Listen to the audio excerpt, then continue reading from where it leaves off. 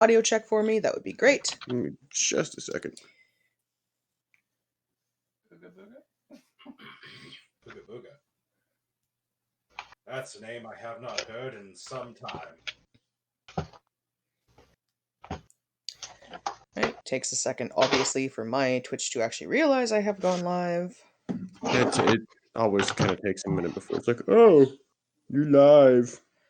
I'm like, yes, Yeah, I am mine's live. already unstable, so I may not be streaming for much longer. But I'ma still try. Like, if it stops, then it stops. I'm not gonna make a big deal.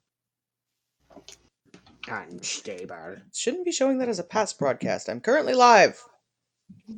Yeah, Twitch has been weird lately. It was doing that to me too. There's the little red button. Okay. Oh, also for the party, we have a decision to make when it comes to party fund. Why? How Because much do we have? just in gems, so in the 2 handful of gems in the fist-sized ruby, we've got 2,500 gold. Plus 1,200 gold, well, almost 1,300 gold in gold. So I don't know if we just want to like just split up the gold and just keep the gems for now, or I don't know, dude. Alright, doing a quick audio test. Yeah, I'm gonna deafen or mute desktop audio for a second. I need to do an audio test. Alright, my audio is coming through just fine on Twitch, so that should be good to go. And welcome back, everybody. So, where we left off, you guys had gone back to Assilion and had been notified of a lot of things. One, it appears that an impostor Granthor had showed up a few days ago and had given what looked like Lord Stabicus to his daughter Miriam, who then took up the sword and charged off with a barbarian roar.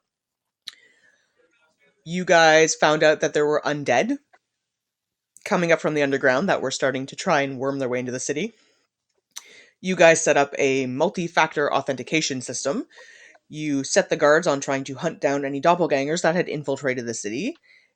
You unleashed the nannies, or grandmas, and then traveled down underground to the Shadow Sanctuary, which was Ilmir's home a long time ago. Finding out a little bit about him along the way, including the fact that when he was young, he kind of exploded and leveled the town, killing everyone here, and that they didn't stay dead. There was a force that had been reviving the deceased drow here, bringing them back as nasty undead creatures to use to infiltrate Assilion, the worst of which included Ilmir's parents.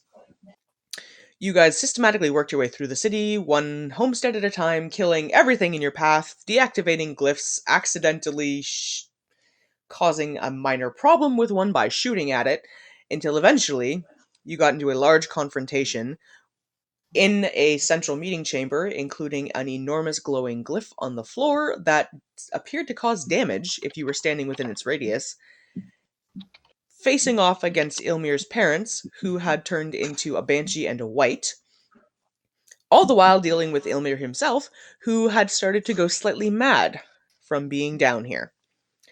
You guys did manage to succeed at the end of the day with, some minor unconsciousness. The madness and corruption points that anyone had suffered melted away as you cleansed this place of the large glyph in the floor. And you guys leveled up, taking a long night's rest to rejuvenate and think about what had happened and what could this all mean. So that's where we're going to pick up. You guys have camped out for the night, still in the Shadow Sanctuary, deep underneath of the Dragon Spine. What would you guys like to do?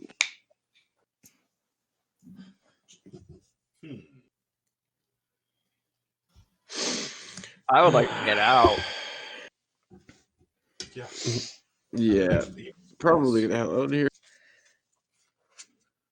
Like, I've forgiven myself, like, over everything of what's happened and everything, but still, like, I want to get out. Yeah, like, I don't see more Well, bad we got stuff to happening. do anyway, so dealing with a clean grief is still grief, and being here is probably painful, so it would make sense that you're just like, okay, I'd like to go now. Yeah. I hate being there, so. So Jesus Christ, I'm this place Come on. is still completely pitch black. It's dark. So you might want to light some torches if you're going to make your way out, unless you want to do things like stumble over building ruins or fall in slimy fountains. Yummy. beautiful. Fountain Do slot. any of us not have dark vision of some description? I do. You don't have dark vision. Okay. Yeah, no, I do have it. I've got it now. I think I've got it I- through my ranger class. I think all of you have dark vision, which is helpful to an extent, but this doesn't qualify as standard darkness. Like No, this is like almost Underdark. you guys are in Underdark. It's Well, beyond. even in Underdark, we'd be able to see. It would be grayscale. Yeah, so you guys have 30 to 60 feet You just of get black some and color. white vision. So it's not great.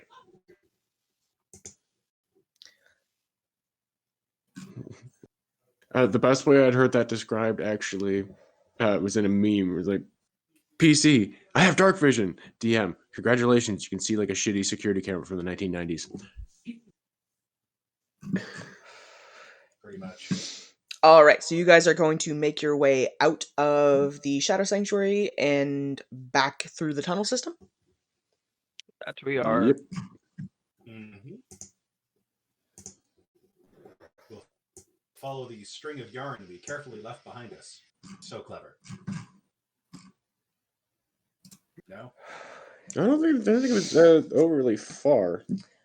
Okay. Well, Well, in we the had that interest many of branching being paths. slightly expedient with this, you guys make it out of the tunnel system with no real issue. You guys had cleared everything out on your way in.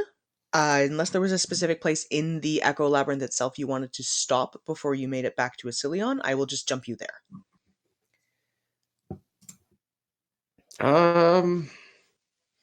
I feel like there was a couple side paths that we were kind of thinking about exploring just on the way back. Yeah. I feel like there were. Honestly, I can't remember. Well, we'll be here and see where you guys are on the pathway. And see if we had fog of war on anything. And I will take a quick peek.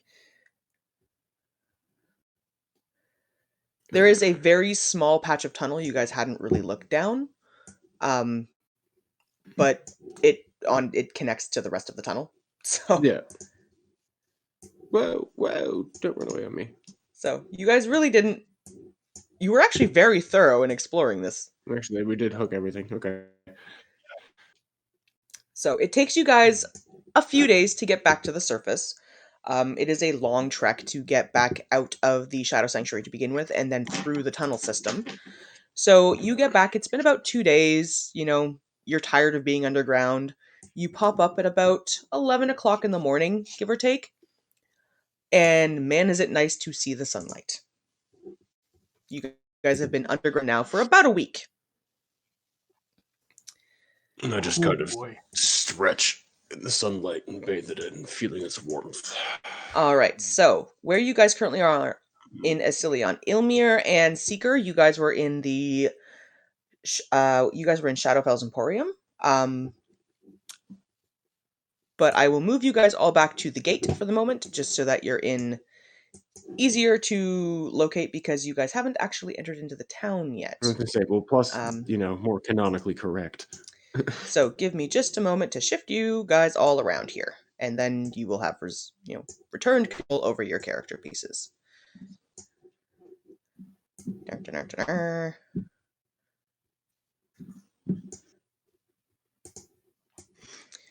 Just always takes me a minute to move everything around because I build ridiculously large maps. I'm okay with this. It makes the experience more immersive and fun. All right, the rest of you guys are in here, so grabbing your characters and moving right along. We're moving right along. All right. So, returning to the Assilion gate, the gate is still shut at the moment, and the same guards you had encountered previously are up on the wall, patrolling back and forth. They I'll look kinda- down to see. I'll catch their attention and just kind of give a curt little wave. What was that two-factor authentication? It was a special handshake. Okay. Uh-oh. You guys had two-factor authentication. You guys had a special handshake, and you had something else that you did. Uh-oh. Have I forgotten the two-factor authentication? But it's up to you to remember that, because that is not my job. Damn it. Guys? I also don't know whether or not you shared that with the guards, or if that was just a Yeah. group thing. Well, we did. We had a way of... You ran back to tell them that there was Yeah, Yeah. we set the whole thing up. We went back and let them know, and then set up a whole thing for a code to go through. I just don't. There was a handshake, and then I don't remember what the fuck the other. I think there one was a so. chest tap involved with 2 fingers. Yeah, but Yeah, wasn't there a password or something? I don't think so. I don't remember there being a word. We're going to get killed by the guards because we don't know the second part of the two-factor authentication. So, Yep, neither does our Okay. DM. So I'm going to send off an email saying that I've forgotten my password, and hopefully I can recover it. I could print my God Master guidance. One Mississippi. Yeah, I'll leave you right now. okay. Mm. We have lost Nobody's Ilmir gonna for a look at moment, flags. but he'll be back in. I was gonna say I I heard a think- boop boop. What I think happened? his computer is giving him an issue. But in the interim, so you guys come back to the Assilion gate, which is closed. The 2 guards that you spoke to previously are up on the wall, and they look down at you guys. You are filthy. You are covered in all kinds of ugh from being underground for a week. To put it bluntly, you guys kind of look like you've been dragged through hell and back. But you're alive. I had a thought, Lex. Mm-hmm. Would an insight check help me remember what the other part of the two-factor authentication was? I'm going to blame this on corruption for being in the Underdark. Because I do have that magic mirror that gives me 1 insight per day. It would be a history check to try and remember that, and honestly, I'm going to give you guys a pass on if you want to re-come up with two-factor authentication, because she doesn't remember it either. bad DM is bad and doesn't Yay! remember. So I was gonna say, Michael, don't worry about it at this point because she doesn't remember what it is either, so she can't call us on it. No, bad DM is bad and doesn't remember. Uh, So you guys get to reset up your system and, make sure that you have been appropriately identified as not doppelgangers by the guards. the password, of course, is herp derp. I'm a dumbass. And that is now canon. No! Ah, Harper Was. Well, really, how many people are going to be willing to say that? Fair. Fair. No, I want the password to be beware the grandmas. Beware the grandmas. Okay, I can totally roll with beware the grandmas. So Okay, you have that's- a 2-finger tap on the chest and beware the grandmas. Oh, you know what it was? It was the 2-finger tap on the chest and the secret handshake. It was one and the other. You had to do both. Yeah. Oh, yeah, it was the two-factor authentication. I just couldn't remember what both of them were. Yeah. Okay, so yeah. Okay, so right. Tap and handshake. Got it. Tap and handshake. We'll meet him You at the can gate. see We'll meet one him at but the not we'll meet him at the gate when they come down and do that. Okay, so I think you guys named him Darren, because I hadn't named this guard. Darren looks down at you guys and says, "You're alive! Are you alive?" Yes. And almost looks at you expectantly. And then I tap my chest, tap, and go, yeah, so far. Okay, so he And then signals the other guard, wait for him to stick out his and they open the gate up, allowing you guys all to move in, so you guys can hand. Mhm. enter into Assilion proper. I'm not going to bother actually physically moving the gate and unmoving the gate, but you guys get the gist of it, so you can move in. And he comes down off the wall to greet you guys as you enter the city.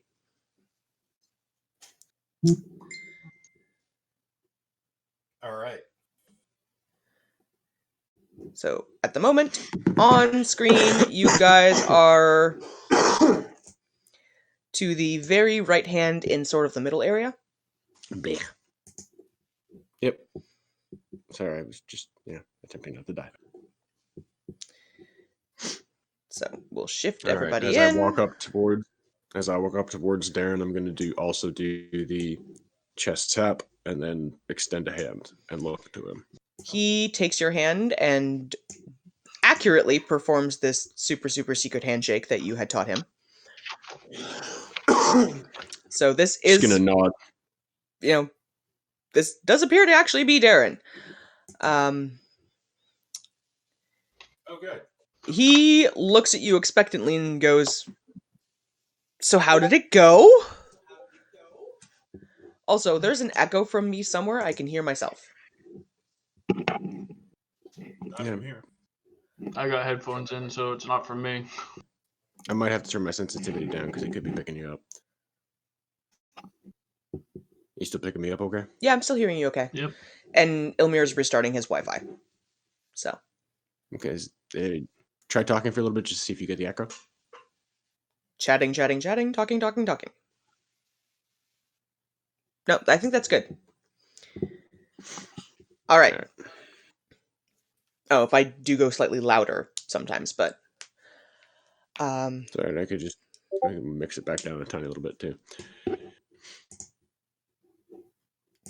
So, Darren is asking you guys how your mission went. It's done. Yes. None of us are dead. And did you kill everything? Like, they're done. Nope, we left it all alive. You did... Why would you do that? He's like... It's all dead. Calm down. You sent him into a full-blown panic with that comment, but he does calm down visually when you confirm that you've killed off all of the undead. Everything's dead, Darren. Again. I think Seeker's developing humor. He gets really excited and then sort of sobers for a second and goes, "And they're permanently dead. They're not going to come back." We ruined the enchantment that was corrupting the area. I personally broke the symbol and shattered it. Good to know. Sort of back for a second. I'm getting roll 20 and D&D Beyond up. That's okay. It's mostly audio right now anyway. I'm not really doing much. So Darren looks very relieved to hear about what happens and says, "Well, you guys are welcome to go about your business in the city. Although we should probably let you know we did find 3 doppelgangers. And they're sentenced to be executed in the morning." Oh, I'd like to talk to them first if I could. They might know where my daughter is. He says, "Well, you're welcome to try, but they haven't said anything to anyone." Well, I can be very convincing. No offense, Darren. Not anything against you. You're not us. They want us. Oh, he says, "Well, you're certainly welcome to try, although I really don't know what the super big deal about it was. They didn't really do much while they were here. We had the one who was acting as the scribe for the Emperor. The only real problem there is that we may have some missives or things that we didn't get. And the other two were just general city guards. I mean, they went on a supply run, but..." He looks at you, Granthar, and says, "But you would know this. You came back with them." No, he Wait, didn't. what? No, I didn't. I was with these guys the entire time. So that wasn't you who came back a little over a week ago? I've been deep underground killing dead things. What are you talking about? Did you do the test? This was before you guys came back again. I mean, they went to Edoras on a supply run. They came back. You were with them, and then you left again. Wait, Darren, where? They went to They went Edoras. to where? They went to Edoras to pick up some supplies. They came back with Rex looks at Seeker. forging materials and a couple of weapons. And I mean, Granthar, you came back with them, and then a day or so later, you left with your daughter. I honestly didn't think much of it. That wasn't me. This is why my daughter is missing. Somebody came back pretending to be me. It wasn't me. We'd been over this the last time we were here when we established the code. That wasn't him. And then we have another problem. The ones who went, Alright. the ones who went to Adoris. What do you think they did? A supply run. Well,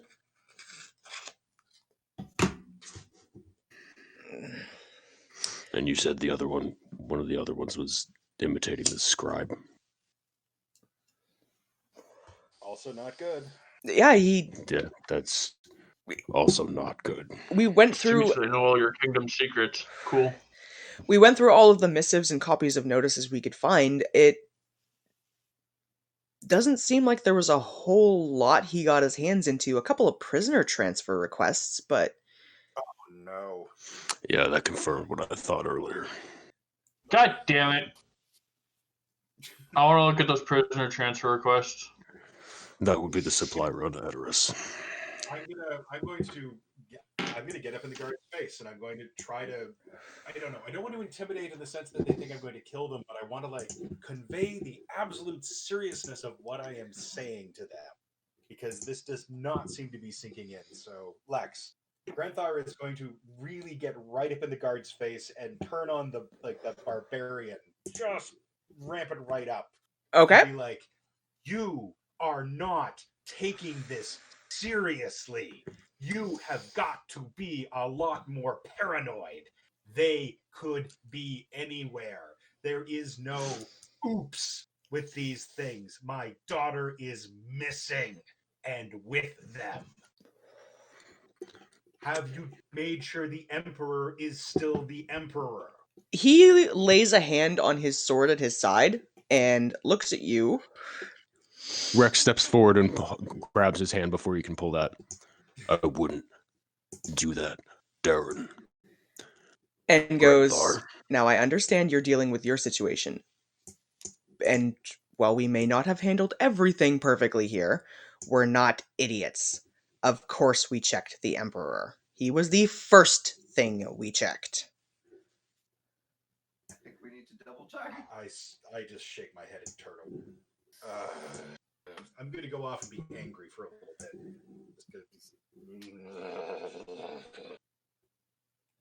You go off and be angry for a bit. I'm just going to stand a little ways away from the group and just fume. Rex takes his hand off of Darren's arm now that Granthar's walked away. Okay. And so, you guys have a couple of things you now need to ponder over. And he does let you know that if you are adamant that you want to speak with these doppelgangers, he will arrange for you guys to have an audience in the guardhouse, which is actually located right next to where you are. Yeah. But it may take a day or so to get the proper permissions because they are not letting just anyone in to see them. I don't think we have a day. I don't think we have a day to wait. Nope. I don't think we have a day to wait either. He says, be back here in an hour. I will try to rush it. Thank you, Darren. I appreciate it. As Granthar was getting at, this is quickly becoming a lot more dire than we had first thought. So you guys have been dismissed for the next hour to wait for him to confirm that you guys can go in and see the prisoners. You gather that Darren is definitely not the head of the guard. Yeah. No shit, you dumb. Yeah. Well, I would have known that already, but Come on, Kel. Let's go talk to my father and the Grays. Anybody want to speak? I'm buying. Okay, so you guys are heading back over to the Lace Doily. mm, All right. Dad, the handshake's important. Dad. I am gonna go see Lyra at the Unfinished Opus. All right. So we'll get over to you momentarily, Rex. I Yep. need to make sure that That's fun. I am tracking where everybody is. Yep, just letting you know where I'm Yes. going. That is important.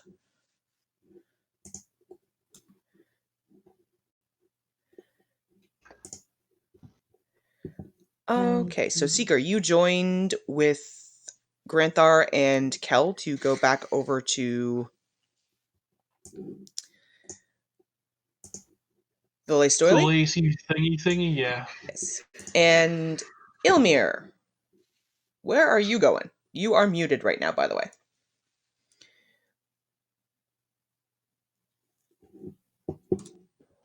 Okay. I think I got everything set up now. I'm not streaming, obviously. All right.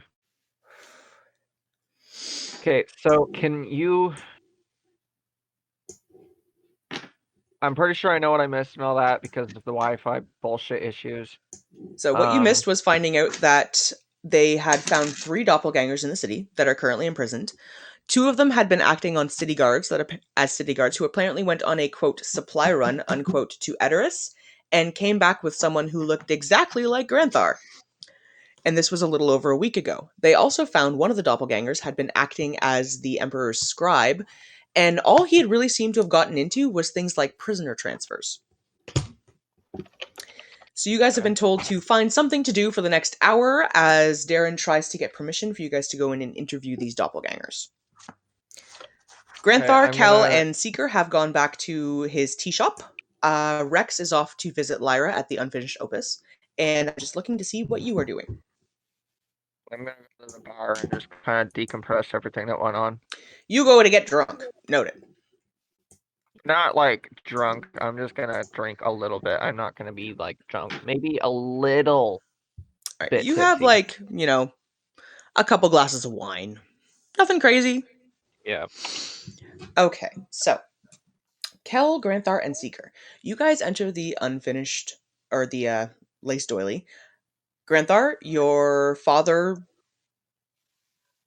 gets up, pulls a dagger, and says, "Identify." I do the thing. Tap my chest twice and extend my hand. Okay, he does the same in return and confirms he is in fact your father. Roll me a perception check. Okay. Perception. 15. He does not look good. He looks tired. He is covered in blood and seems shaky. Perception check to see that? Sorry. Yep. Okay, go on. Now you're covered in blood. Uh-huh. So he's looking worse for the wear. Okay. Dad, what the hell? You're covered in blood, which admittedly not that unusual for you, but like what happened? He sits down heavily, looks at you and says, "It's a long story. You'd better just..." and waves you into the back room,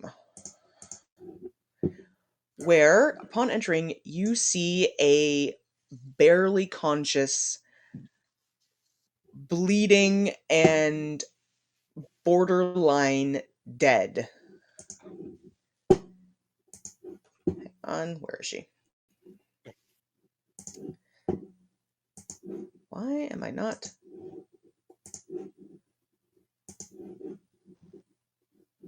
Sorry, my token's being a little stubborn here.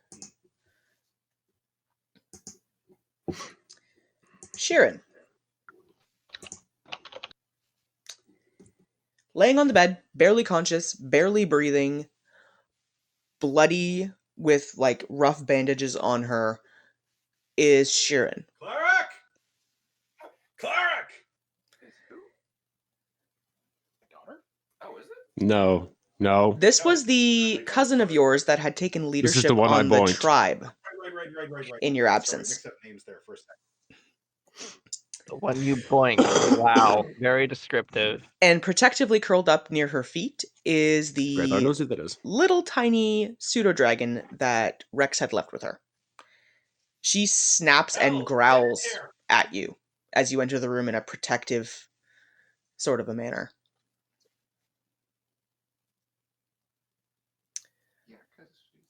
Yeah. defensive. Sheeran turns to look at you as you enter the room, recognizing you, and goes, I don't know what you did, but your kid is a fucking nightmare. Oh fuck. Well, that sounds like an accurate description of your daughter. Shush. Let the cleric do her work. Okay. All right, Kel, what are you doing? Well, I'm gonna have to heal them, right? Yes. So, cure wounds. How many hit points? Cure wounds level 3. Granthar and Kel, can you guys turn up your mic just a little bit, please? It's kind of quiet on your end. I thought it was echoing. Okay, there we go. Better? Yes. Is it better? Okay. Okay, so I rolled and it heals 20. Heals 20. She does look substantially better than she did, but still really bad. You have a feeling she's going to take a while to recover. We're talking mangled bones, Nice. broken ribs. I mean, Fucking shit. she was literally clinging to life. Well, you can keep spamming the hit. What happened? She coughs a little bit and sits herself up slightly to lean against the pillows on the back of the bed and goes, well, I took the tribe to hide in the mountains, as is our custom, and I returned back to our camp in the Sinking Valley to acquire a few additional supplies and some tents. And it was late when I got there, so I went to sleep for the night. And then she attacked me. And just viciously, without any kind of pause or recognition. I mean, I'm lucky I got out of it alive. Then she yelled about fulfilling her family's destiny and eliminating all impurities in the line and ran off in the direction of the mountains. Well, If she that's at catches least up to the a clue. rest of the tribe before I can get better or you can catch up to her, I don't want to know what's going to happen. Well, at least we have a direction. We know where to go. The That's not our only and problem, though. Like, I know I'm not there, but I look at my dad and say, "Have you filled her in on what happened with the doppelgangers?" Does she know? He nods and says, I've told her as much as I can. I mean, A doppelganger a doppelganger that looked like me brought her a replica of Stabicus and told her that he was retiring, and so she went off with, I presume, one of them, maybe more, and you know this is the first news I've heard of where she went, so at least we have an idea of where to look. Cal, could you roll me a religion check, please? Religion check.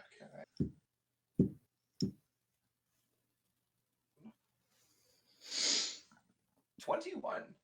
21. You're listening to all of this and looking over Sheeran after you cast Cure Wounds on her and noticing two things. One, there is a very dark, distinctly necromantic energy pulsing out of each of her wounds. And two, Shit. your healing spell did nowhere near as much as it should have.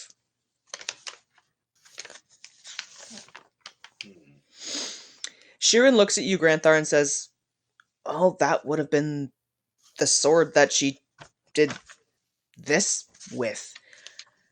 I can't really explain why, but it hurt worse than anything I've ever gotten hit with before. Yeah, there's no way. I mean, Dad's been teaching her how to fight, but not like that. Not She like was this. she was unhinged. I mean, we go into rages, you know this. It wasn't like that. Yes. There was a focus. There was a coldness. I don't want to know what she's capable of doing to the rest of the tribe. You've got to That's what I get to her say, before even she with- gets to them. even on my best day, without Stabicus fighting me, I wouldn't be able to do this. It sounds like she's in the grip of dark magic. Shirin closes her eyes, and you can see that she's better, but she's still mentally and physically exhausted. So this thing wrong with her, it's not considered a disease or condition, is it? No. Okay, so it's not something I can fix. She goes, well, I'm not going to be in fighting shape for a while, but if you can get to her, please do. Well, at least we have the big magic bird. I mean, To fly there. we had a heads up on her when we went to the mountains in the first place. It'd probably take her, well, if she doesn't have tracking experience, 25 to 30 days to catch up with us. But that was, and that was a week ago. You get the gist that based on what Shirin is telling you and how long it took her to be able to crawl here, Miriam's got about 20 days until she finds the rest of the tribe. Okay. Well then, we should find the rest of the gang and let them know what's going on. Yeah. Or have them meet us here. I guess if they're what was everyone else doing? I went to Lyra's and finished Opus. I'm at the bar. Yeah, Seeker, you're just kind of hanging out in the tea shop.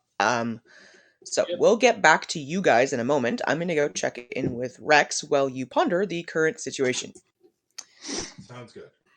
Rex, you go in to visit with Lyra, and she is, as usual, there in the shop.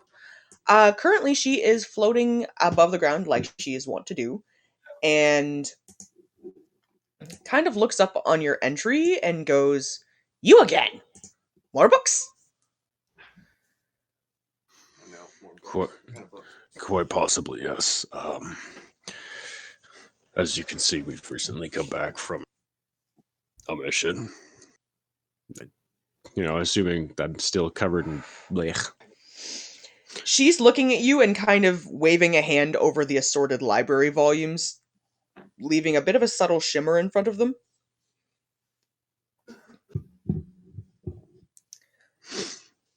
She goes, "Yes." We discovered something when we were down there.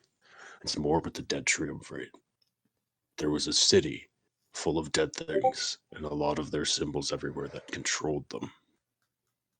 There's a massive relief carved in the floor with the triumvirate symbol in it.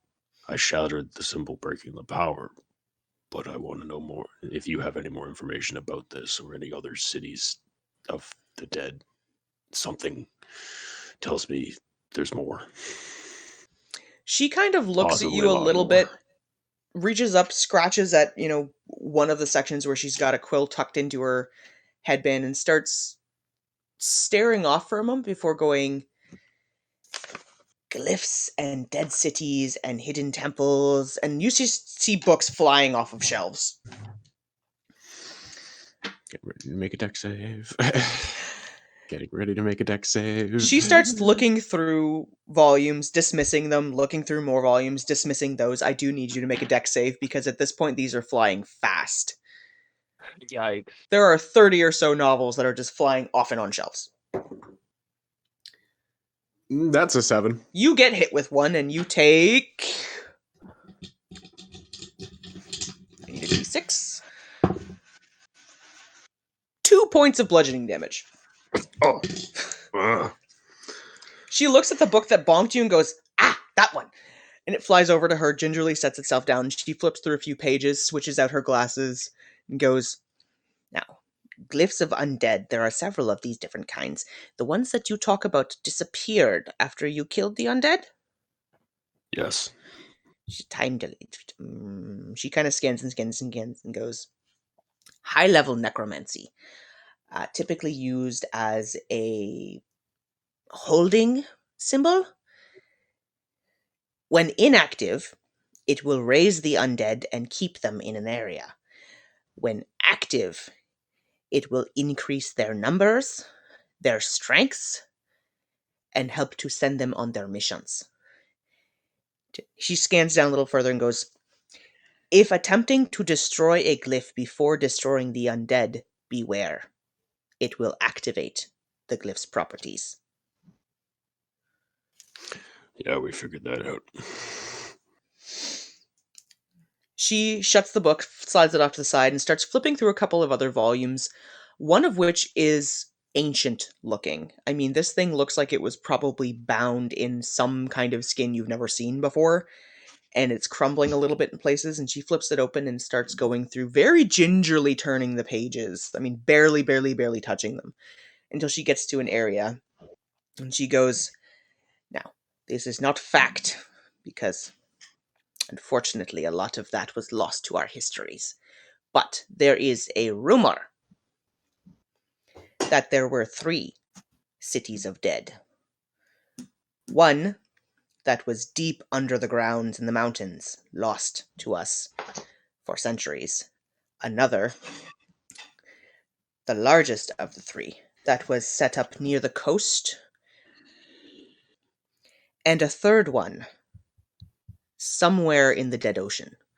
Now that one we don't know at all anything about, as no one goes out that way, but the one near the coastline, if I read this properly, is probably near or under Edoras. Yeah, I think we found the entrance to it earlier. She holds up a Before we hand came very back here. quickly and says, one thing. You should know, if one city has become active, they have all become active. That's what I was worried about. Thank you, Lyra. She holds out a hand expectantly for payment.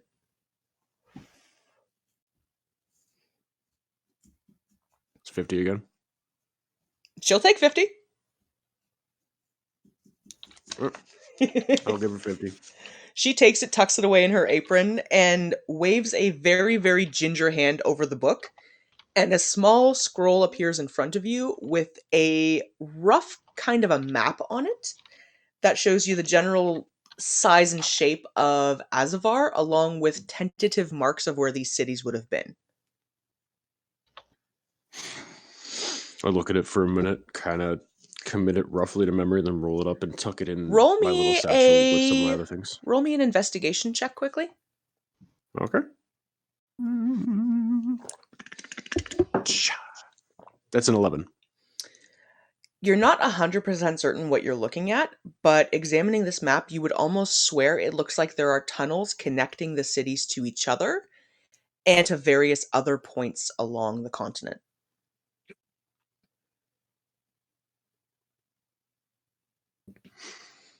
Okay, I'm going to just kind of quickly look at Lyra before I tuck it away and go, are these tunnels that connect and are exit points for them?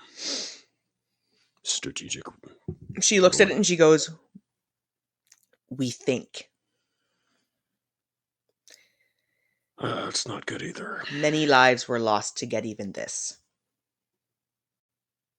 Well, I appreciate the knowledge they've given me. I'm just trying to figure out how I can use it the best. She nods, hops down from her floating position, and feeds what look like a couple of very dead mice to Hexfeather, giving it a gentle pat on the head. It snaps at her gently, but doesn't seem overly aggressive. I'm gonna kind of just look down at him and look. Did you want to stay, buddy? He bristles a little bit, takes a step closer to you, and you hear Lyra chattering in what's probably infernal to it. Hexfeather seems to straighten up slightly and get a more determined look before looking at you.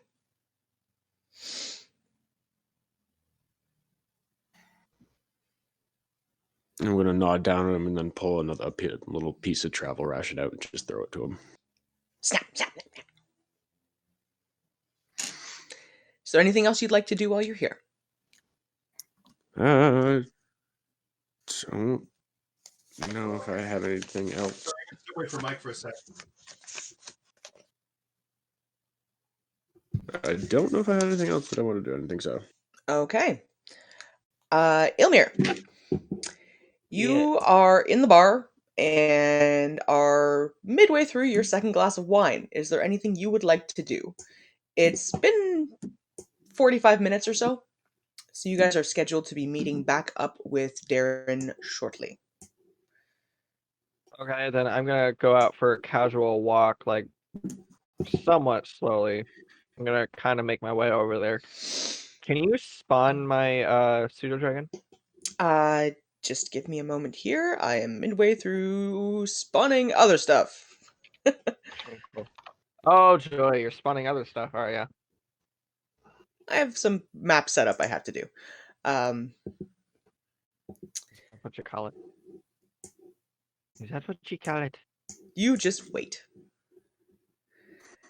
Who's that? What you got it? Party characters. All right, let me get over to where you are on the map so I Alright. can give you access to your pseudo dragon. All right, I'm gonna move back towards the tea shop because I knew that's where they were going. So I'm gonna go back and try to give them the information I picked up, show them the map. And I don't know where the fuck the tea shop controlled is. by bottom of the There you map, are. towards the right hand side. There you go. Hey, There is your dragon. I'm gonna feed him. All right. Ooh. Do I see Rex? Uh, Oh, where you going, buddy? roll a perception check. Where are you going? Use my Holy new shit. die. Come on. That's Keep an getting 18. back there. Where are you going? What you doing? You see Rex. Alright, I'm Real gonna quick. walk up to him. Stop! Why you stop it? Oh my fucking god! Right. What have you been doing? We're doing this shit again. Hang on. Right now, I'm fighting with fucking Roll20 again because you suddenly decided it's gonna do this dumb Sure. garbage. Make sure, so when you're holding the right click, make sure your mouse does not go off the page, because if it does, then it's going to do that. So make sure that when you move it, you stop and you let go. That, and then make sure it's still in the pages frame, because I used to have that problem. Well, it was for some reason that time. I caught it before, but for some reason that time it was just like, nope. Anyway, I went to see Lyra. I got some information on the symbols, the city, your home. What did you find? Well, we were right. There is one under Edoras, where we killed Jared. And I pull out the map and kind of show it to him. Okay. And it looks like there's tunnels that connect them, and tunnels that lead out for them to come assault the surface. Did I you was headed find back. out? Did you find out anything about this skull in my old home? It was a marker. It was a PowerPoint. That's why I smashed it. That area is no longer corrupted. Good. But there are two more that are rumored to be out there. Well, the one under Edoras, we can confirm. And I was bringing this back to show everybody. I thought we destroyed the one under Edoras. No, we didn't even get to it. That's the doorway. We were at we were at the doorway. What? But the doppelganger, wasn't that the area that we killed that one? The actual city of the dead's underneath it. That's not the city. Oh shit. That's the temple. Appropriately, commentary Ilmir is just, oh shit. I forgot to use the voice. No, that's fair. That is an appropriate comment. Just gonna bring this back to everybody and let them know. Uh, As I walk towards the door over my shoulder. Oh, and the other reason. Lyra's pretty sure as soon as we activated or destroyed the one city, the rest of them activated. Fuck. I'm gonna step inside. Yeah, me as well. I'm gonna step over here. My pseudo dragon's gonna go right here. All right, I will leave that for turning back over if anything that's happening. Before I. Okay, so Granthar, Cal, and Seeker, is there anything else you guys are doing in the tea shop, or are you returning over to where you guys were scheduled to meet up by the guardhouse? Well, I was stopping in the tea shop first for We're heading, right? To speak with everyone. Alright, so you guys all meet back up over by the tea shop then? yeah, I was headed back to the tea shop to give everybody what I figured out before we went back over to the guard. And then, incidentally, have the interaction of finding what's going on there. Okay. So, you guys head back over to meet up with Granthar and Kel and Seeker at the Lace Doily.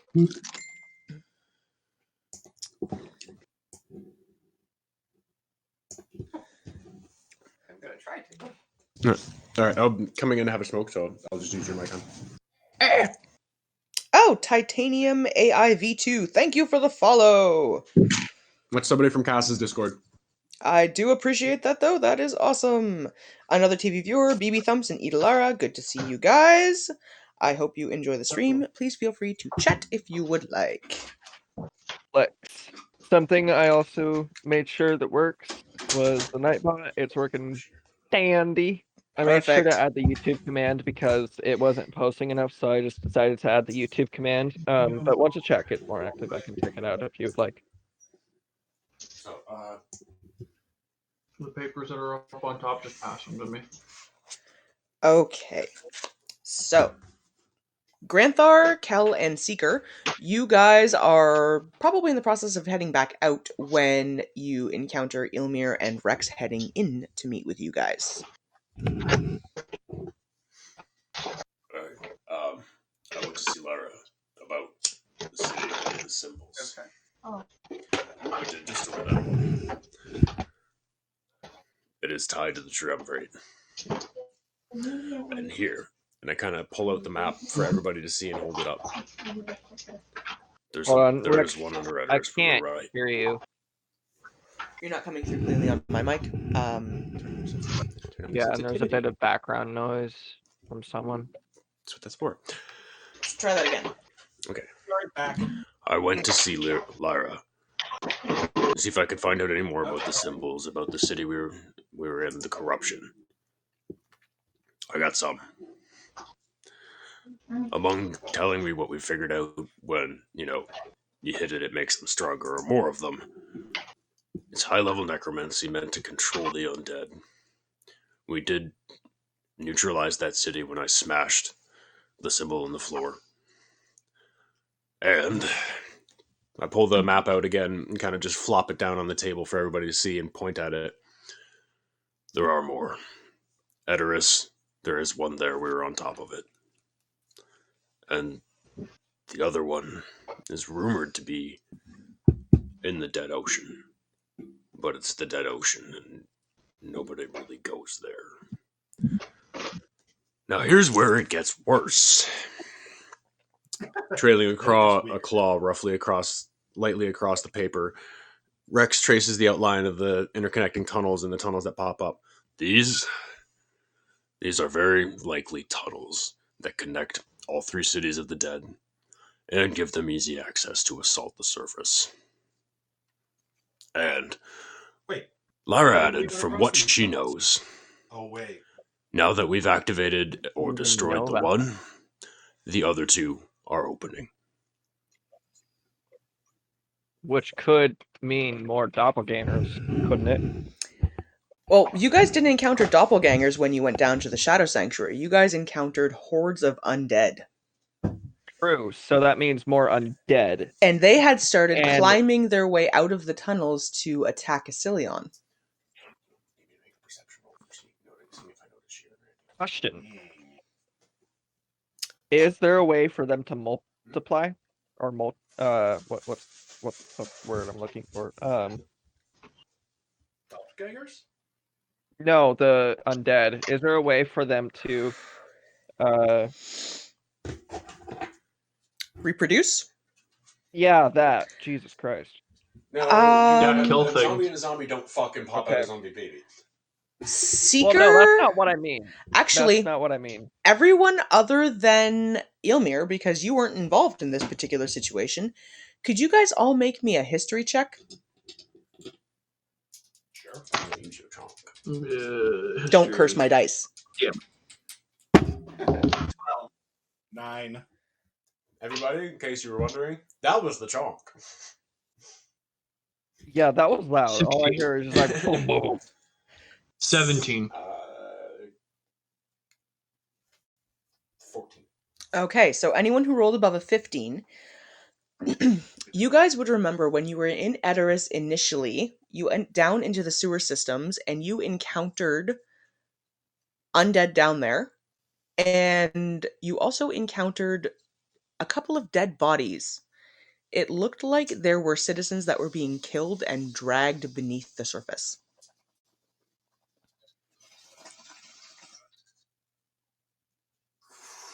Victims, sacrifices.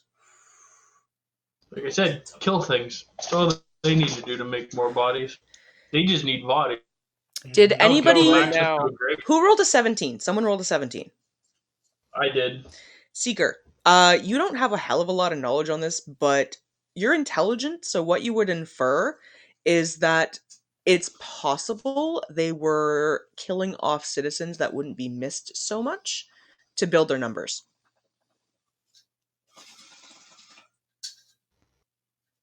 So they're killing off transients. They were killing off transients, basically.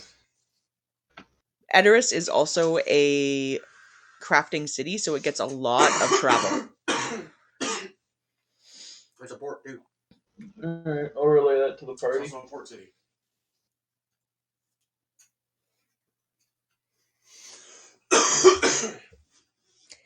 And you guys will also note that because of this, you get the inclination that the city of dead underneath Edoras is probably active, because you had encountered undead there previously. They just hadn't started an assault yet. No, Which means there's one of those symbols up in the city somewhere. Soon.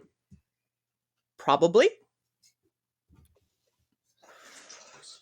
So down that we didn't go. That deeper tunnel that had the thing in it. Yeah, it's kind of like nothing but light.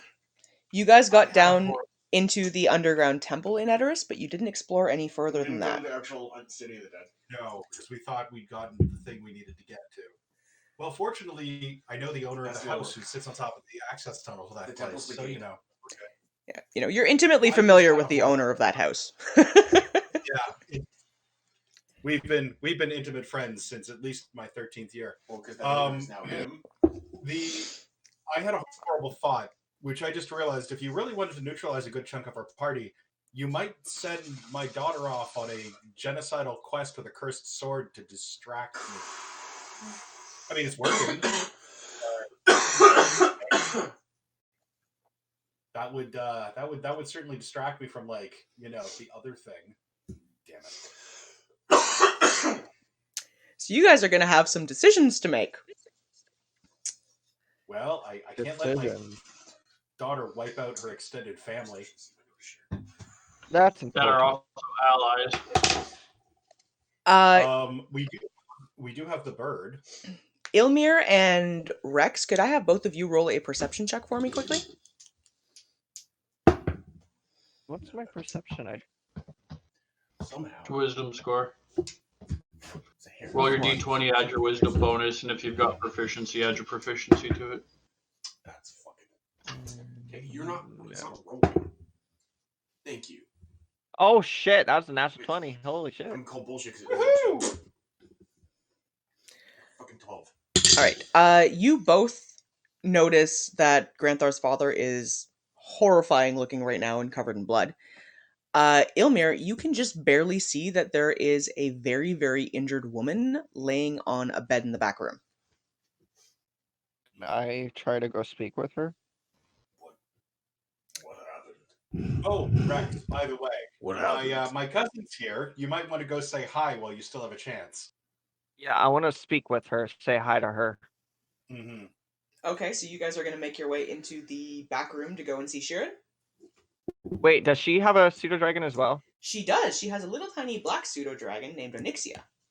All right, what does mine do with her, Suited Dragon? They eye each other a little bit warily, and looking at Onyxia, she is obviously very much on guard right now because her mistress is very, very injured. Okay, I'm going Okay. to step into the room. So I'm gonna tell my Suited Dragon just to kind of stay back a little bit. Okay. Oni doesn't relax overly much, although she does perk up a little bit at seeing Rex. I'm just gonna say hello. I'm a friend of Rex, Granthar, and everyone else. I wanted to wish you well. Sheeran nods at you a little bit and says, I appreciate the sentiment. There's a small trickle of blood that leaks out of the corner of her mouth as she's speaking. Can I? It's hard looking at the damage done to her. I An want to involuntary try. growl escapes Rex's throat. You want to try... I'm gonna give her. Can I give her one of the potions of healing from the party? Okay. Depends which Rex one you want steps to forward give. and pushes you out of the way. I got this. Lay on hands. 35 health. Alright, Rex, you cast Lay on Hands on Sheeran for 35 health. Ilmir, if you want to give her a potion, you're more than welcome to. Rex, you cast Lay on Hands, and it helps a little bit, but it doesn't do as much as you would expect it to. Can you and Ilmir, because you're in the room, both roll me a religion check? Or Ilmir, if you Yeah, prefer, and then an Arcana check. yeah, I'm gonna do Arcana because I'm very, Oh, very you piece of proficient shit. in that. That's an extra 20. Okay, so Rex has got a That's natural 20. That's a 19 plus 5, so 24. You both catch on to this instantly. The minute any kind of healing magic is applied to her, there is a very, very deep green, almost black pulse of energy that comes from each of the wounds that are across her body. And you get a sense that this is the nastiest form of necromantic energy you could find. This reminds you distinctly of the energies you've encountered when you run into any of the symbols that have been left by the dead triumvirate. Whatever it is blocking healing magic. Rex growls again, much louder.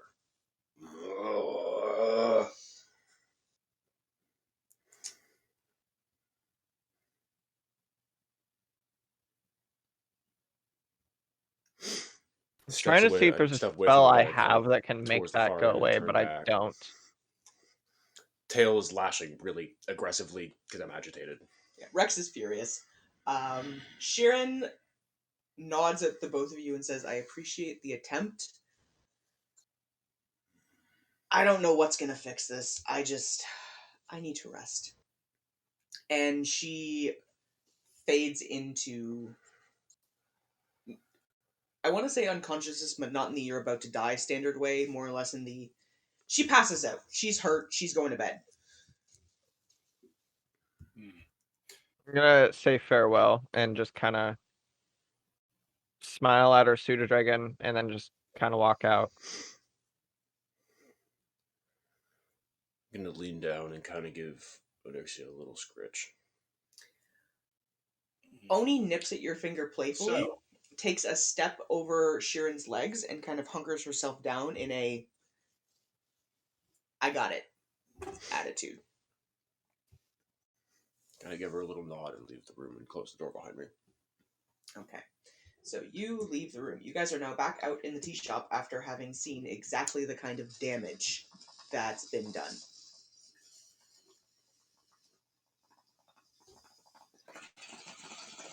What are you guys doing? I'm going to tell Rex. So, my daughter did that. Apparently with a cursed sword. She showed up, and you know how hard she was when I fought her. How hard she fought. How hard she was to defeat. I fear my daughter's in the grip of powerful magics. She was ranting about purity and purifying the unclean and... So, Rex, Granthar fills you in on the fact that this was caused by his daughter. He lets you know about the fact that you guys had fought Sheeran previously, and you know how hard she is to take down. And he tells you that Miriam, I guess, when she was attacking Shirin, rambled about wiping out the purity or the impurity in the race, and has set off now to try and hunt down the rest of the tribe. Lovely. Well, between that and the city I'm and a- the dead awakening, I have we to have go some after fun her. choices You know I ahead. do. We're not even done here in Assilion yet. So Granthar has made it very clear that his perspective is he's going to have to go after his daughter. But you guys are going to have to make a decision on what you want to do because you have a ticking clock on both. I feel like.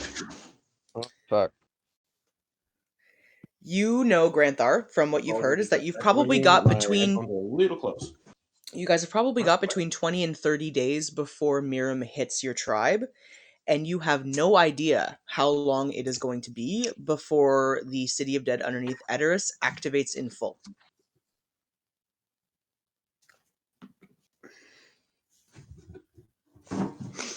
As much as like I understand the shit about Ivan, that's she doesn't know where they are. She's been a city girl her whole life, pretty much, right? Except she's heard stories. She's heard the stories of our people from my father and her entire Yeah. life. She knows Yeah, what she's a heard. flea hills. So I'm still thinking from the perspective too of she's not experienced with going through that area, even though being cursed and all that too. She's not working alone. She has help. Where'd They she get have- the sword from? How did she find the tribe in the first place when we find them? They've created this perfect weapon and they've sent it off. And you can bet the tribe's going to open her with open arms until she starts to slaughter them.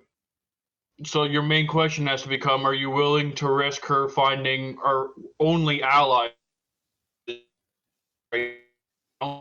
You worked so hard to get as allies, Rex.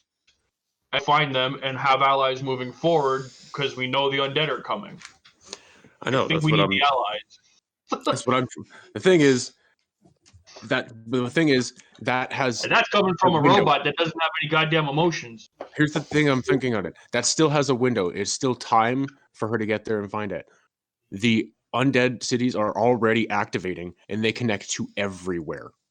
Yeah, the one undead city was already active. Therefore, all the other ones are. So they've already been active. As far as we know, they've been active for a while. Edoras had undead already there. It did, but there was a thing when I was talking earlier. There's an implication that goes up now because we took out the one city. So we still need our allies. Doesn't matter what the time clocks look like. I'm not leaving allies to get slaughtered by. I'm not saying leave being allies. misled. I'm not saying leave allies to get slaughtered. I'm also thinking, in terms of what we're trying to save or any other allies. If we mistime that and the undead ruin everything, we're done. It took us a week to clear out the first one. It was a week's travel to clear the first one. What's it going to take to clear the bigger one?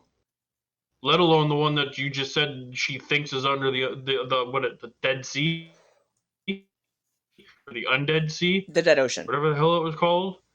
Dead Ocean. Our best bet right now is to go get his daughter back, get that item away from the people that are working against us, save our allies, and then go forward. Because the cities have their own guards. It's not like they're going to get overwhelmed in a night. You guys are interrupted by a firm but slow knock on the door. And standing there is a little tiny old lady. Nanny Oh, Grandmas are power. back. Nanny power. Bella, come on in. She So good to see you again. shuffles in gradually, currently in the process of knitting what looks like a sweater. And says, "It's good to see you, dearies. I wanted to let you know I believe that young Master Darren is waiting for you." Oh, the meeting. Yeah. I almost forgot about that.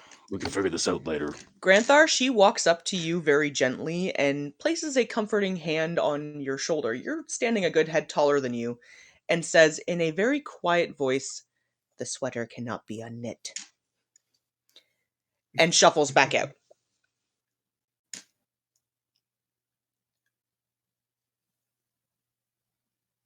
All right. I don't know what the hell she means by that. Wait, was that a passphrase or something? Shit. I've been underground for too long. Hey, DM, do I know the significance of that? Roll me a history check. Can I use my insight mirror? I've got this insight mirror for a reason. She is gone. DM, do you remember? Did I reveal, like, I know player knowledge wise, they know what theme is. Did I reveal that to the party? Yeah, you talk to the party. Okay. Yeah, roll me I a. rolled a 19. Yeah, you totally know what she meant by that. That was their version of a things are in motion, we're getting ready. Oh no. Okay, good. All right. Kind of a, we're working on it. All right. So you guys have activated the grannies. The grannies have been thoroughly activated. So she did let you guys know, though, that you are expected back at the guardhouse. All right. All right. Let's take care of that then.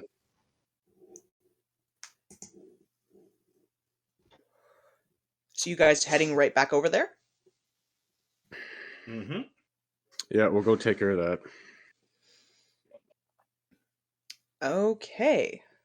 Where are you? I'll give you guys all a minute to get your players back over there.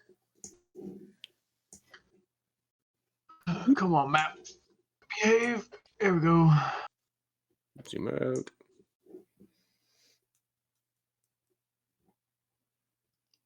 Swoop. Shiggity schwav.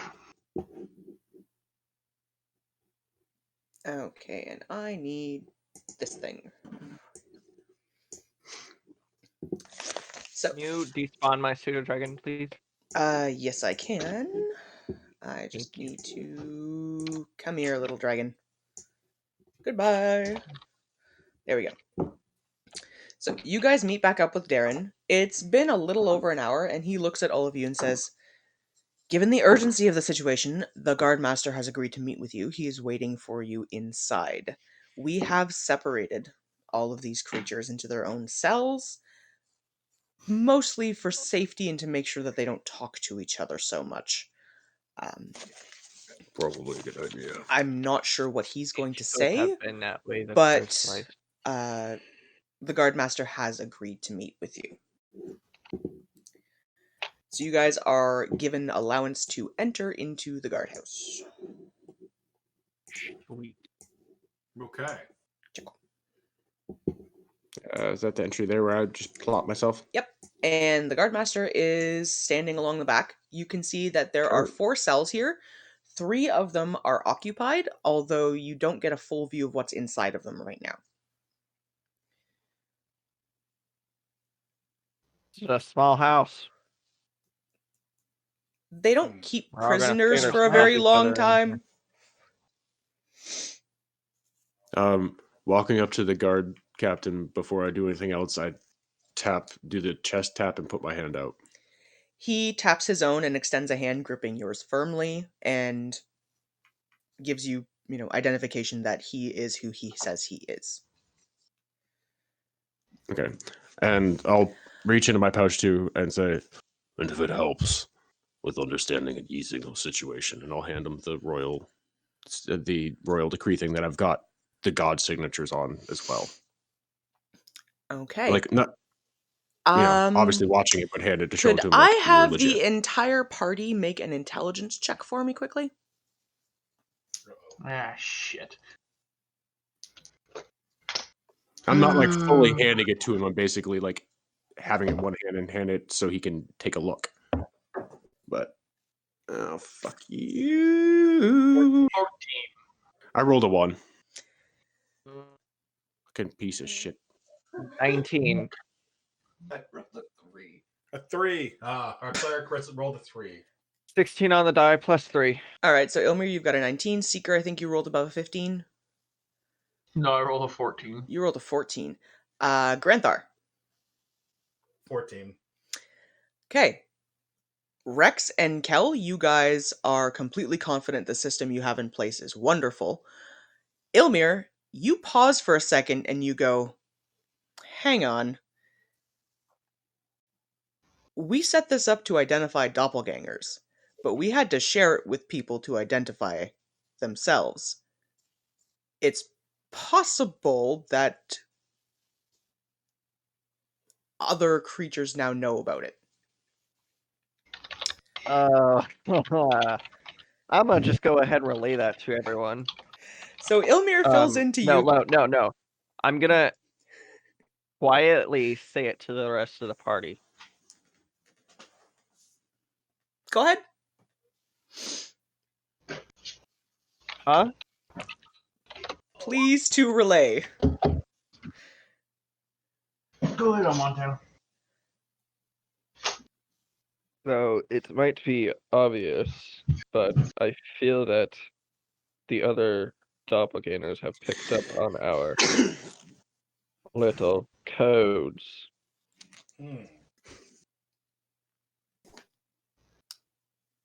As he says this, Rex stops his arm. So he's still holding it up for the captain to be able to see it, but it's not really in his reach. Okay. If he goes to reach for, basically, if he's going to reach for it, I get an attack of to basically smoke him in the face because it's obvious. The guard captain, Rex, the guard captain looks at you and gives you a very subtle nod and lets you know that Roshali to this day still has the best weapons. Roll me an insight check, Rex.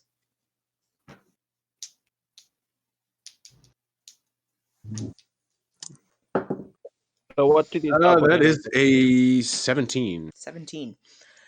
You knew the guard captain. You guys came up in Sorry, the military 18. at the same time.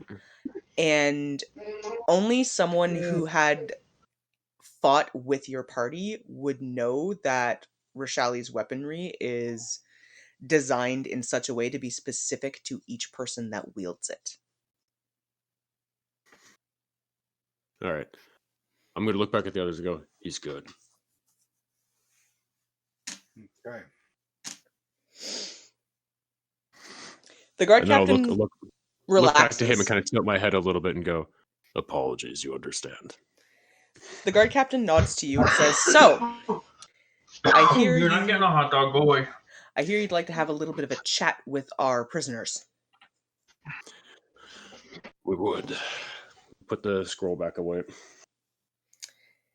He says, "Well, if you can get anything out of them, more the better to you, because they have not said a word to the rest of us." Oh, I don't think they would.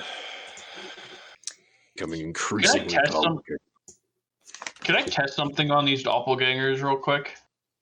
On one of them. They are currently all in their cells and out of current visual sight. I just need to see, as long as I can see one of them. You're going to have to approach one of the doorways first. That's fine. I'll approach one of the doorways.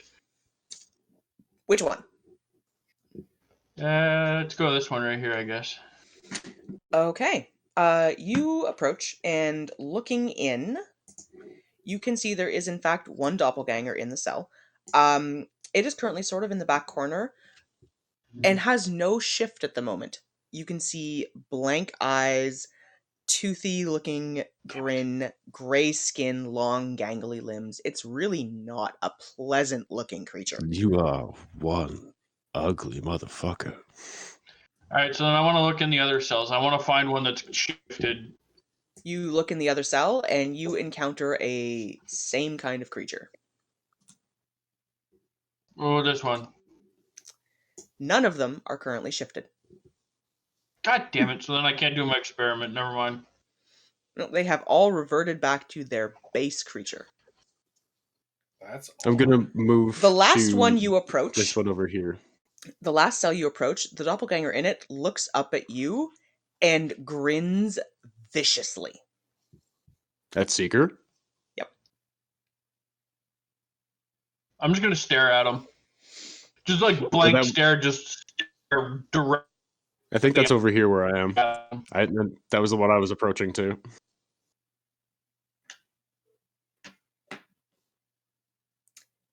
Seeger, as you're at that doorway, there is a very low, raspy voice that crawls out of this thing. And it says, "A friend of mine says hello." Uh, I'm just gonna blank robot face, just stare at him. Just like I'm going to look. loom over him and just stare at him. I'm going to turn and look past Seeker to the guard captain, kind of giving him a look like, "Hey, is it all right if they don't make it to execution tomorrow?" The guard looks at you and just kind of says, "I can't officially condone this, but I haven't had lunch yet. So, what happens?" And leaves. Sweet. Thank you. I was gonna say it's probably not best that you stay in here for this. You get the feeling you guys have just been given a carte blanche to use whatever methods you would like to get information out of these things. That was the point. That was the point. Could everyone roll me a perception check? Sure. That's a 14.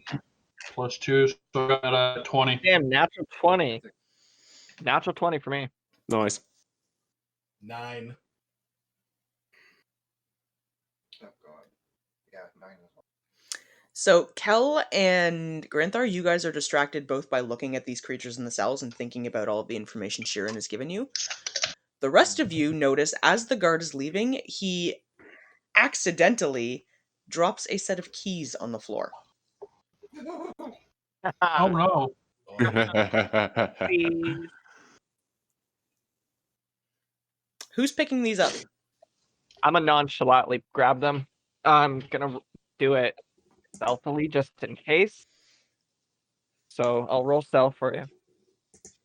Let me see what it is. I'm gonna walk over to Rex. I'm standing right next to I'm gonna you. need your help, big guy. Yeah, I'm gonna turn you. I'm gonna need your help, big guy. Ooh, and I make it. I think I do at least 18 plus 1, so 19. All right, what do you got? As far as you know, no one has noticed you pick these up other than the party Nothing members who were friendly. staring at the keys. It involves acid. And meta knowledge. You know me and my creativity. Yep. Seeker, Okay. could you drop out and jump back into Discord for me? You're getting a Yeah, little you're going a robot-y. little robot-y. Yeah. And not in a good way. Let's go. And Rex, while Seeker is doing that, would you mind grabbing me a beverage, please? Yep. I have to do a lot of talking in these things, so I get very dry mouth. Is that better? Yes, that is much better. Yeah. Okay. Okay, so Rex has just hopped off to grab me a quick drink, so he'll be right back. Another TV viewer, BB Thumps, Commander Root, Idalara, and Nixosaurus! Welcome to the stream. I hope you guys are having fun and watching. Yeah. We do try to keep these entertaining for all parties involved. Yeah, feel It's free about to to chat. get a little dark. Just a heads up. Yeah, feel free to chat it up though, guys. Mm-hmm. Okay, so Kel and Granthar, you guys are you guys both at the same cell, or are you guys looking in opposite cells? I'm looking at the one to my right. So this one. Where are you looking? Okay. Yeah, she's looking at this one too. The doppelganger in the cell looks up, notices Granthar, and gives you a twisted grin.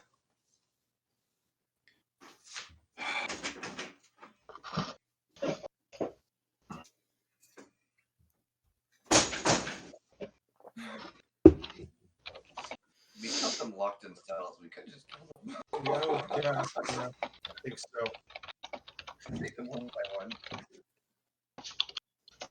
Okay, I'm back. So what are you guys doing?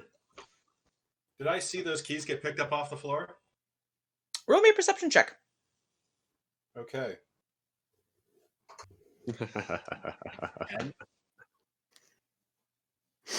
10? Mm-hmm. No, you did not. All right. I'm going to. It's a pity this door is locked.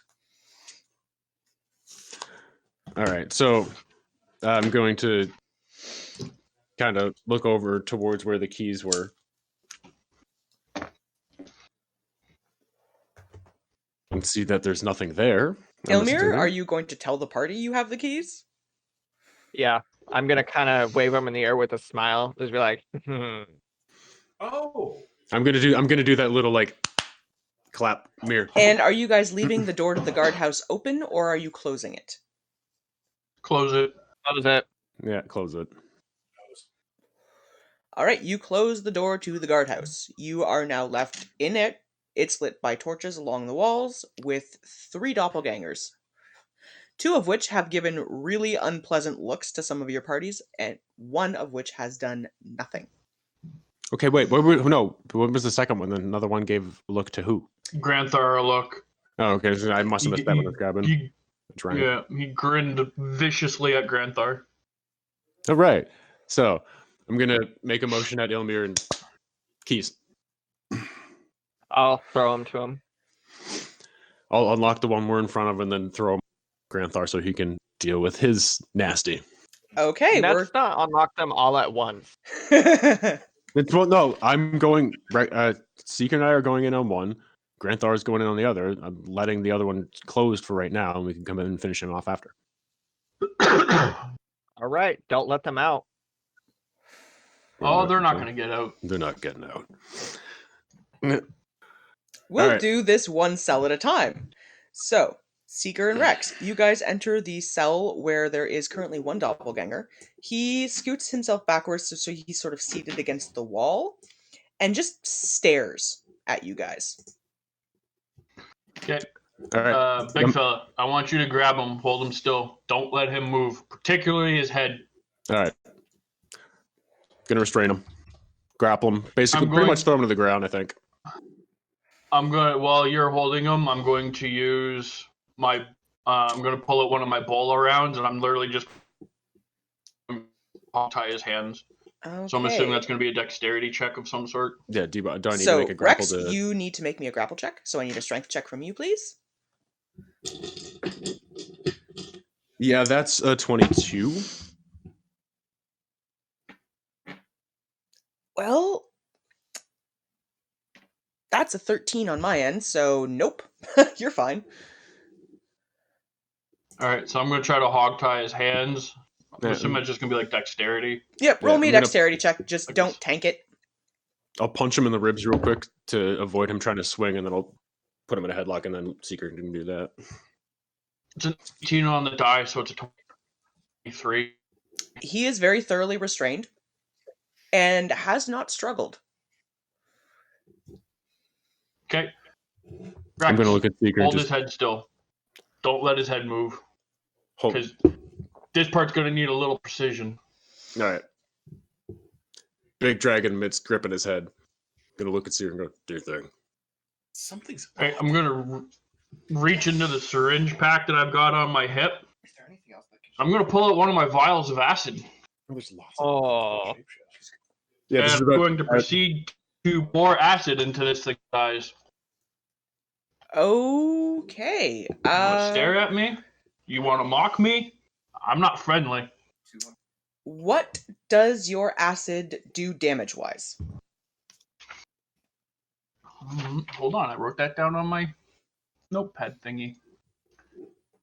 Vials of acid, 2d8 damage. I've got 2 vials and they each have 1 use.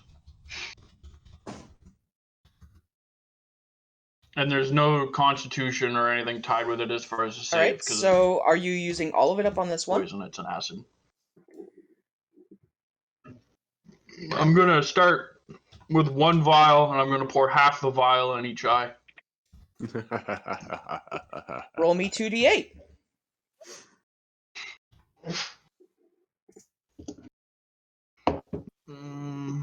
7, and a 6, so 13.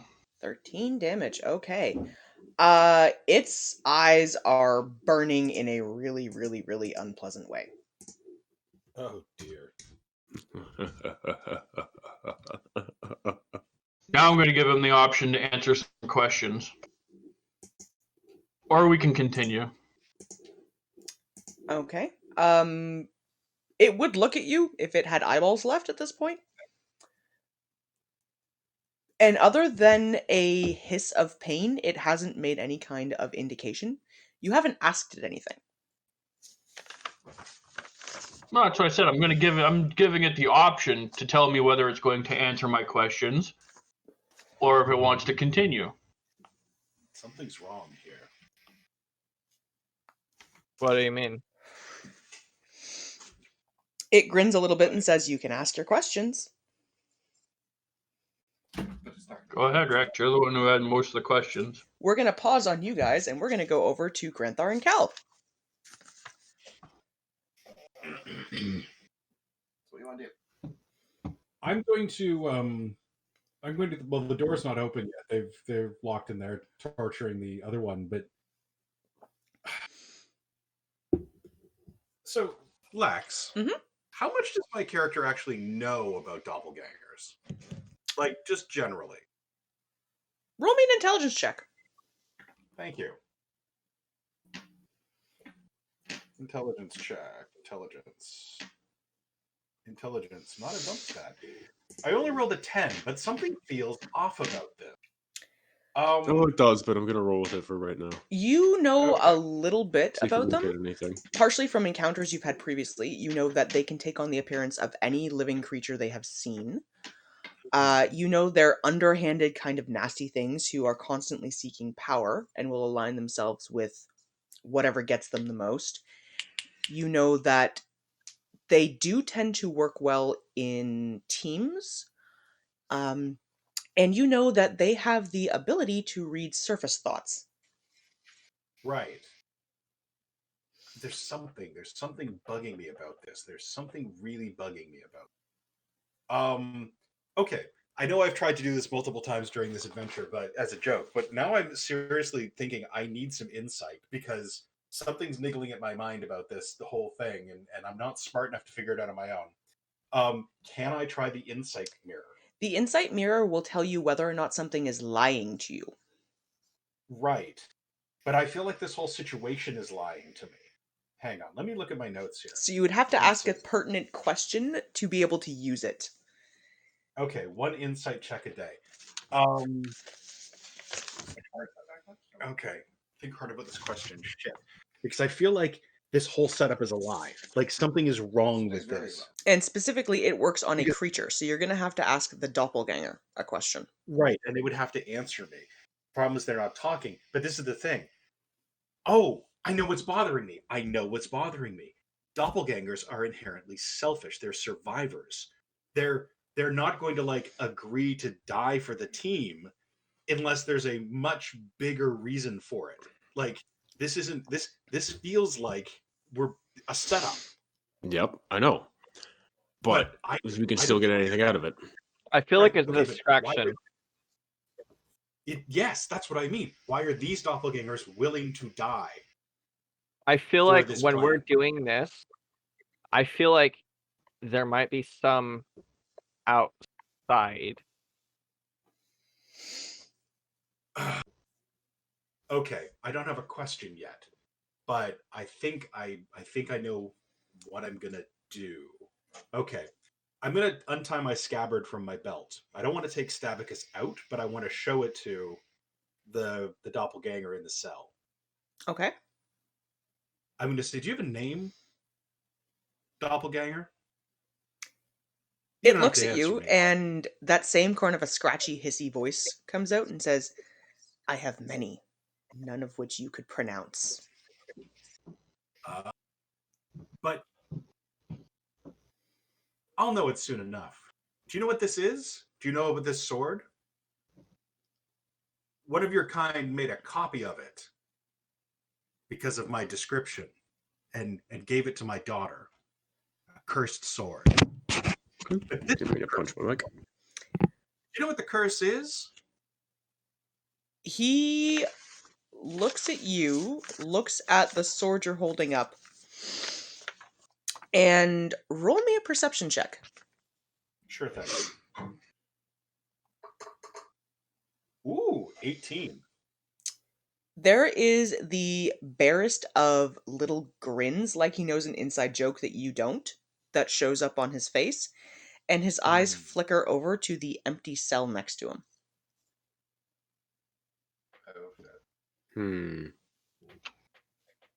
So I got an idea. Yeah, there's something in there. Interesting. All right. Well, Seeker and I are in with that one, and Granthar goes into his. I'm going to call out to Hexfeather, tell him to kind of watch the third cell, like the third doppelganger. Just menace that fucker. Okay. I don't know if I actually have a token or not for an abyssal chicken. So I may have to pick something ridiculous and just be like, this is an abyssal chicken. See if I have anything that would be appropriately useful.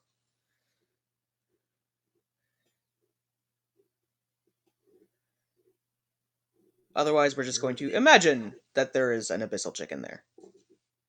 Oh, here. That'll work. Hexfeather is menacing. That'll do. The doppelganger does not flinch.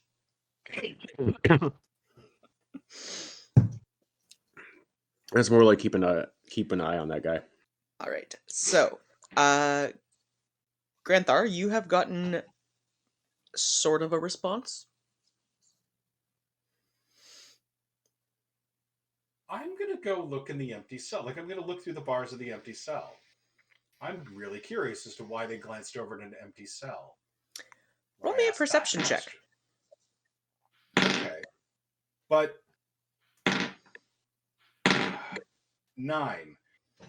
But I'm not trusting my perceptions right now. But I do have a mirror that shows truth.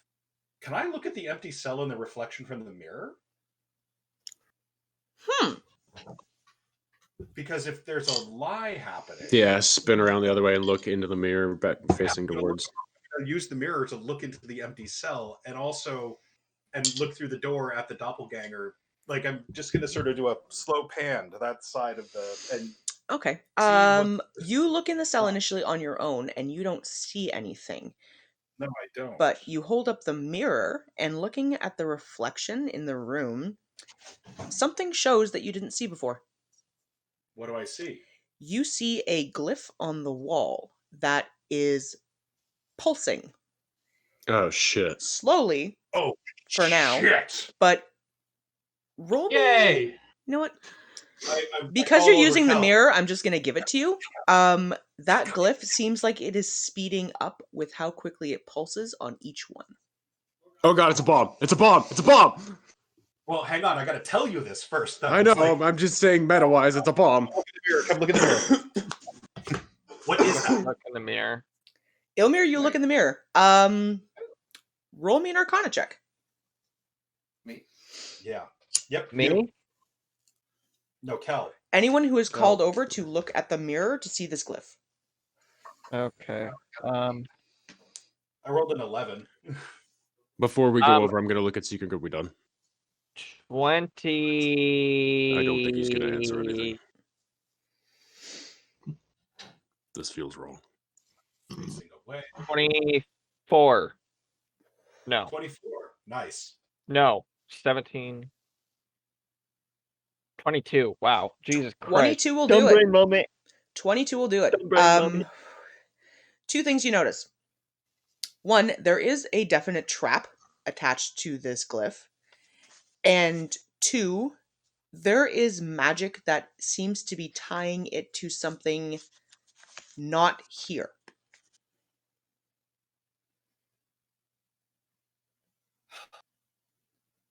It's like a spying glyph. It's like a scrying glyph. But it seems to be Rex, activating sure. on some kind of a timer. There's a glyph hidden in this cell. It's invisible, but it's pulsing. I can see it in the mirror. What?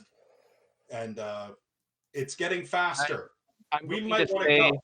yeah, I'm gonna say Yeah. very strictly that we need to leave. We need to Where leave. is my character? I'm gonna. I still have my hands on the doppelganger's head. I'm gonna snap his as we go to leave. Just Yeah, I'm gonna run out towards near the guardhouse, and I'm gonna scream, "There's a bomb inside the jailhouse. We need to leave, or move away." Okay, so you For the other killed the guard. doppelganger in the cell with you and Seeger? Yep. Roll me a strength check just to make sure. That fucking cocked. How are you doing that? And that is a 12. All right, you're fine. Yeah. Crunch. So, dead doppelganger. Lights go out. It collapses. Nothing happens. Okay. I told these two people outside the guardhouse that there's a bomb, that there could be a bomb inside, and that we need to move. Do they listen? They hear what you're saying and they back up a good 20 feet. Okay, good. You guys gonna leave or just stay there? No, you ran out So- ahead, so we were letting her deal with your stuff. Yeah. They're staring at the Alright. guardhouse, kind of So nervously. Are you guys gonna GTFO? Out, everybody out! Come on. yep, GTFO. I'm gonna slam this. I'm gonna slam this cell door shut on the way out, though, so he can't escape. I'm gonna step over here. And I'm just gonna watch the front door to make sure none of them To get up out on that before it wall, goes. you guys would need to roll me a series of checks because you don't know where the doorways are. So you may want to just move down to join the rest of the party before trying to climb a Oh, that's a you know, wall. Well, I'm just 30-foot going wall. over the corner. Yeah, no, that's about 30 I'm feet just gonna high. step up here around this corner. Yeah, I'll watch it from the other side near the gate. Okay, you guys wait a good 3 minutes. Nothing seems to happen until very, very suddenly there is a flash of green energy that goes off inside the guardhouse, and you can see it just barely through the windows. They're gone. I'm gonna yell out, "Everybody down!"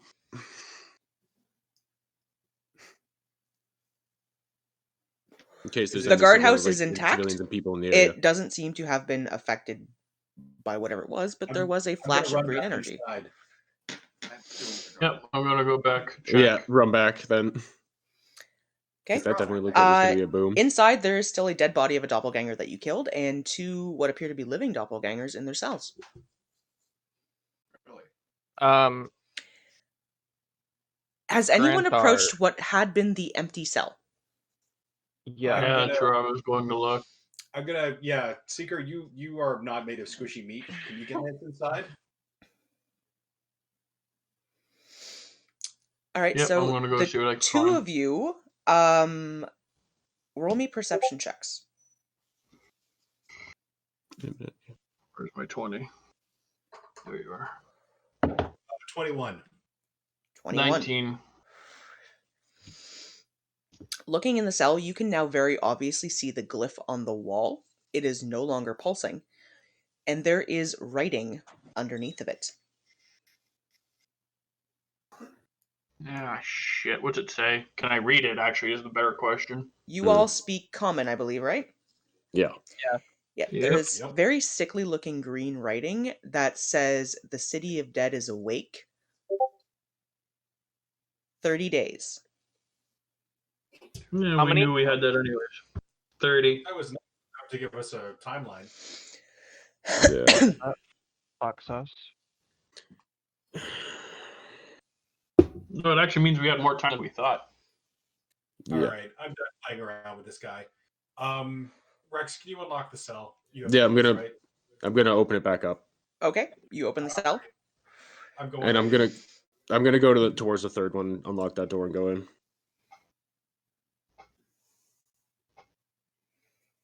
No I'm gonna muss, just kind of no watch this fuss, from afar. no muss, no fuss. I'm just gonna kill him. Okay, Oh, Granthar, what are you doing? all right.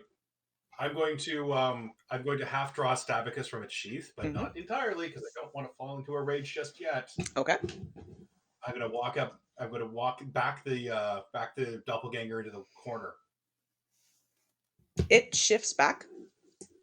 Mm-hmm. And still just staring at you. Before I was so rudely interrupted, I had a destiny with this sword. This sword came to me when its bearer could no longer stand the burden of it. And now it's my burden. Do you know what this does? I don't think you do. See, this thing compels me to kill. It compels me to fly into a rage and destroy my enemies, because that's how it feeds. Now, I'm very tempted to just feed this to you, or feed you to it. Granthar, can you roll me a dexterity check? Sure. Dramatic speech. Oh shit, drop sword. 20. It's not enough. What? Not enough. He rolled a Wow. natural 20.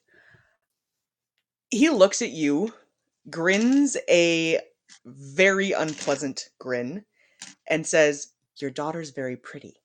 I'm sure my friend will Oh. take wonderful care of her," and reaches up Oh. and snaps his own neck. Oh. He does. Oh, Oh. fantastic. Okay. All He right. does. So Creepy. me over here and the other going at the other guy. Yeah, no muss, no fuss. I'm just gonna step into the cell, start walking towards him, and pull my greatsword out. Just cleave down his like from his just split his head in half and the rest of his torso in half. They're gonna make a swing to attack it, or You can just attack. He's Okay. not flinching. yeah, I'm just gonna pull the greatsword out and just chop him in half vertically. Okay. You swing down, you cleave him from shoulder to hip, and it lets out a gurgle and a dying gasp, and just says, "Don't worry, we'll take good care of her." I have in shock drawn Stabicus and now have floated a rage and I'm hacking the body up while screaming. You're hacking away Yeah, at a I'm dead gonna- doppelganger. Yeah, I'm gonna. Get it to guap. I have a pretty good feeling I know what he meant. I'm gonna stomp on the corpse a little bit. Rex, roll me a perception check.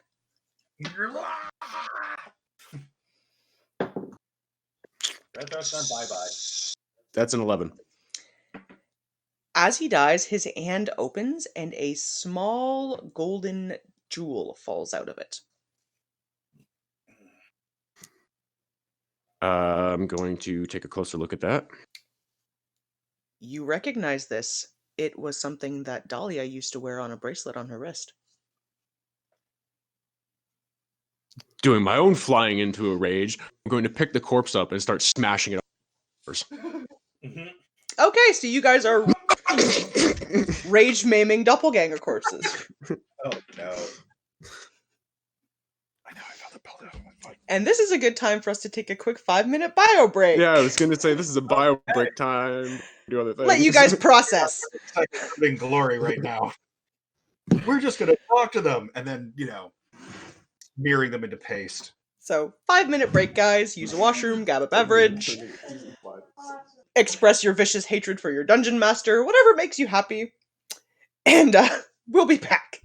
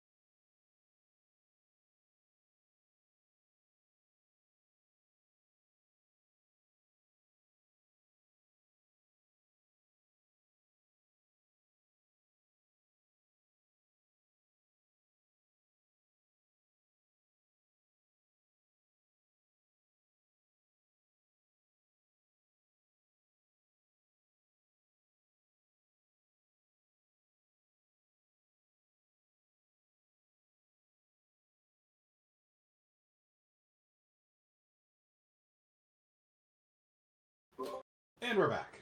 We're the first ones back. We are.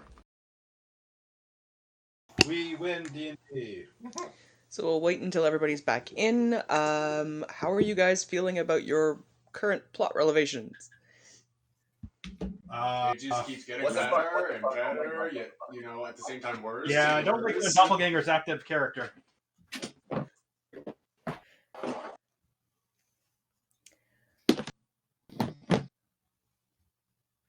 I really like to bottom, but this is a bit much even for them.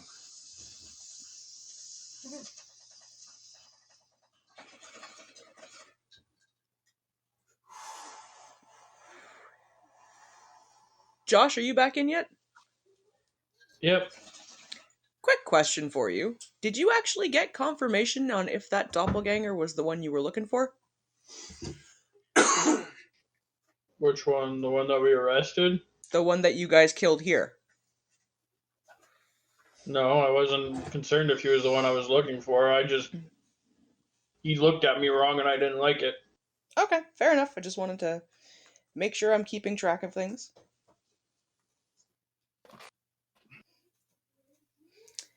But yeah, no, for the moment, you guys are still rage hacking.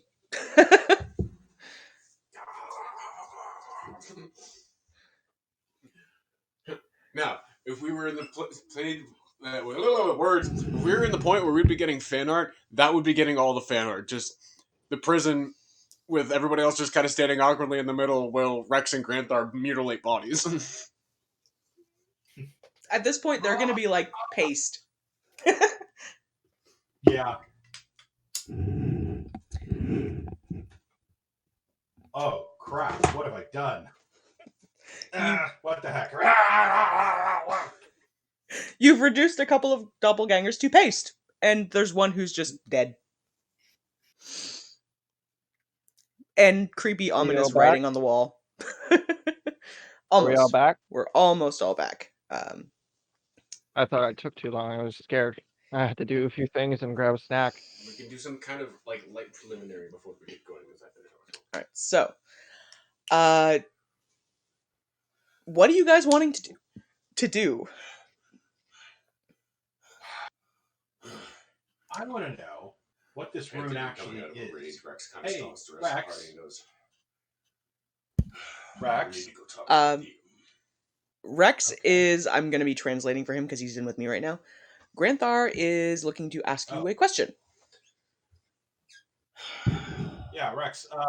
Your little floaty friend. We should be able to translate this glyph here in the in this cell. On Do the you wall. think Lyra would be able to translate the glyph on the wall? She might. She'd be the best shot out of anybody I could think of. And Rex actually does bring up a good point. You guys are supposed to go talk to Thiem after you're done with the undead. We need to go talk to Thiem. Thiem. And we should probably go let them know about things about how they're doing. Rex had let you guys know a couple of games ago that he went to speak with Thiem, and Thiem had revealed himself as an ancient copper dragon. Yeah, I was saying, by the way, Thiem's not All right. Thiem. That's why we need to go talk to Thiem. So you guys have the option of going to speak with Lyra to see if she can help you guys analyze this glyph that was on the wall. And you also have a ancient copper dragon you should probably go catch up with. We should do Okay. both. Yeah. Are you guys heading to different locations as a party, or are you guys splitting up? I didn't realize we were going to go talk to a dragon. Maybe we should do that first. Wait, Seeker. Are you good with drawing? Drawing? No, not really. Can you copy something you've seen? I don't know how Warforged work. I thought you might have some weird copying ability. I don't know. No, Alright. unfortunately. Really far from I'm going to try to copy down back, the Lyra's the right glyph there. as best I can. Like, Okay. just in case we come back and it's gone. Roll me... There isn't really an art skill. Roll me a sleight of hand. Sleight of hand. Okay. 10? It's not perfect by any means, but it's pretty close to what you're looking at. Okay. Which appears to be a combination of the 3 jagged triangles you guys have encountered all the way along here, along with an additional glyph pattern behind it. But you get a pretty good copy of what this is. Huh. Wow, I should have been an artist. This is amazing. All right. I mean, I think I did good. Okay. Oh, before I forget, All right. Granthar, because you did something I was not expecting at all, you can have an inspiration Yay. point for your usage of the mirror. Thank you. I mean, this is what the mirror's for, I guess? I had anticipated it to be used to check people. You came up with an entirely different way to analyze an area, thus removing some of my Yes. fun. So, Huh. Sorry. you get an inspiration point for preventing you guys from dying. Good job. Is that what was okay?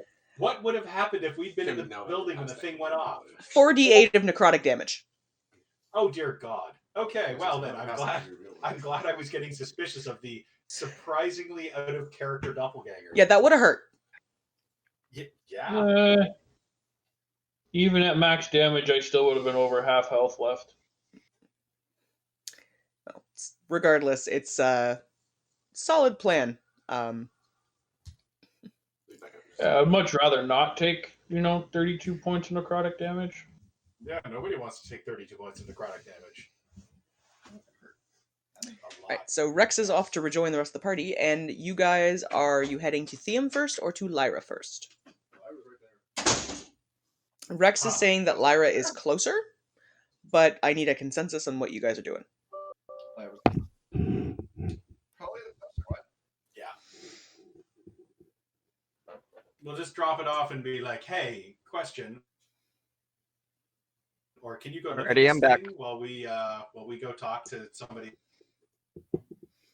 Okay, so you guys are Where going to are we go going? and visit Lyra first, hoping she might have some information about this.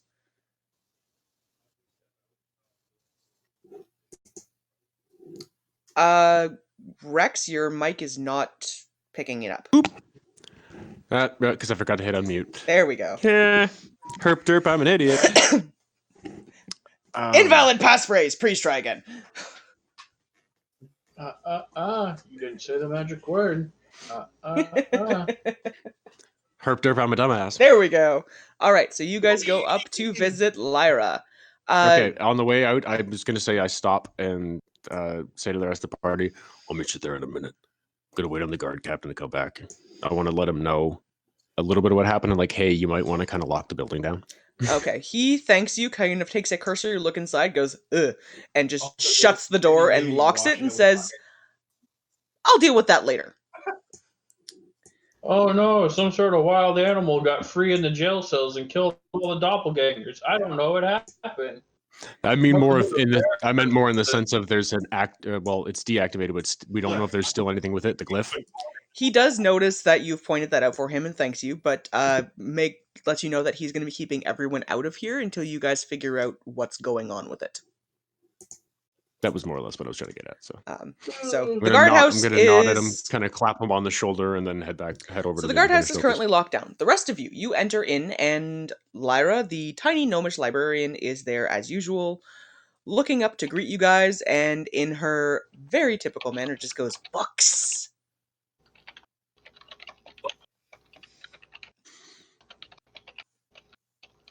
What are you guys doing? Say we'll give it a minute before I actually end up there. I'm going to quickly fill her in, and I'm going to the glyph on a piece of paper and say, "Do you know what this is?" She looks at that. She kind of racks her brain for a second and starts calling over volumes. Just probably close to 40 of them. Kel and Granthar, you guys are closest to her. Can I have you both make dexterity checks for me? Oh.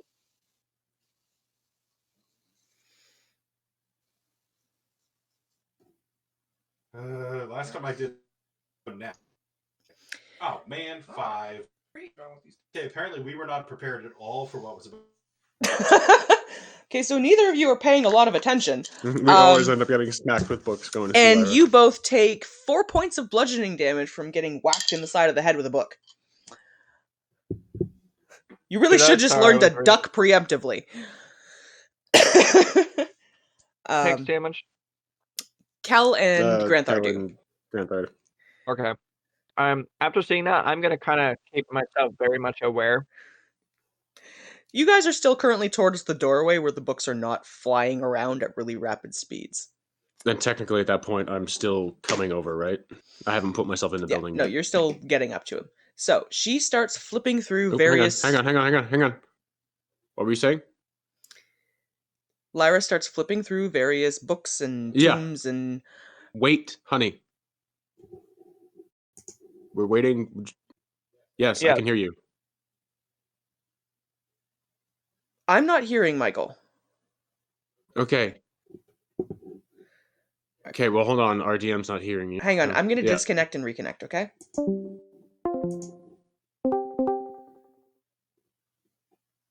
Alright, I'm back in. I still don't have. All right, let's try that again. Can you hear Okay. me now?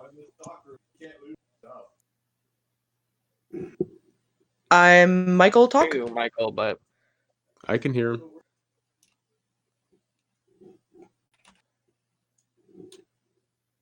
Lex, Yes, okay, I've got you now. can you hear me? Yes, I can hear you. Okay, we got disconnected for a minute. All right, what happened to what happened when the book started flying? Because we completely dropped connection for a sec. You guys got bonked in the head.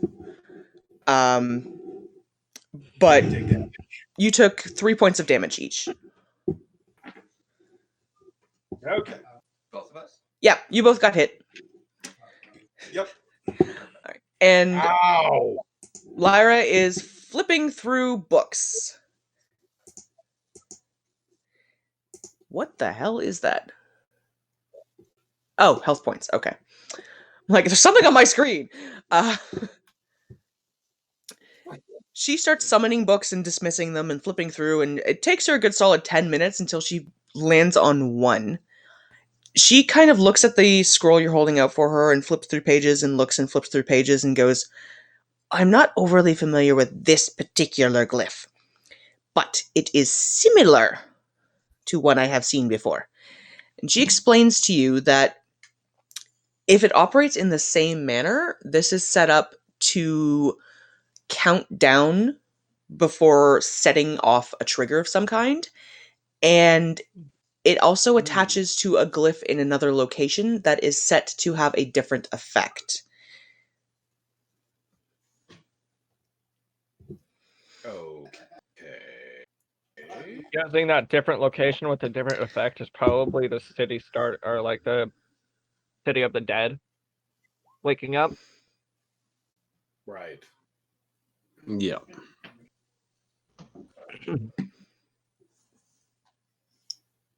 Hmm.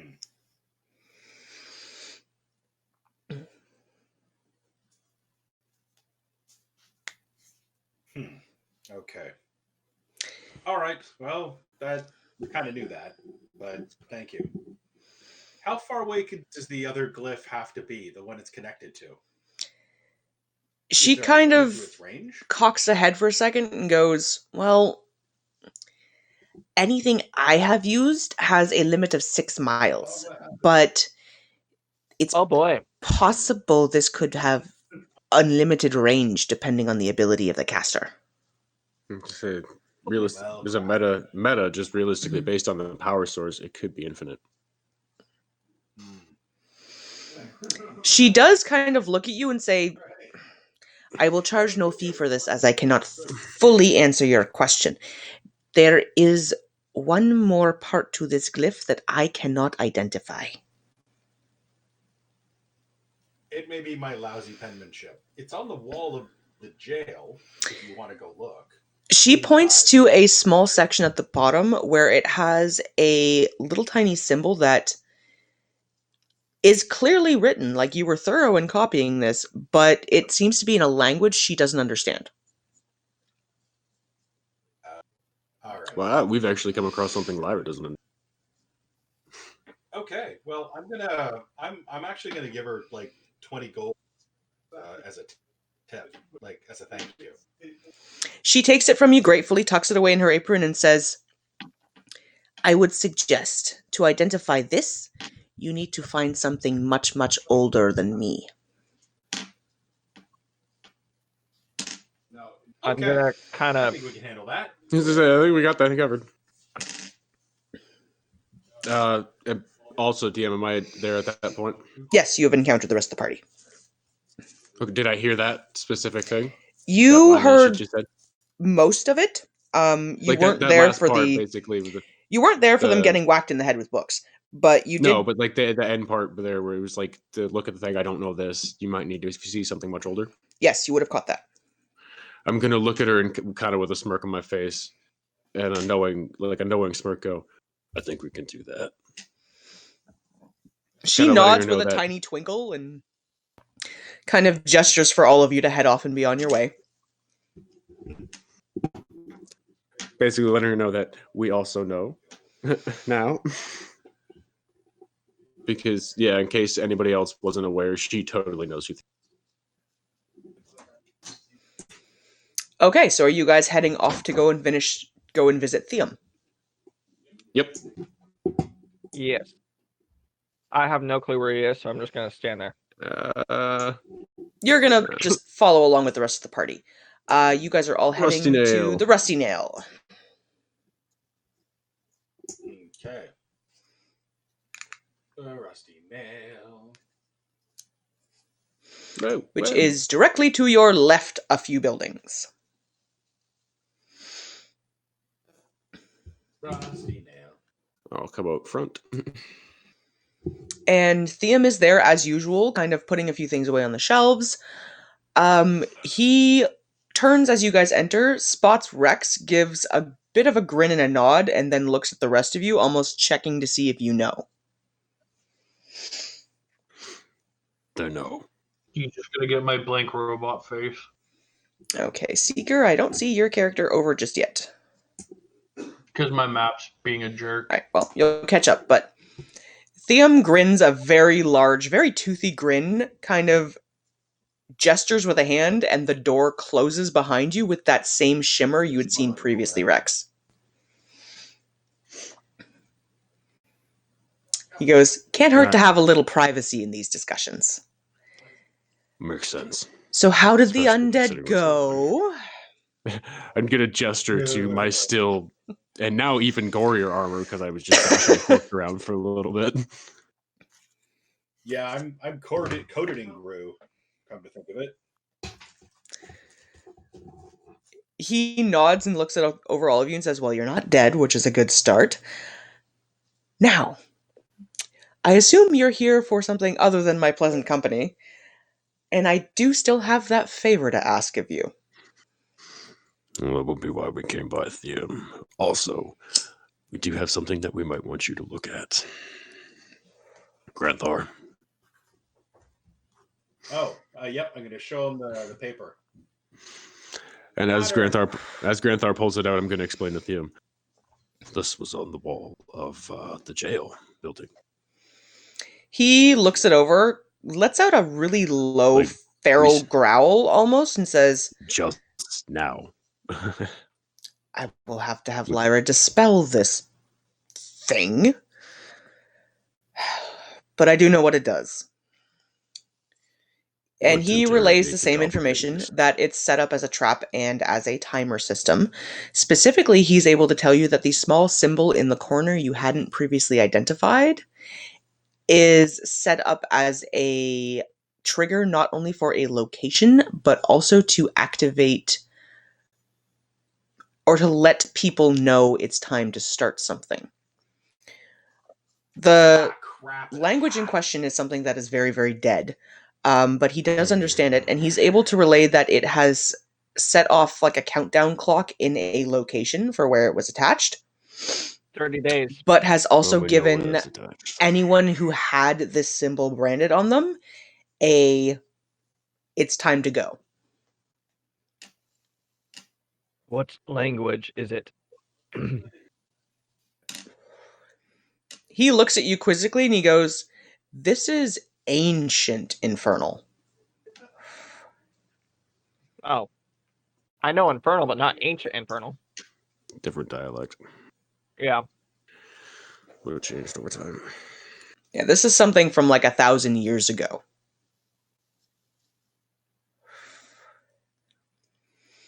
So this would have been from when you first came here.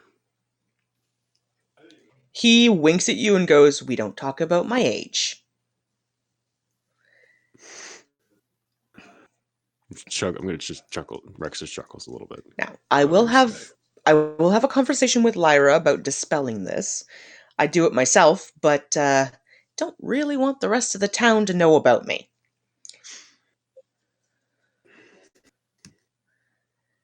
Now, is there anything else I can get you while you're here?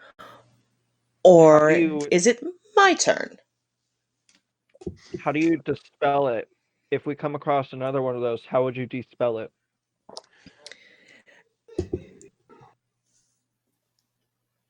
You know what? Roll me a persuasion check.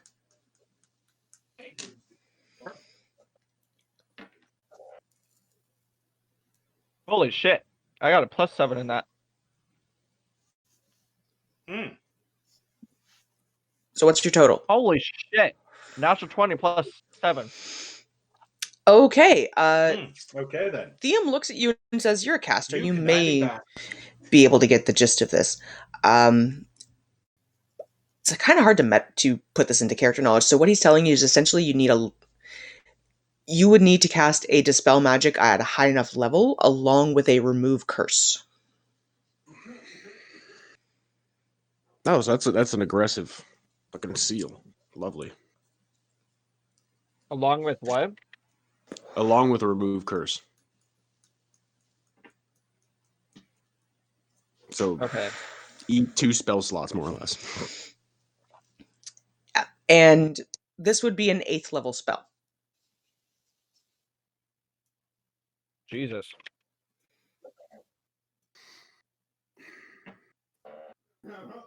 So you guys are nowhere near capable of that yet. Yeah, no. Nope. Well, I mean, we're level 8, but I think you guys have access to like level 3 spells right now. oh, I have level 4 spells. Oh, But I don't yeah. have. Cal has level 4 spells, but she doesn't have that. Yeah, so you guys would have to thank you for telling us have the that. capability of using level 8 spells to be able to do this. Okay, I'm gonna kind of look at them and be like, "Thank you for telling us that." So that is something to keep in mind when you guys eventually get to a level where you can use 8th level spells. We know how to, we just can't yet. But this is very, very powerful magic. Okay. I'm gonna, at that point, kind of, again, shuffle forward a little bit and look at them and go, "Now, for your favor." And slightly bow a little bit. Okay. Theum grins and then gets almost nervous looking and goes, "Well, as I discussed with you, and I'm sure you shared with them, I have a problem that I need you to help solve for me, and in exchange, I will give you a token of my gratitude, which will allow you to summon my aid in one battle of your choosing. But before you guys get that favor,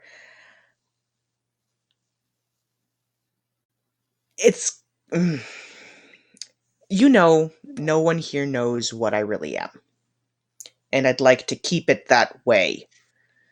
There's a very subtle shift to his skin, and you see a series of copper scales flit across it for a moment. He says, "But..." Rex has seen this and has no reaction. I'm gonna kind of smile a little.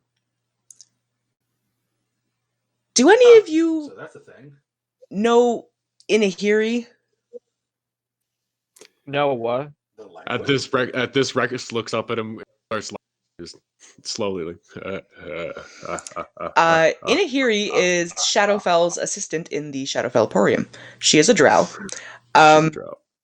And Theum looks at you and goes, "I find myself rather smitten with her, and she won't look twice at me."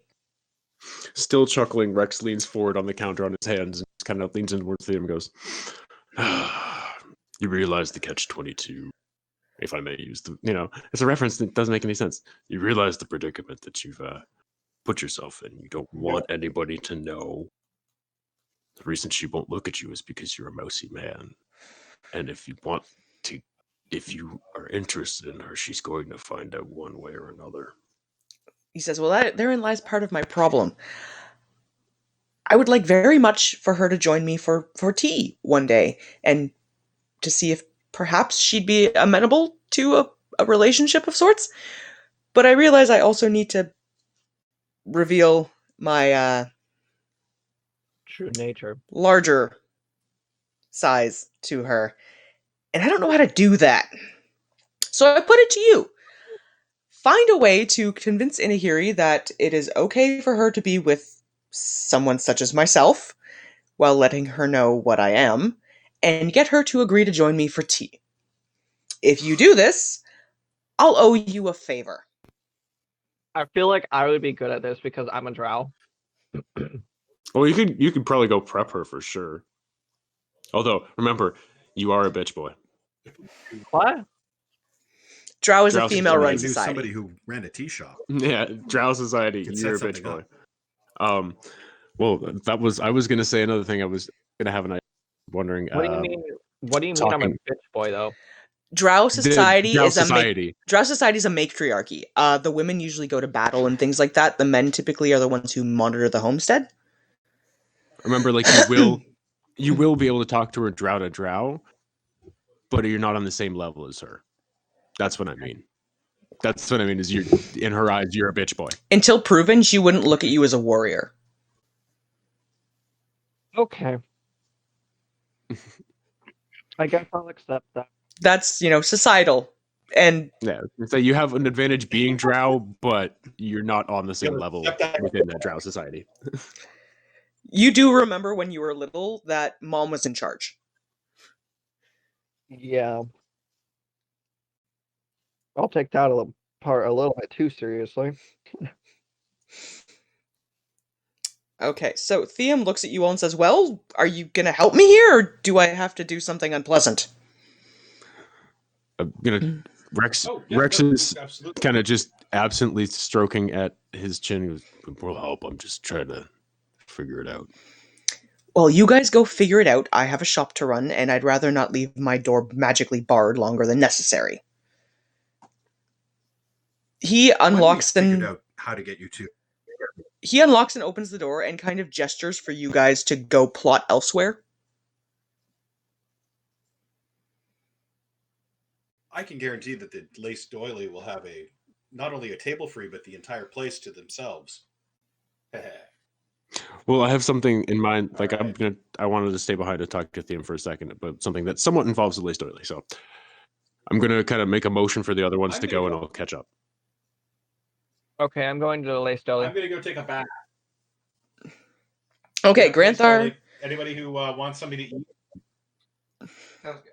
back to the shop. So Granthar gestures for you all to follow him back to the shop so that you can all bathe, get some tea and some scones and all that other fun stuff.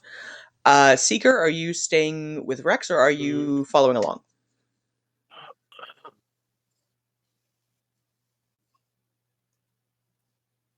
You there? Oh, sorry, had it on mute. We're here. There we go. I couldn't hear Seeker. Oh, All right, so you follow along with the rest. Rex, you stay behind to talk to Theum for a moment. Yeah, sorry, just one sec. I'm checking about something.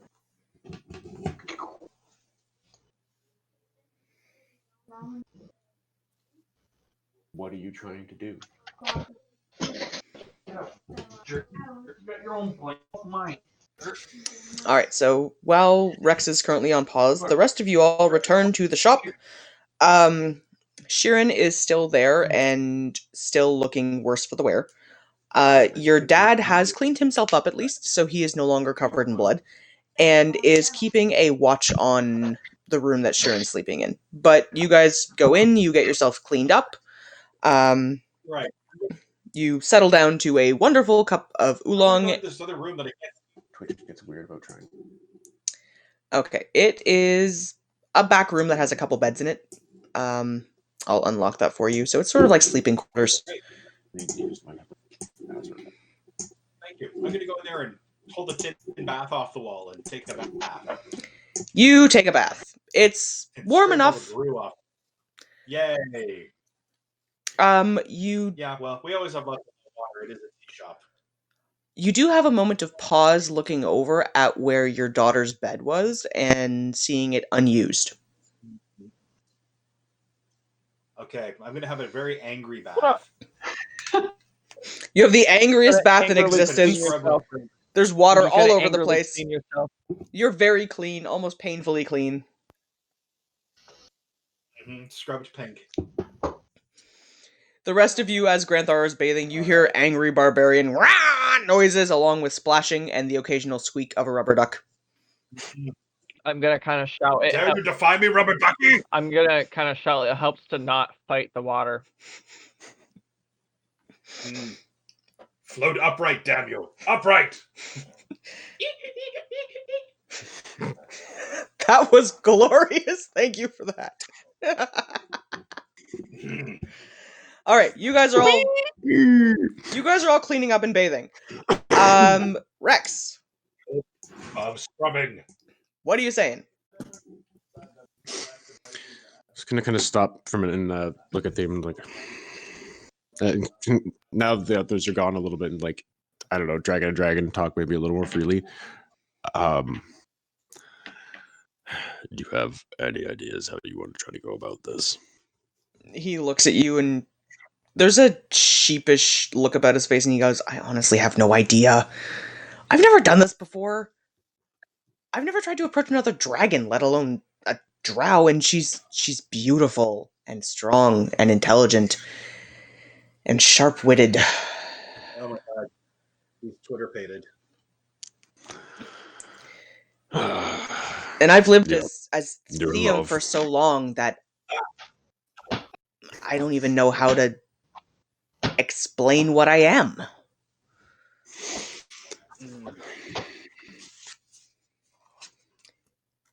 Well, I think part of that is we might need to get you back in touch with what you are. Close up shop for a bit. Let's go for a walk.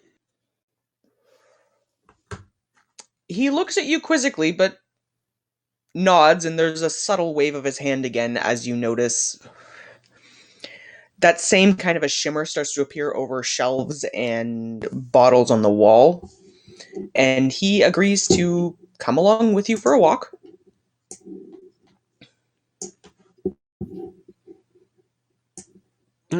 Just stroll sort of towards, the gate and kind of in the wall. Okay. You guys are meandering about. The rest of you are bathing and eating and sort of taking some time to ponder this situation. So, Rex, I'm going to give you temporary control over Thiam's character so that you can move him along with you. Okay. And we'll check back in with you in a moment. In the interim, though, the rest of you, what are you doing other than, enjoying some soothing tea?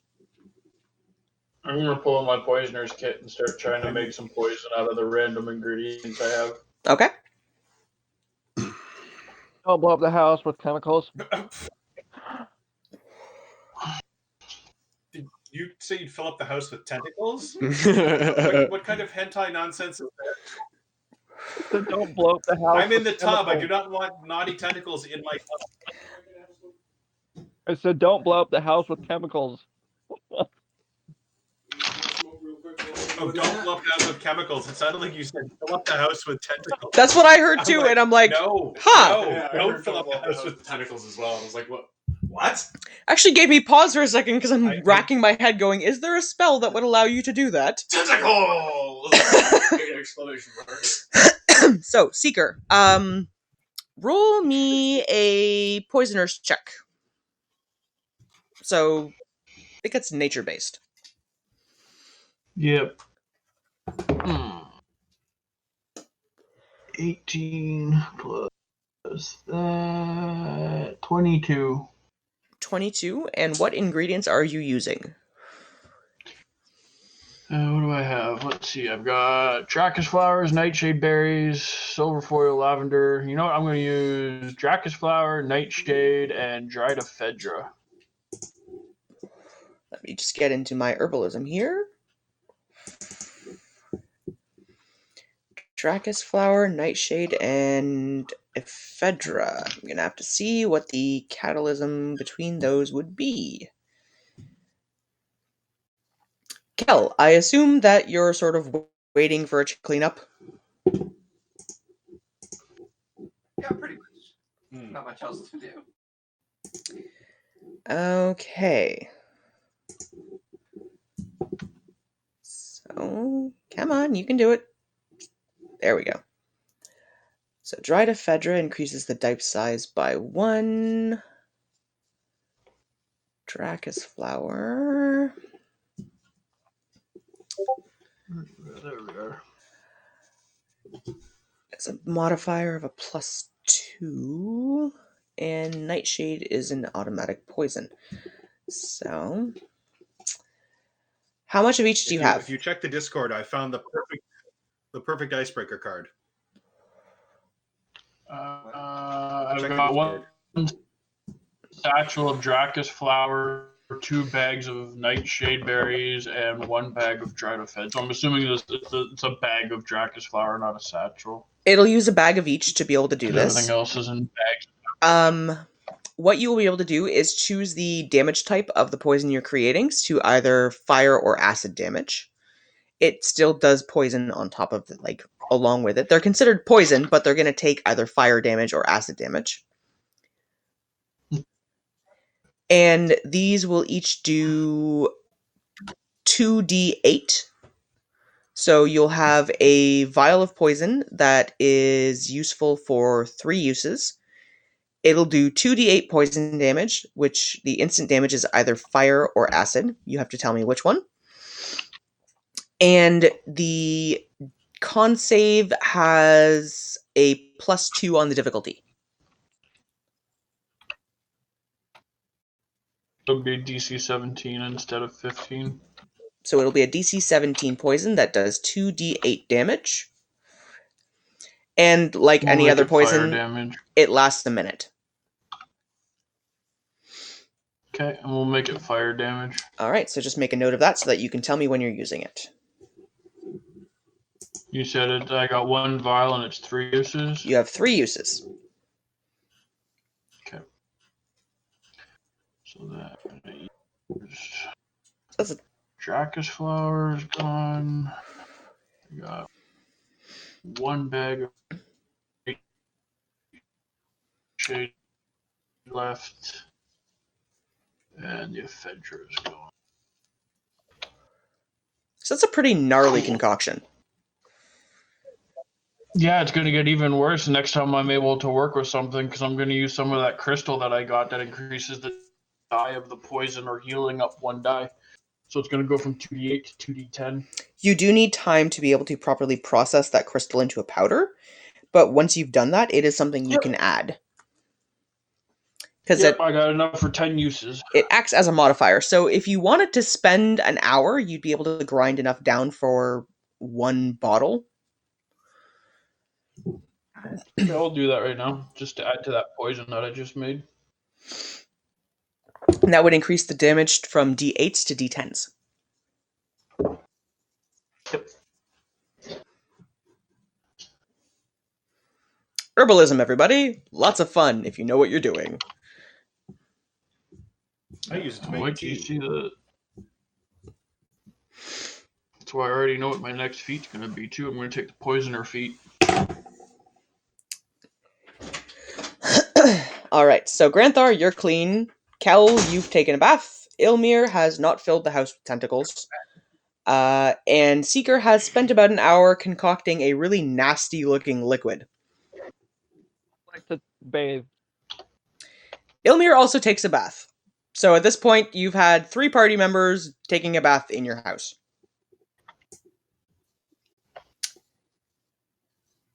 I walk Okay. into the bathroom with all the water on the floor, and I was That's trying to look fine. at Granthar. I'm just like, what the hell did you do? Why is there all this water on the floor? He rage bathed. It's my house. I can get water on my floor if I want. The duck was looking at me funny. All right. Okay. Stop looking at me.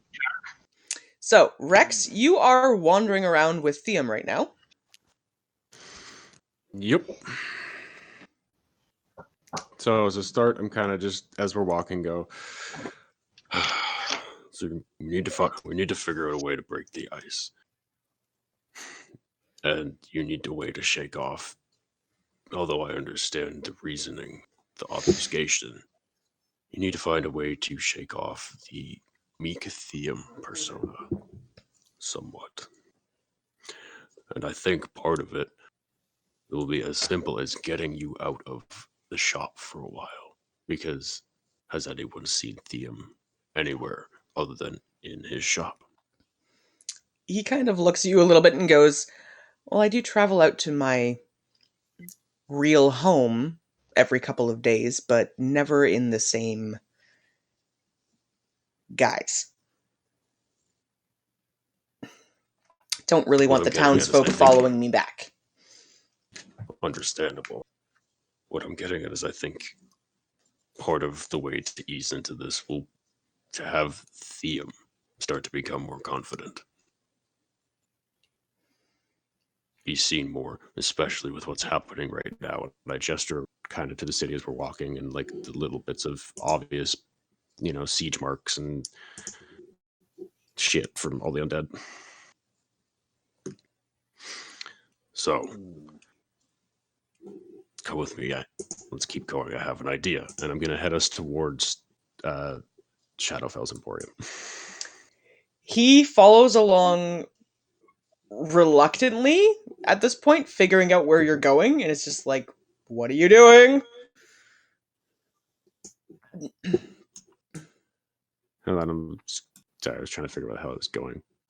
And then I was going to grab him. Whoop.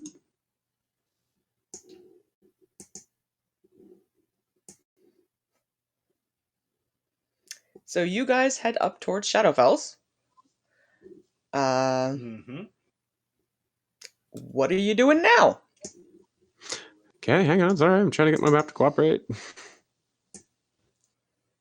Would you let me turn? Dinner. Fuck. Yeah, Alright, food sounds I'm good. going to. I'm gonna head in and I'll take the lead on it. With hopefully he's not, too far behind. He doesn't enter. I'm gonna look back and just kind of like give him a little, come on. He Come looks at on. you, bristles slightly, and shakes his head in a very distinctive no fucking way. Where I'll are you do guys all- trying to go on? Let me. I'll do most of the talking. Just come with me. Not until you tell me what you're doing. Remember that green dragon tooth I showed you from Ishiran?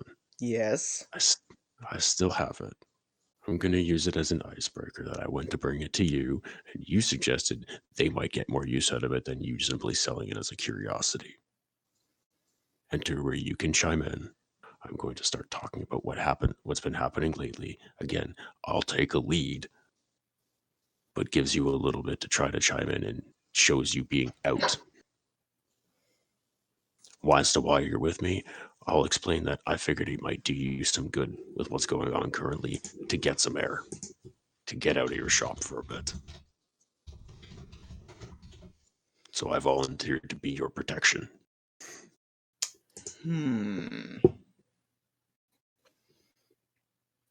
Make me a persuasion check.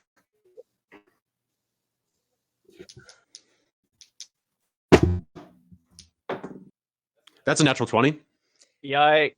Good. and I have a +4. He nods reluctantly, but does follow behind you. There we go. Ancient Copper Dragon rolls a fucking 10.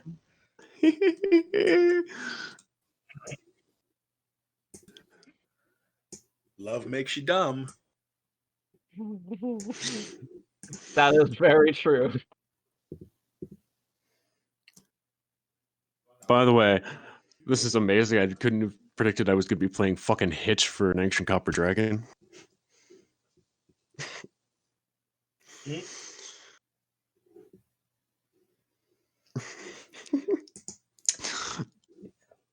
Anyways, so I'm gonna head up towards the counter and kind of shuffle into my bag and start to pull out the tooth. Okay. How are we doing today in here? She looks at you and looks quizzically at Theum and goes, "What do you want?"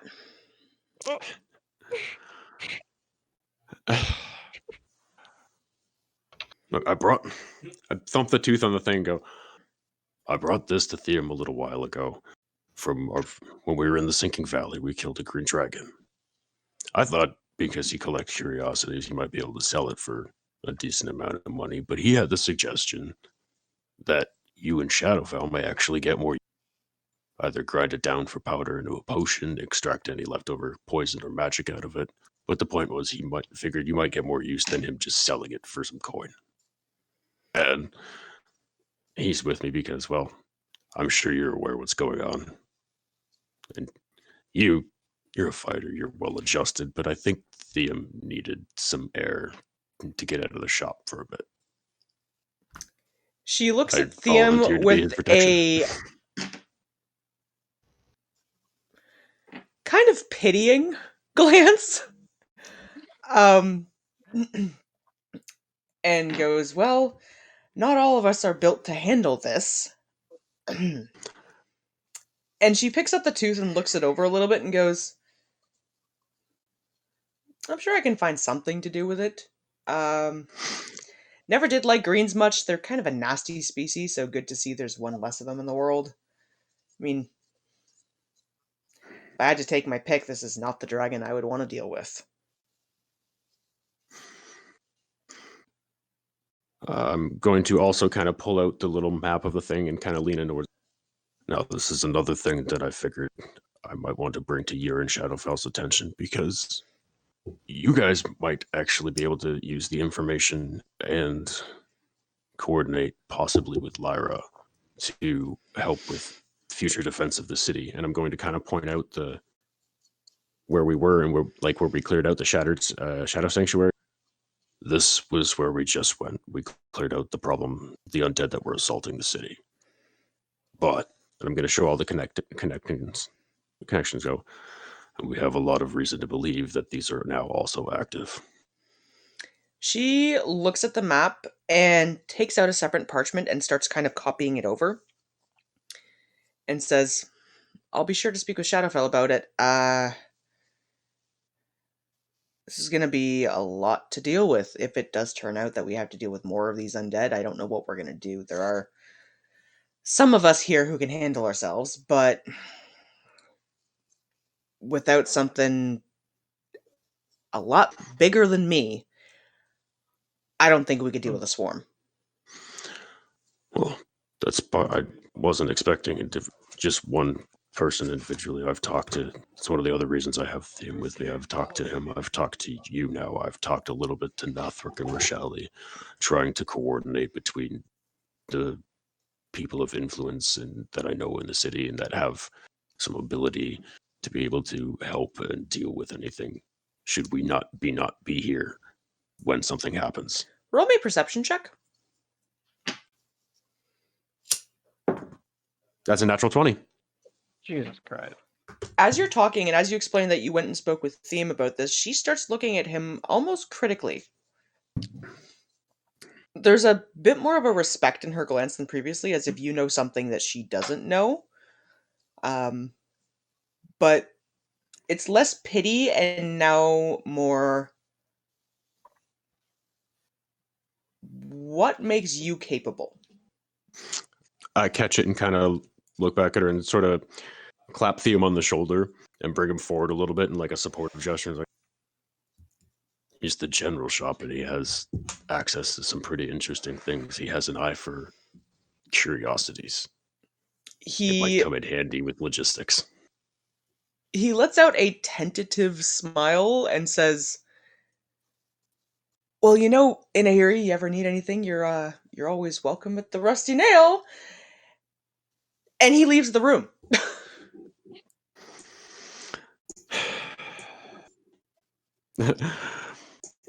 Rex watches him go for a minute and then looks back to here and goes, "We're working on it."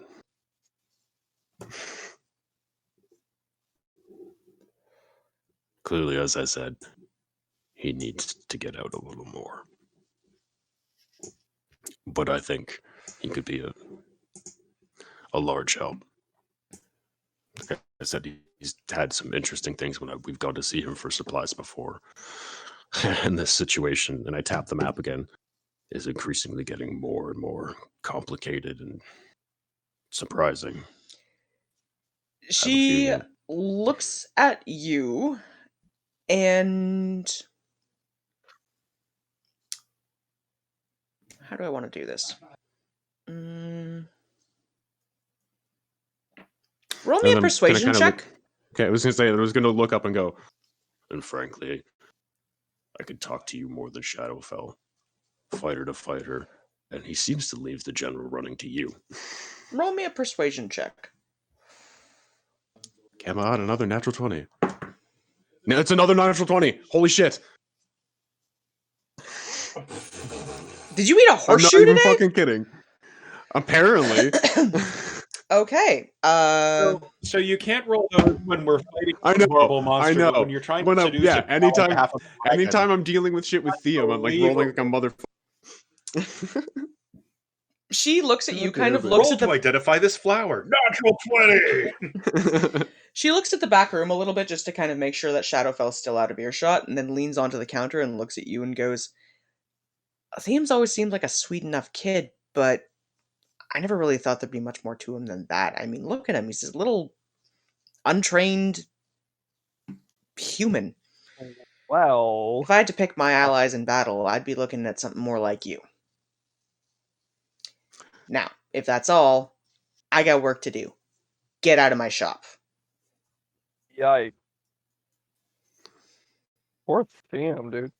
Oh, and as I'm leaving, I'm just gonna say, for frontline and general tactics, yes, but battle's not always straight about that. It's not, especially not when it's considering the entire world logistics. I'm just gonna leave on that. Okay, you walk back out of the Shadowfell's Emporium, and Theum is nowhere to be seen. Ah, motherfucker. He's probably pissed, dude. I'm gonna head back over to his shop. Are you gonna go find the rest of your party members? I'm gonna go talk to Theum first. The door is closed and locked. Dude, he's probably pissed. I'm gonna lightly knock on it. And, Theum, it's Rex. The door cracks open slightly, and roll me a perception check. Well, that's Urban. That is a 4. That's not so great. Okay, come on. I lost this. I lost the rolls now. Theum doesn't look entirely human right now.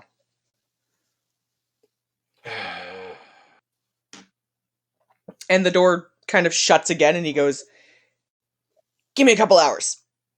And there is a deeper baritone to his voice.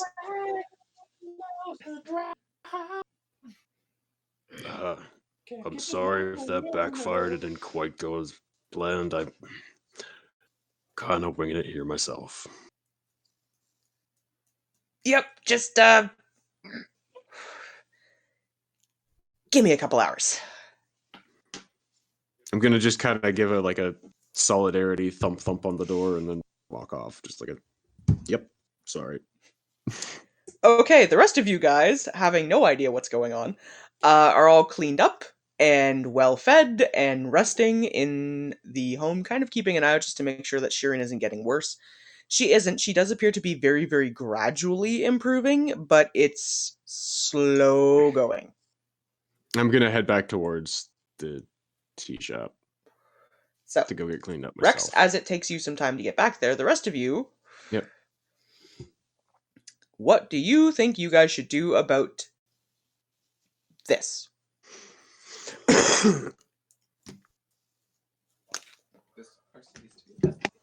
Yes.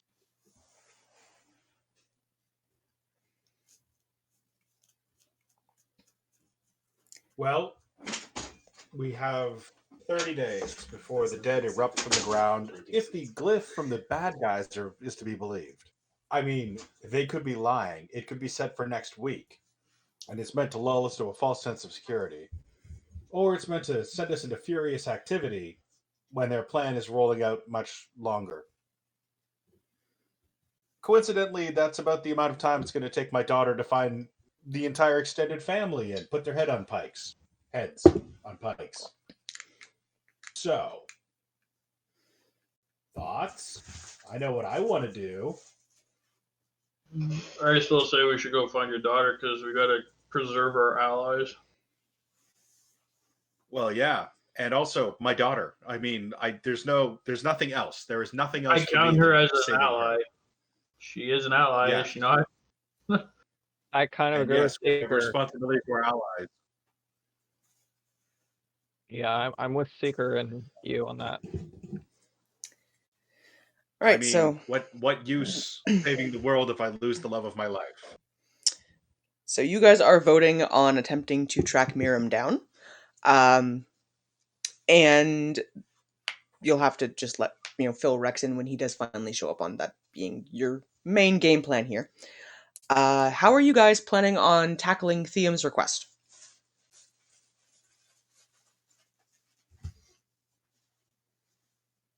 Eerie silence. Chirp, chirp. Oh boy. I'm not there yet, so I can't say anything to that. You mean getting into the Drow's pants? Or was there some other goal here that I'm blanking on? He wants to ask Inahiri on a date and also let her know that he's an ancient copper dragon. I'm a 5-year-old robot. Give I it have no idea how to help with that situation. Seeker's blank. Just yeah, does not compute. yeah. Tin Man over here doesn't have a heart, literally. I mean, in a way, he does. He has a central processing unit. Oh, bad joke. It's probably a magical wrench or something. Okay. Well, Why did I say that? Yeah, you're mumbling about words that make no sense. That's me. I feel that perhaps the most straightforward approach is the best. I mean, honestly, why doesn't he just go and say, "Hey, would you like to have tea with the Copper Dragon?" And then flashes some scales. That would be a little frightening for her, I think. Well, it's going to be real frightening if he just suddenly springs it on her their third wedding anniversary. Oh yeah, by the way, hon, the reason you laid an egg instead of a baby is I'm actually a dragon, and sorry about laying an egg. Wait, is that how it happens? Dragons have eggs. Rex, did you come out? He is on his way. He's not back yet. Did Dragonborn? Oh, and then when we find out about what Rex did, we're all gonna be like, well. Yeah, maybe Rex was successful. We don't know yet. Maybe Rex went in there and smooth talked. I can't even finish that thought. I don't know. In my culture, you just basically go up to a woman or man and say, "You On the head with a want to make club. snoo?" Yeah, no, we don't do that. You know how hard it is to romance somebody with a gushing head wound? If I had not given you inspiration for it previously, I would have given you an inspiration point for wanna make snoo. Yeah. Death by snoo. I'm assuming that's how my cousin Rex did it. He was like, "Dragon, me make snoo." Oh, Futurama, you And beautiful Rex was bastard. like, "I'm terrified and aroused." Mm-hmm. So you're thinking the straightforward approach might be a good way to do this. I'm thinking just go and ask if she wants to make snoo. I mean, that's the barbarian way. You can take the barbarian out of the village, but you can't take the village out of the barbarian, apparently. Look, I'm just saying, my wife and I met at this tea shop, and I was kind of rough around the edges learning my way, and she appreciated my straightforward honesty, among my other talents. And my mother, Tiffany, was from this city, and she met my father after she'd been kidnapped by, monsters, and he rescued her. And well, their story is basically the same. You know, he she how did she put it? She really looked forward to being a spoil of capture, I think was how she put it, before I was like, oh, gross, ma. Don't tell me about it. Oh no. Hashtag The spoil sweaty of barbarian capture. is carrying me off over his shoulder. Yeah. I said the sweaty barbarian is carrying me off over his shoulder. Oh, what? Oh, sorry. Whoop. Yeah. Yeah, that would about work. Yeah, from what you know of, And then she became Tiffany Skull Crusher. barbarian culture is very fond of the and you're my wife now. No, shush. This is happening. Approach. Or you're my husband now. No, it's been arranged. Your parents and my parents talked. I was like, oh, okay. You cost me Or 3 whole chicken. Yeah. And then of course there's the ever famous, Clan of the Cave Bear hand gesture, that From what you gather, having You can't spoken see to that. Theum previously, the reason he has not taken the "Hey, look, I'm a dragon. You want to have tea?" approach is because he's honestly terrified of rejection. Oh, Lord love a duck. Every male of every species. Okay. Yeah.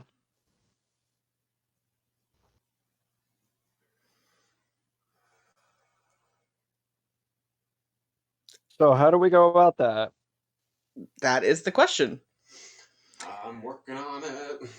Yeah, Rex is gonna have returned Hang in about a minute or so, and he'll be able to fill you in on his progress.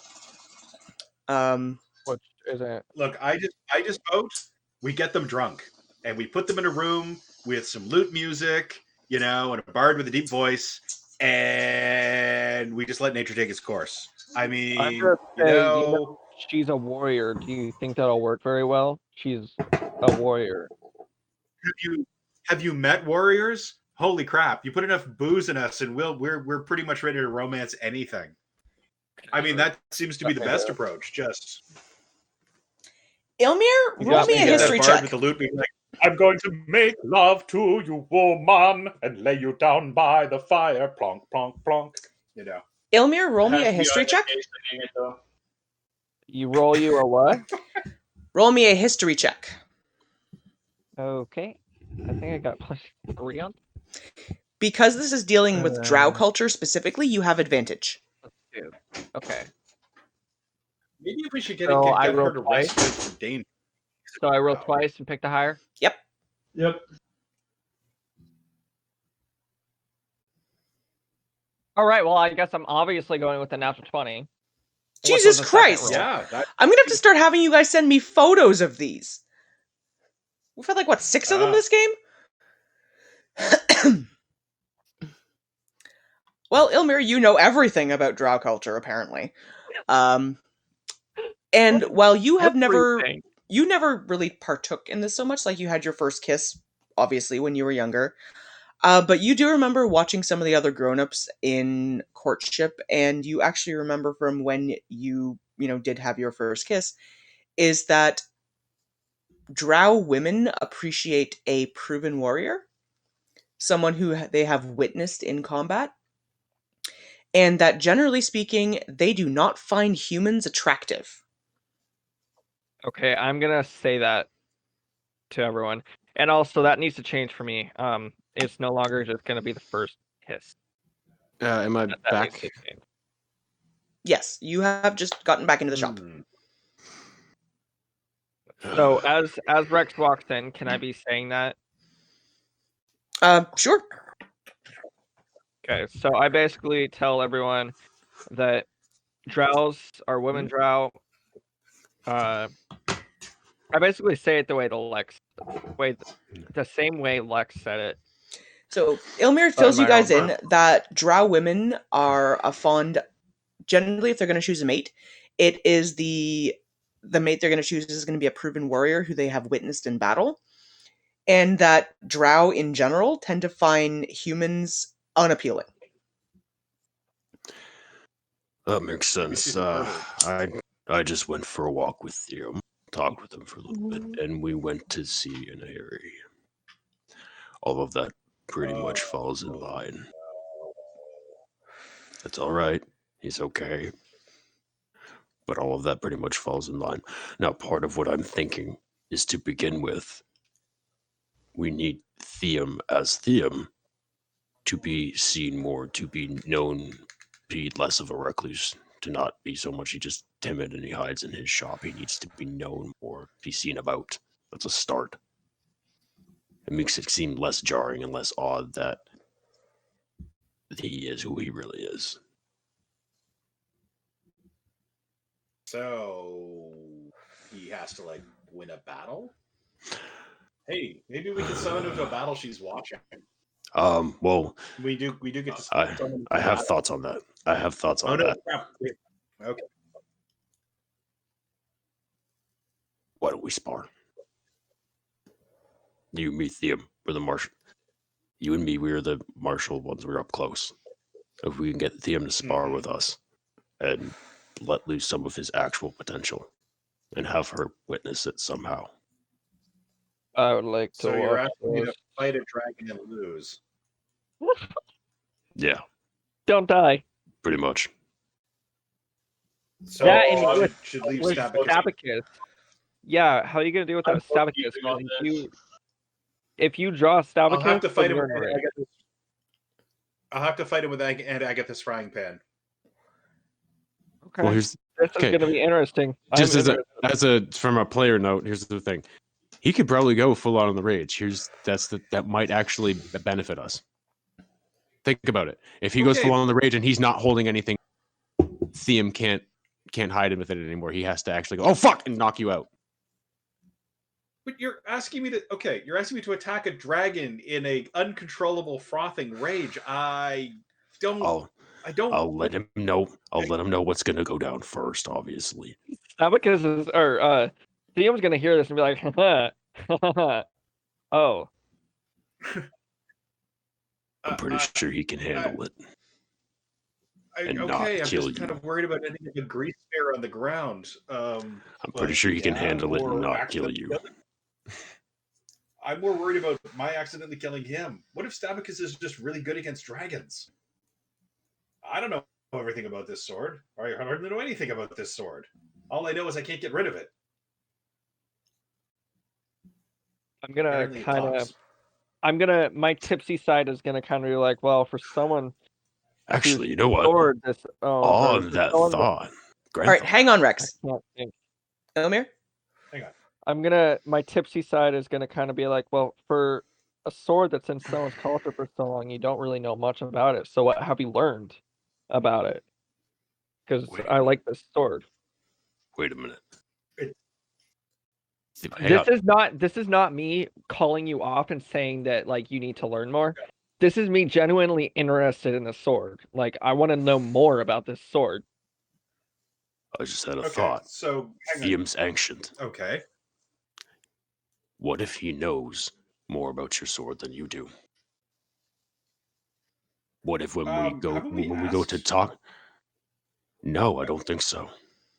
Because up to this point, until I brought you guys in earlier tonight, I was the only one that had talked to him and let it known, and then I told you afterwards what it was. We haven't talked to him about the sword yet, but that's a thought. Good. Because if we have to talk to him to set up the throwing the fight anyways, you want to warn him about your sword. He may have more knowledge to be able to circumvent anything happening. I should ask the dragon, because here's what I know about my sword. It has been in my bloodline for about 1,000 years. It is somehow magical. It passes from parent to child, and either because of the death of the parent or because the parent retires from adventuring. It allegedly talks, though it has not said anything for centuries out of what can only be described as spite. And it's impossible to lose or be confiscated. However, if I pull it out of its sheath, I fly into an uncontrollable rage and must slaughter my enemies until they are dead or subdued. Exactly. That's Also, why. it doesn't let me own it. Here's the thing. It's a He's at least as old as the sword. Like jealous. Thiem is at least as old as the sword is, if not older. Yeah. That's yeah, Also, and from just a meta perspective, because that's yeah. From a meta Yeah. perspective, I have a feeling. Yes, you know what? It composes you to kill, but he's old and older. I have a feeling you could throw that thing and he'd actually be able to pull it out of your hand. You're cutting out. maybe. What I do know is that it seems to like the name Stabicus. Miriam gave it the name when she was a little kid, and it's now everyone feels compelled to call it that. But I know that's not the true name of the sword. Well, it might be more obfuscation. So Same idea. I as suspect Thiem's the sword is illusion. intelligent, but I don't know Okay, its this name. I sword- don't know any of the words. Who made up this sword? Because this has like really good storyline. Granthar I did. came up with the original concept behind it. I have elaborated on it. That is well Yes. done to both of you. Because holy shit, that's really cool. So I know all of the Thank you. details, and Granthar knows a few of them. Yeah. So it's kind of a cursed object. Kind of. So yeah, Yeah, I just thought of that. I was This like, wait a is the reason minute. why my other Yeah, I was just like, wait a minute. Hold on. We're gonna stage this fight with him anyways. You're worried about him being hurt by the sword. Hold on. He's an ancient fucking dragon. He won't know about the sword than we've been able to find out yet.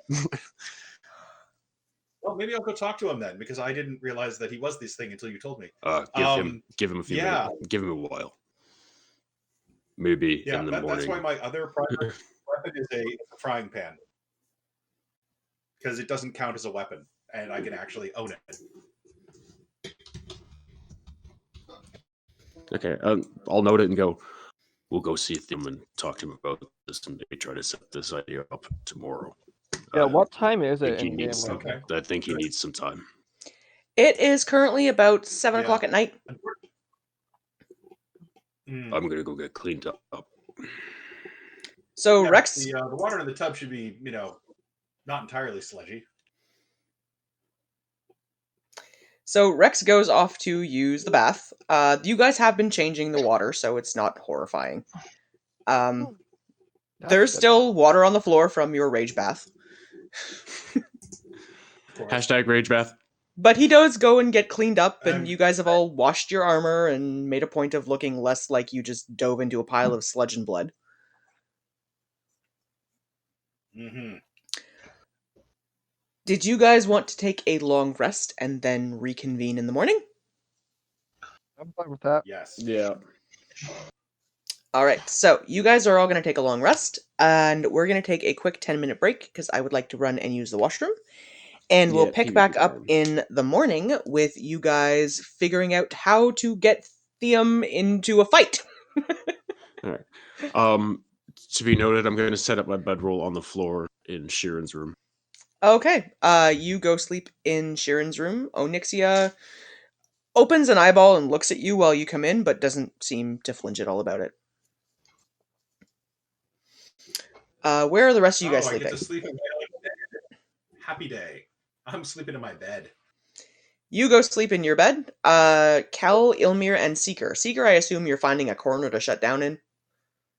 Yeah, right by the door. Right up here. Kel and Ilmir, what are you guys doing? Is this bed empty? Yes. People are. My dad sleeps in that bed. What are you doing? Actually, Sharon's in I'm his bed. Sorry. Oh, okay. I'm gonna just sleep over here then, in the corner next to the fire. Sorry, no. That's my daughter. That's my daughter's bed. Get out of my daughter's bed. I'm gonna just sleep over here and next to the fire. Alright, you lay out a bedroll and you find a comfortable Good. enough There's. spot of floor to lay on. Mm-hmm. Kel, I'm assuming you're going to do the same? Yes, Yep. I put up the closed sign and locked the door. Technically, I meditate, so I'm just Right. going to meditate in the corner. So you guys all find your rest. We're going to take a quick 10-minute break, guys, and then we'll reconvene in the morning with you picking a fight with a copper dragon. Oh God. Okay. All right, mutant. Yep.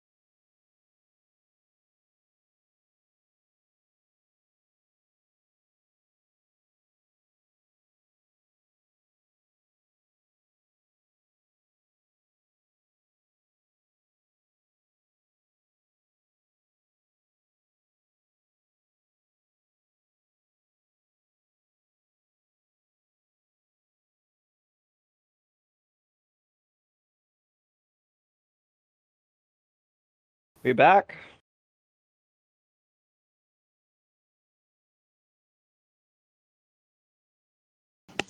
We're still not. We're still trying to sort out grabbing dinner. Okay.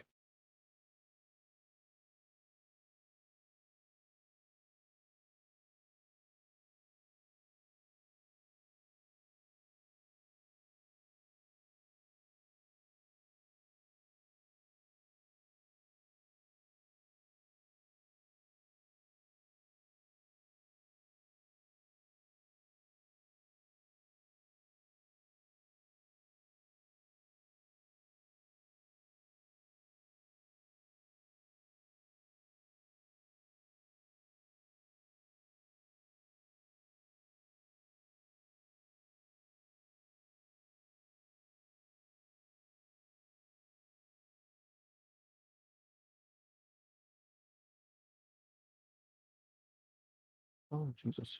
Chairs like.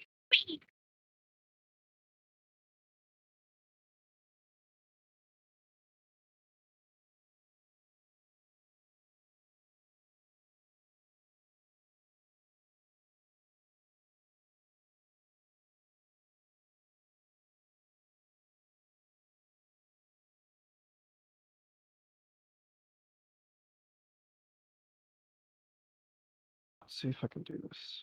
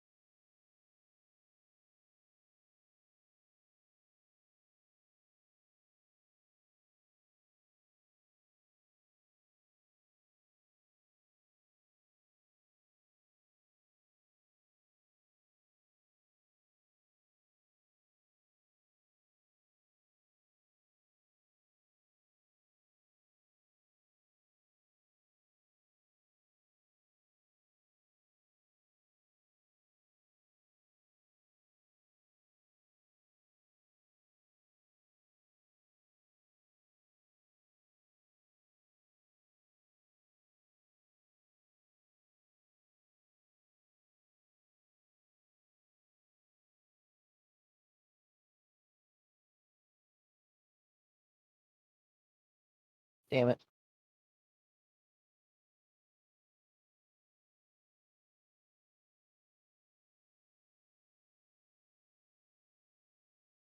Oh.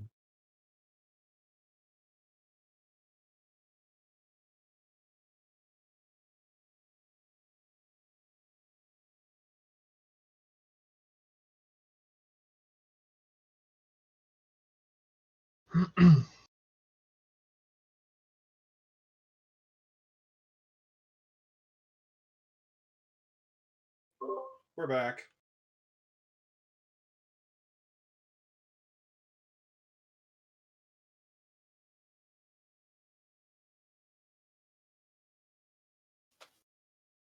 Oh, Michael, you hear me, right?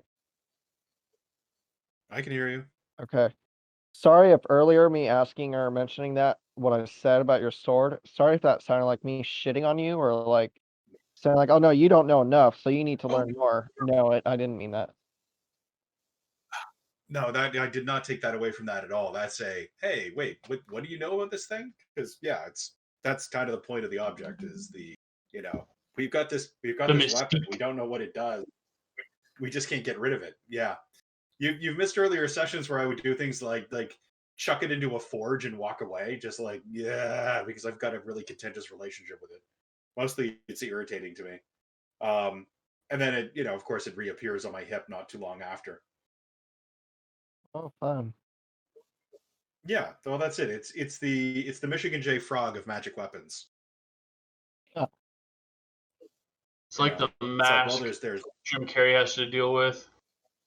Yeah. kind of like the Throw it mask, out the window, or- walk away, come back and sitting on your bed. except the whole point is the only thing the sword seems to be is just a normal +1 sword, except it's indestructible. Like I can't break it, but also I can't like buy a lovely set of daggers or trade it in for a better sword. It's like I'm stuck with it. And yeah, that was kind of the fun idea. It's like it's a great big plot hook. It was like, here, Lex, here's a box of plot hooks. But So who was the if original I never, owner of it? Who made the sword and was the first So, bearer yeah. of we don't really know. I come from a tribe of barbarians who were refugees from somewhere. We figured out I have some information about that it came from a different region of the continent. Like I know that it was there. We have legends that it belonged to a king, but we don't know the name of the king. We don't know the name of the sword. We don't know exactly where it came from. So I've been everywhere we stop where there's like wizened old people with books. I'm like, hey, I'm trying to track down some information about this sword. Can you tell me anything? And they'll look and go, it just looks like a sword. There's nothing special about it except. And I can't even remember what was the name of the Lex would have to tell me the name of the kingdom that it came from or the region it came from, which kind of lines up with my people's story of being like driven out of an area, but that's about it. Okay, we'll be yeah. starting back up in just a second. To answer your question, you don't know officially where it came from, but from everything you've been able to piece together, the sword originated in a much older, much larger forest than when you guys have been living. So you suspect it's probably from somewhere in the Oblivion Forest. Okay, I'm gonna add that Where to is notes just that? so I can't. The Oblivion Forest is located between the Dead Ocean and the Mirror Vale, also on the outskirts of Assilion. It is an enormous old world forest that most of you have never set foot in. Okay, that reminds me of the Darkwood Forest or the Dark Forest from Harry Potter. Or I don't actually know what it's called. It's like Cal, the something forest. Yeah. roll me a history check. Come on. Go to the page. Come on. History. Oh, for fuck's sakes. 4. I haven't rolled above a 5 in like. You don't know anything about going deeper in, but from your cleric days, you do know that there is a lake located on the outskirts of the Oblivion Forest that is a fairly common swimming hole for a lot of the people who reside in Assilion. And you've treated all kinds of nasty bites from people that have gone swimming there. Some people who also came back with a sense of euphoria about them. Eat. Know what that one is. Ooh. Odd. Now, from what you know, this is not the safest place to venture into. Yeah.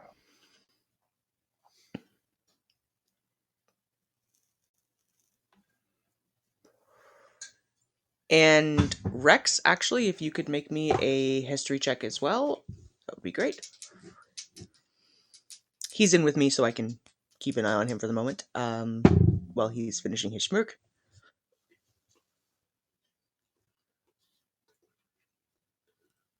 Okay, so Rex rolled a 12, which gives him enough to be able to remember. When he was reading through the book on dragon lore, he is able to also fill in that the Oblivion Forest is home to the green dragon flight.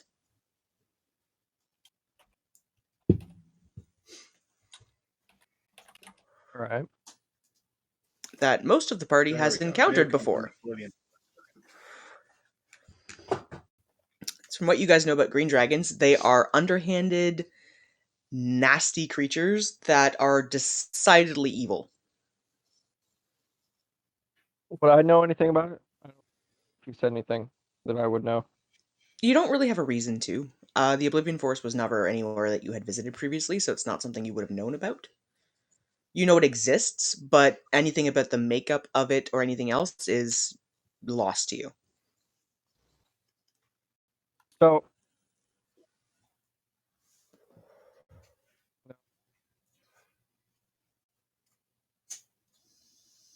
If you are currently talking, I am not hearing you. no, I never mind.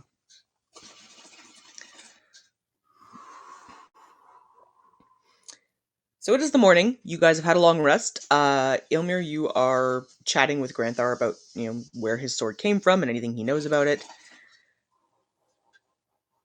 Granthar, your father kind of pokes a head out after having spoken with Shirin and goes,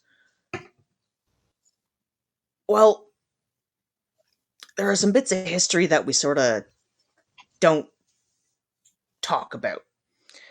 Well, And he lets you know that the story is that this sword has been in your family for 1,000 years. But the truth is, before his father had it, no one had ever laid eyes on it before. And his Wait, father would what? never talk about told me this. where it came from or where he came from. Hang on. So Grandpa had this sword, and Grandpa wasn't born into the tribe? I thought the Skull Smashers had been members of the tribe going back since we arrived in the Sinking Valley, back when it was, the slightly average than hill. He says, well, that's the story we tell because better that we look like a united tribe. But truth is, we don't really know So how my dad came to be with our people, and we don't really know where he came from. We just know that, from what I was told, he didn't, rest him comfortably, he didn't remember much before he was about 10, and after that he knew the Sinking Valley is home, and the sword had always been with him, and then it passed down to me and to you, and So what if he made the sword? Have you ever tried commanding his name as a sword? Command word? We have tried everything I could possibly think of to get the sword to do things. But you told me the stories of the sword from members of our family going back hundreds of years. Like, is none of this true? do we really want to tell people we don't know what this is or why it does what it does? Dad, when I ask you a question about this thing, this is the kind of information that I need. I've been running around looking like an idiot because I've been giving people bad information about where the sword comes from. If you wanted to know more about it, you got to tell me the truth. Is there anything else I should know? Are we actually a bunch of shipwrights from a coastal city? Are the leather pants not necessary for the whole barbarian look? Except I feel compelled to wear them. That's Like, all what? I What? Are you know, not I telling me? swear. Your father, from what he remembers, he's got nothing before he was about 10, and then from that on he was in the valley with the rest of our tribe, and he had this sword, and he was never able to tell me really where it came from. Just that it caused these compulsions in him. That freaking old woman was right. I have been asking the wrong questions. I didn't understand what she meant. Now I know. I have been asking the wrong questions. Damn it. So, Damn it. Granthar, That's his father. I'm curious. He's talking to his yeah, so he's- What Okay. would happen with me if I were to touch the sword? Just the hilt of it. Nothing, as far as I know. I've given it to plenty of people. Here, take it. It's yours. And I put it on the table. Ilmir, Grab the sword. you pick it up, and then without thinking consciously about it, you hand it right back to Granthar. See? Right. In about 10 seconds, you're going to hand it back. Oh, never mind. Here it is in my hand. Here. Take it, run outside, and throw it down the well. Here, take it. See how far you get. Do you attempt to take the sword again? And okay, so about that, I want to use every single fiber in my being to fight that. Every single fiber. You To take break that. the hilt of the sword from Granthar, you turn around, take about one step, stop, turn back, and hand him the sword, and then continue walking out the door.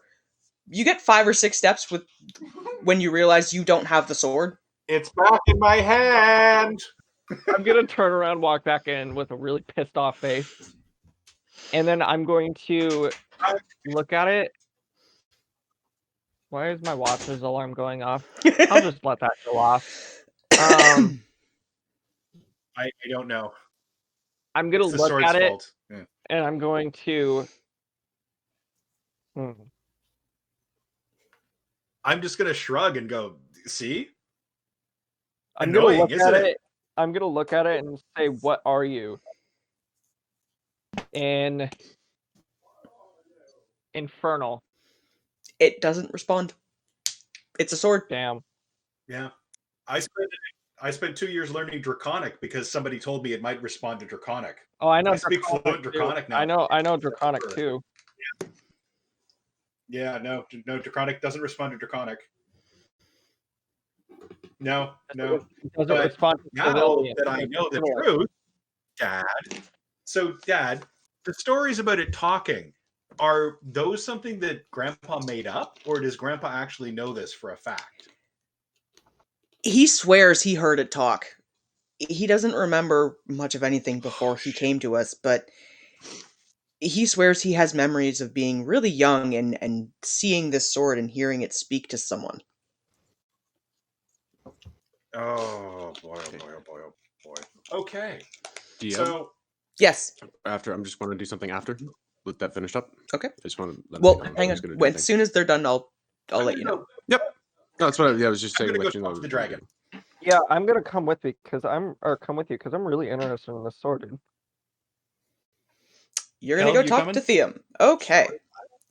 So- Okay, we're gonna go talk to the dragon. All right, you guys are making your way over there. Rex, are you going to be going with them? I'll be following in a minute. I wanted to check in with Sheeran real quick because I have something that might have I have an idea with something. She has a slight amount more color to her, and it looks like the wounds have at least stopped bleeding, but she's still real rough. Yep. Well, I have an idea for that. Out of my bag, I pull a necrotic resistance potion. Pull the stopper off, and I kind of gesture to her and said, "Drink this. I'm gonna try. Drink this. I want to try again." She drinks the potion, and give me the description on what the item is, please. You just wrote space. Like someone just died. It's supposed to. I think it's. I'm also trying to figure out because I'm not exactly sure what's going on with the thing with her. You just said something about necrotic damage, so it's like, and it resisting the healing. So it's like,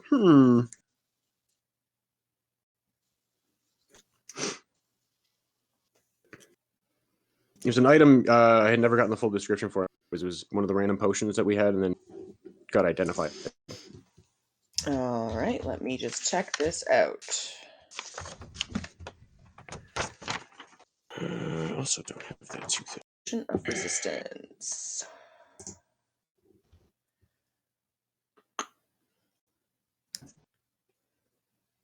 Okay, you gain resistance to what type of damage for 1 hour.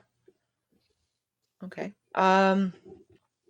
You feed her this potion, and looking her over, you can see where all of the wounds on her person had been. One of them stopped glowing. Okay, well, in the vein of that, I'm going to lay on hands again. Okay. So For that's 35. Yep, it's another 35. The wound that stopped glowing heals. How does she feel after that? She still has about 6 wounds on her that are not okay, but the one of them has healed up.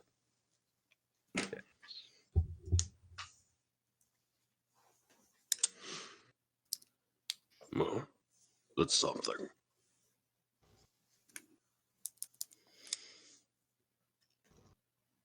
All right, so Ilmir and Rex, are you guys making your way over to meet up with the rest of them as they go talk to Theum?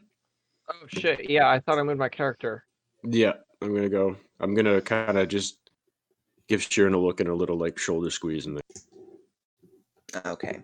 So, Seeker, Kel, and Granthar, you guys head over to the Rusty Nail. The door is open, and Theum is behind the counter, looking like his usual self. He nods at you all as you enter. He's behind a shelf. Oh, he's looking like a shelf. So I've been thinking about your problem. Well, I And hope have you're. you just tried telling her who you are? I'm worried about what'll happen if I do. Well, How do true, I know but you're she's gonna going to have be to okay with me honest, being and a honesty dragon? is the best. Well, I mean, you don't, but at the same time, she's gonna have to be okay with it because you are a dragon. So that'd be kind of like, important first date information, I would think. By the way, I'm actually a giant dragon. Now Rex has come up with an idea that perhaps you should defeat me in combat. Both of us. And But that Dad, would go to I know I'm not there, but it was both of us. Like we'll both spar him. Makes it Right. more impressive. Then you should spar with us and defeat us in combat so that she can see that you're a warrior of exceptional prowess. I'm a bit against it for one simple reason, and I take Stabicus out and put it on the counter. This. This is my magic sword, which my daughter nicknamed Lord Stabicus. It sends me to a frothing rage when I draw it from the sheath, and I can't stop fighting until my opponent is dead or subdued. And I'll just go on to recap very quickly the He holds properties a of hand up Stabicus to because I don't you, want to repeat and everything. he holds a hand up to you and very, very gingerly picks up the handle from Stabicus Yeah. and starts to look it over. Do you know what this is? Because apparently it has not been in my family for hundreds of years, or if it has, I don't really know where my family came from. Granthar, you notice All I know that is it passes as down my bloodline. Theum picks Stabicus up and pulls it from its sheath, he doesn't Told you. automatically hand it to you. Told you. Huh. Interesting. You don't feel the urge to give it to me? He looks at you with a little bit of a twinkle in his eyes and he goes, I know exactly what this blade is, or at least of its kind. Told you. Told you. Damn it! And no, What is it? these little parlor tricks Does it don't talk? work on me. He sheaths the blade again, sets it back down on the counter. That's exactly why I said go to Theum. He sheaths You'll the be blade, fine. he sets it back down on the counter, and he says, well, I have not encountered this specific one. I have encountered some that are like it. I have two in my horde. They carry a bloodline curse on them, Uh-huh. where they are destined to be wielded by the Yes, they do. chieftains of tribes. The problem with that being, if it is not held by the current chieftain of the tribe, it has some uncontrollable effects. And he notes pointedly at you, like Such as? rage. Now, the markings on this blade, Okay. the markings on this blade tell me that this came from the Oblivion tribe. What is the Oblivion tribe? Where is the Oblivion tribe? Well, we don't really know exactly where they are. They kind of roam around a bit. But for the most part, they take up residence in the Oblivion Forest. They're a mixed race tribe of many, many people. I have run-ins with them all the time. They keep trying to get into my lair. It is frustrating. He breathes out a tiny little puff of smoke at So, you does this and says, holds up a hand and says, now, what I can tell you is that if you are wielding this, at least some of your blood comes from there. But if you are feeling the One would effects of the assume. curse, it's because you are not currently the chieftain of the Oblivion tribe. If you want to know this name So if I become and you want to know anything more about it, you're going to have to talk to them. Okay, well, can I use this bloodline curse to find my daughter? She would be the next one to get it. Is it attuned to her somehow? He kind of picks it up again, flips the Because blade if over, I- looks at it, and says, It doesn't have a seeking property on it so much. I mean, it will teleport as necessary. It's part of the curse inlaid in it, but He sets it down, kind of wanders into the back room for a moment, and when he comes back out, he is holding a small kind of a glass trinket. And he extends a hand out and offers it up to you. Looking at him, roll me a perception check. Oh dear. Okay, perception. Come on, click clack rocks. 18. You notice Sure, as click he's clack been talking to you and as he's been explaining this, kind of unconsciously, there have been little bits of scale that have been showing up on his body.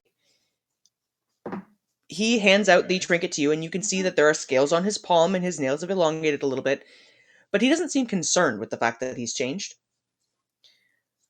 Okay. Anyways, do you take the little trinket from him? Yes, I take the little trinket from him. And he says, all right, well, this might help you. This is a seer stone. Once a night, if you touch your sword with this, it will give you a rough direction that you need to head in to find the next member of the bloodline. Great. Well, we know who that is. Unless I have a child out there I'm not aware of, but I'm pretty sure that's not the case. Unless you're is wrong, it's gonna go to someone else. Well, it goes to the next person in the bloodline, and the only child I have is Miriam. Next oldest child I have. I didn't go through my slutty phase until after her mother died. All right. So you do have a little more information than you did. your slutty face. Slutty face. Blah, blah, blah. The Yeah. barbarian phase. Hey. Yes, the barbarian phase. What? Some people drown their sorrows in booze. Some people drown their sorrows in, other people's bodily fluids. I'm just saying. Both are valid. Sounds like a good time. Yeah. Theum, Both are dangerous coping mechanisms. Theum gives you a tiny bit of a wink and goes, and by the way, if you speak its name, it will speak back. What's its name? What is its name? I don't know its name. He I shrugs can't at you even in tell kind of you. a, I don't know, kind of a mentality and goes, find your tribe. You'll figure it out. What do the Oh, symbols my on the sword goodness. mean?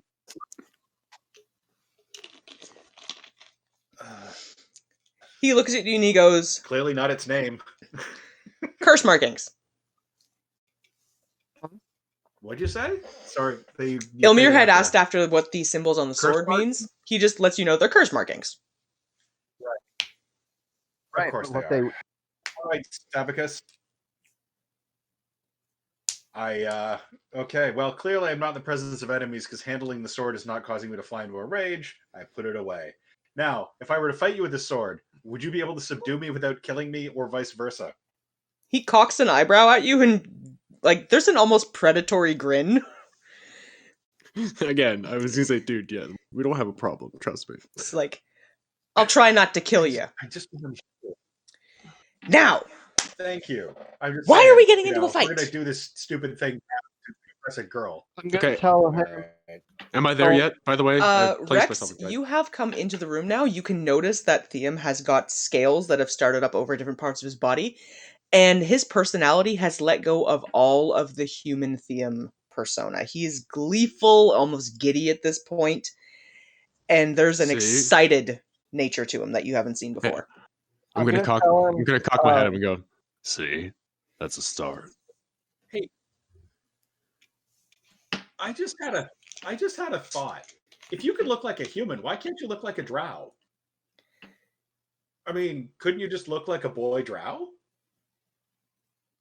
He kind of If looks she's at not attracted to humans. he looks at you, he looks at Ilmer, and he goes,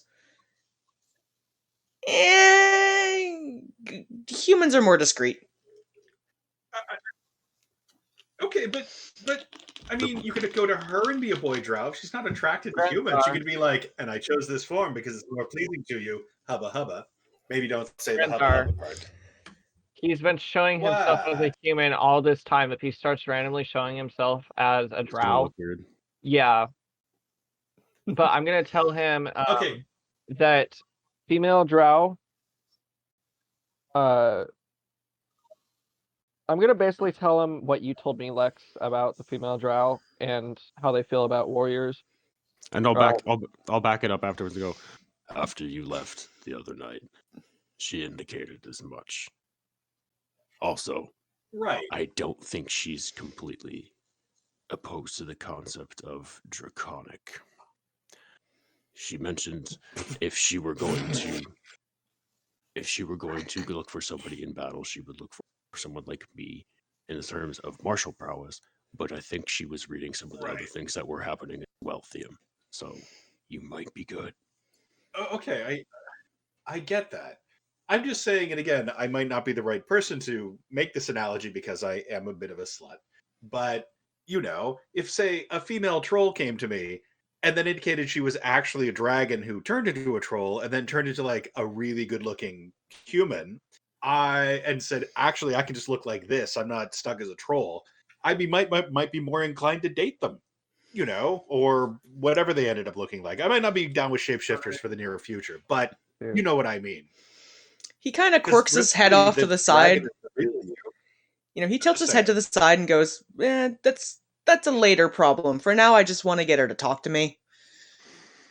Which is Okay, what I fine. was I trying just to was work trying to on. avoid being stomped by a dragon, but I guess And, I'm gonna get stomped by a dragon.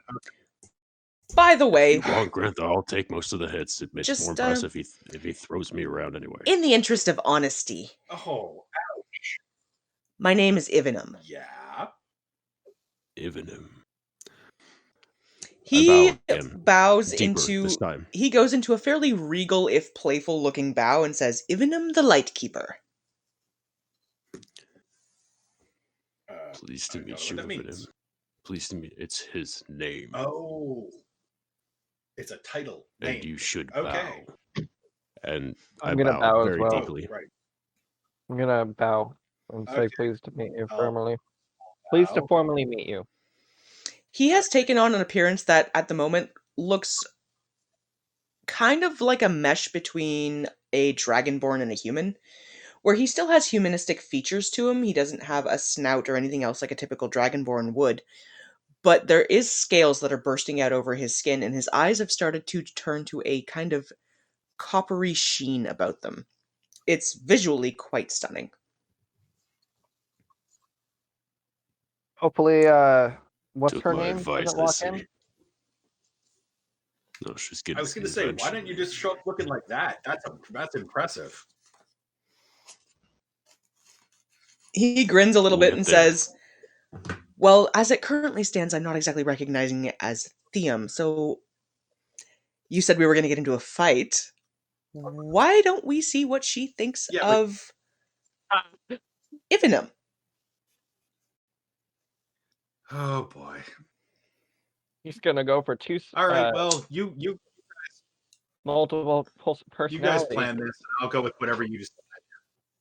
All right. Well, the general idea that I had been running with Ifendim was to continue the momentum I'd had for bringing Theum out. But if you want to change the plan, that's fine. The idea was we set up for a little spar to bolster Theum's martial prowess in the event of further attacks on Assilion. And then, while we're doing that, you let loose a little. He consciously reverts back to looking like the usual Theum that you can see before, and he goes, a sparring match? Okay. I can do that. Question.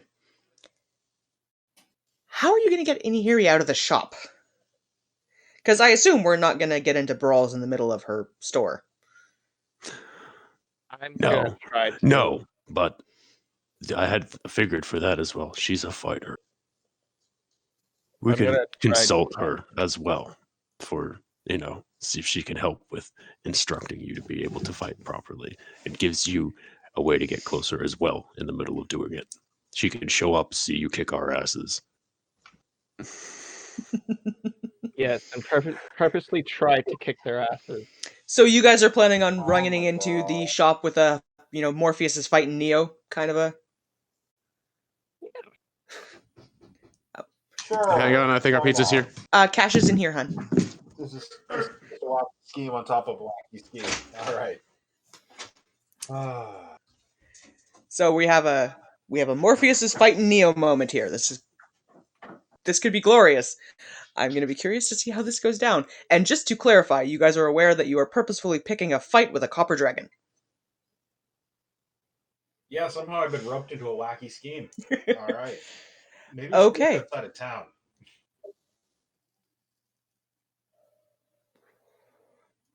Are you guys planning on doing this in the middle of town? Are you going to take it out to the farmlands? Oh boy. You know what? Farmland. You guys figure this wacky scheme.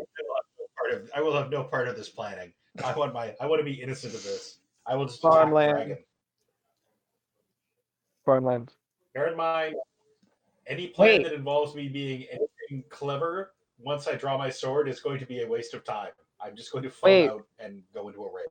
The only thing is, you yourself said that Stavicus will prevent you from leaving battle until someone dies. No, until if I get knocked unconscious or am near death, I stop. I drop out of my rage. So, Okay. but yeah, Stabicus until I subdue or kill my enemy. It's not necessarily dead, but like I have to subdue my enemy. Theum kind of scratches a chin for a moment and goes, well, if we're looking at this as a spar, I don't really want us to have to kill each other. Do you have another weapon you could use to make sure you can maintain control? I don't have a weapon, but I do have this very large, heavy frying pan that I can use as a club. That he does fight with. That's quite not often. going to be impressive, though. Because, if I you're mean- fighting against a frying pan, then, of course, the person without the frying pan, no offense, Granthar, is going to lose because it's a frying pan. It's less of a I mean, frying yeah, pan it and hurts, more of a hammer that looks slightly like a frying pan. Well, Yeah, still, no, I mean, it's like a hammer. It just kind of looks like a frying pan, and it could be used as a frying pan. He's used it in combat before, beating the shit out of things with it. all right. Yes, and it makes a very satisfying bong noise when you hit people. It really does. Yeah. Theum looks over the giant hammer-style frying pan that you're wielding and goes, "That'll work." Yeah. So, okay. Well, are we if you doing decide this, I get this frying pan, then just you and me, or am I getting to spar off against the lot of ya? Well, I think it's me and Rex. I figured it'd just be Granthar and I. I don't know, Kelly. You want in on this? You want to fight a dragon and lose to impress a drow? If anyone is going to fight the dragon, I feel like I have to be there to try and keep people alive, even for a minute. All right. Well, I was going to say that's it might be important if she just plays cleric to the whole sparring match. It makes sense logically too. Actually, no, I don't want to. But I kind of do. I kind of want to. I only have my fire staff, and fire isn't going to do shit to me or him, because I'm resistant in fire, and he is obviously resistant to fire. But I do have things like acid splash, eldritch blast. He's a copper dragon. They don't do fire. Copper dragon's acid. Oh, so he's resistant to acid, not fire, right? He's actually, well, you know what? You don't know. I'm not telling you. That's a meta note that I'm just saying. I'm just saying, he's a copper dragon. You're gonna have to wait and find out.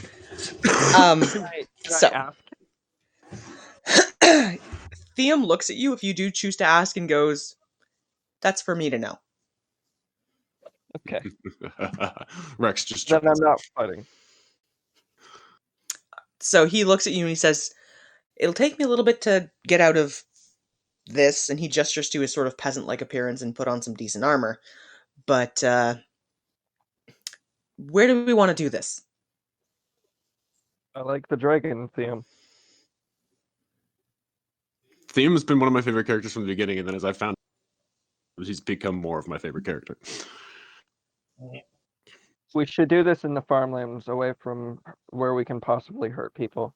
Agreed. I was thinking somewhere that way, out of the city. where there's space, and it makes more sense to set up a little sparring match. And as the secondary method, while we're sparring, we could have an idea of looking out for another attack or anything changing. He nods and says, all right, the farmlands it is. Shall we say 3 o'clock? It's about 11 a.m. now. Sure. Now, which I one got of you something I wanna- lucky No, folks? So which one of you is going to go and let Inahiri know to come out? Secret, you're cutting out. Yeah, you're going a little robot-y. And Lex, can you just recap a little bit on, because I know there's some plans set while I was trying to grab the one pizza. You and Granthar are going to take on Theum after he goes out.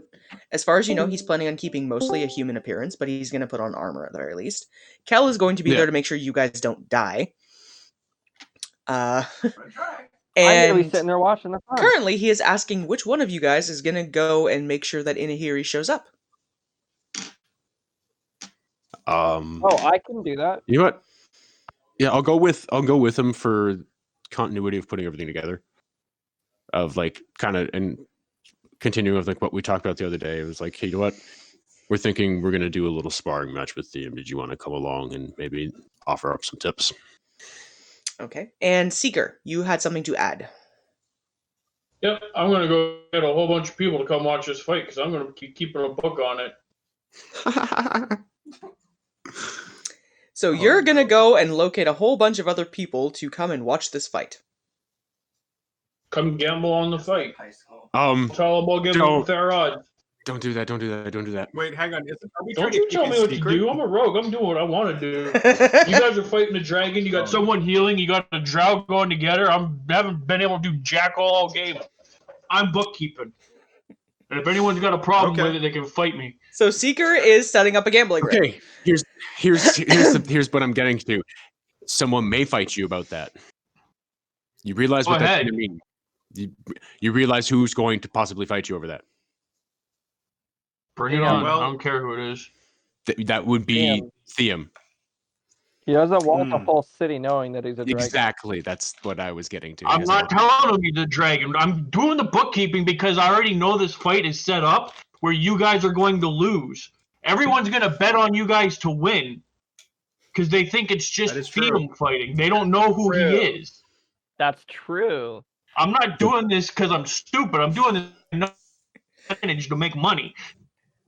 Rigged The gambling point ring. of what was going to be here was for him to kind of let loose some of his draconic. So didn't know how much he was going to end up letting loose. That was my I'm word. not going to tell people that ahead of time. If that happens during the fight, I didn't know ahead of time. How am I supposed to know that that was going to happen? Seeker, All bets question. are still good. Have you told Theum that you're setting up a gambling ring? Nope. I'm keeping it to myself. Technically, the party doesn't even know yet. Okay, so your rogue has gone off on his own and you guys have Oh, no okay. idea what he's doing. A rogue has gone The rogue. rogue has gone rogue. See, God this is why I love damn. D&D. This is fantastic. All right, so Theum has, let you guys know he'll meet you out in the farmlands at 3 o'clock. You guys have until then to prep. And Ilmir and Rex, you guys were gonna go and try to convince Inahiri to come out and watch a fight. Yep. All right, so we'll catch up with you guys in a moment. Seeker, do you talk to any of the shopkeepers, or are you just talking to anyone and everyone you spot? I don't talk to anyone I think might have money to spend. Okay, let's see here. We're gonna roll that. Because there's no docks around here. Because normally, that. if there was docks, I'd say I would go talk to the dock workers. Because dock workers and guys working ships generally have a ton of money to spend that they're willing to burn a hole through their pockets for. So You convince 21 people to come out and watch this fight. sweet. A couple of the shopkeepers, you get Roshali and you get Lyra to come out. And beyond that, it's just anyone you happen to have bumped into. So you're off gathering patrons. The rest of you guys are prepping to get into this fight. Jordan? I'm gonna head over to her. Jordan? Rex? Huh? I think I've lost a Rex for a moment. I'll have to just get a second until he comes back in. Yeah. Oh, I should probably But do this. you guys will be heading out to the farmlands later to make sure that's all taken care of. Jordan, could you bring me a fork, please? Or have Nix bring me a fork? Chill.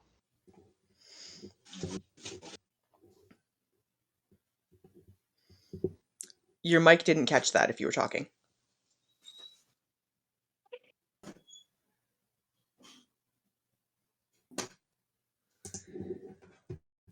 All right. So, while we are waiting, I am going to move Rex over to Shadowfells, and Ilmir, you can move your character over, because you guys are going to go talk to Inhiri. What are the rest of you guys doing? Oh boy, this just sounds like such a bad plan. Okay, but I'm going along with it because hilarious.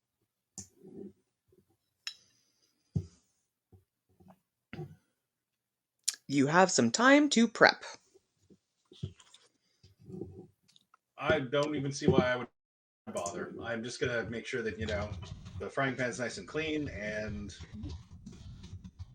wherever they tell me to go, I'm gonna go. I'm gonna go have a pot of tea. Why not? You go and have a nice pot of calming tea. Yes.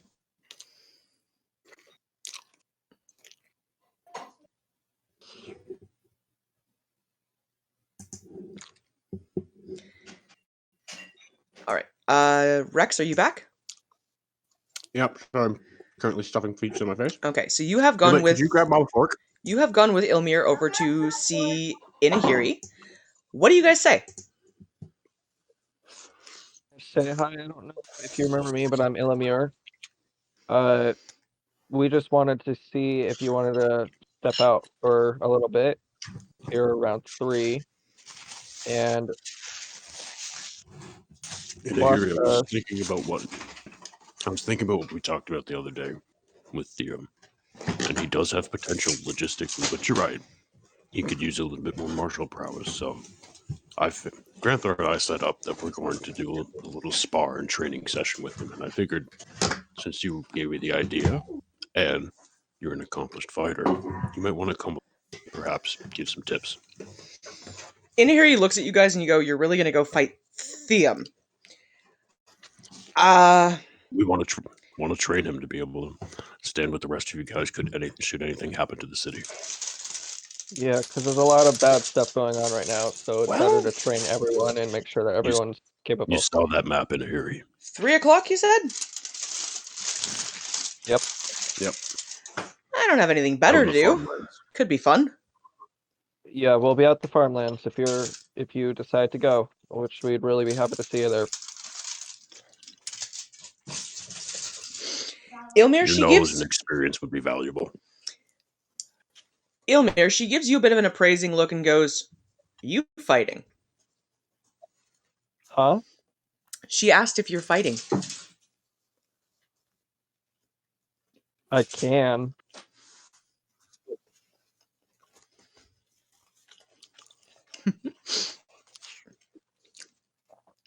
She nods a bit and she looks at the both of you and she goes, "I'd be interested to see what you're both capable of." And there's Okay, a then. little I guess quirk it's to the settled, side I'm of her fighting. mouth.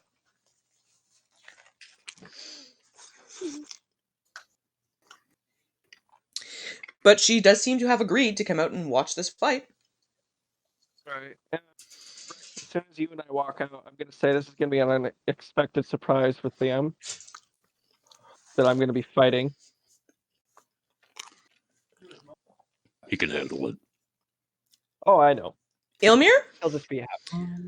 Yeah. could I have you roll an insight check for me? Oh shit.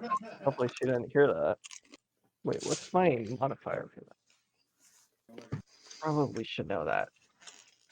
+0. Fuck. Oh, that was an F. What did I roll? 16. Number 4. 16 will do it.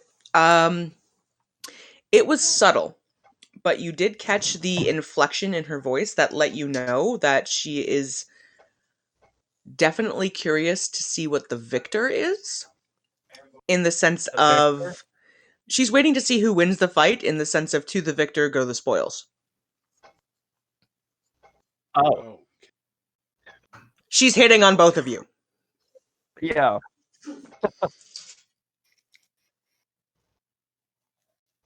Well, she does. I'm not obviously saying this in game. I'm just gonna say that I guess the victor is obviously going to see him. Lucky dude.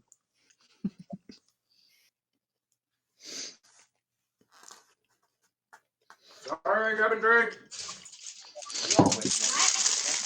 All right. So you guys spend the next few hours prepping in whatever manner you would like to.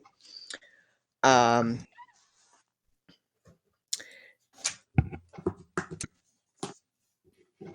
and are you guys just going to be heading directly out to the farmlands from there? See a problem why we can't? Nope. So we're going to move over there because you guys have Oh. decided to make the intelligent decision not to fight in the middle of the city. Coming out to the farmlands, you guys had passed through here a few days ago on your way out to the entrance to the Echo Labyrinth, and a lot of the farmers that had been here previously had taken refuge in the city itself, so the farm is mostly abandoned right now. Oh, I'm gonna let Granthar know that I'm gonna be fighting alongside. So I'll let you guys position yourselves wherever on the map you're thinking it would be smart to host this big old brawl. I'm not seeing my character. I may have to position you in. I don't know if you've actually been on this map before. No, I haven't. And I think I may have to Yeah, locate no, I'm not in it.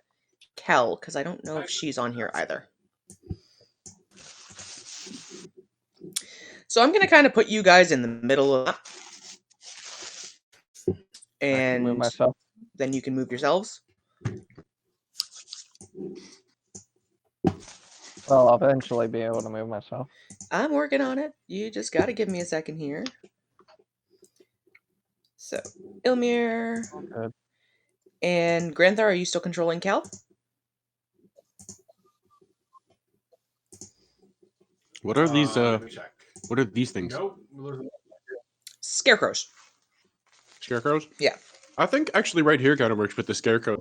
I got like a Yeah, Don't there's not much hit. space. So So, the other thing that sucks is that I'm out. wait. Hang on, you're going a little robot-y, Ilmir. You fix that. As soon as I can. Hey, Kel, where do you want to hang out while we do this incredibly dumb thing? Want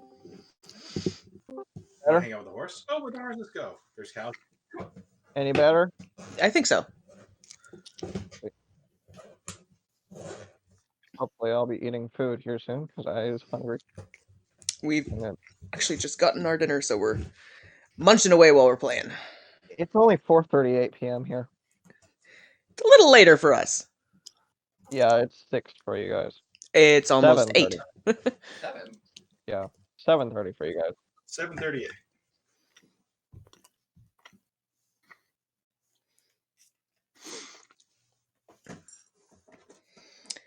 Okay. So you guys have done some prep work. You have sort of figured out where you're aiming on the map. Is there any last minute things you guys want to do as Theum is arriving? Telling people I'm accepting bets. I'll bet on Theum if they want to bet on the rest on the 3. Roll me a deception check. Yeah, our rogue has definitely gone rogue.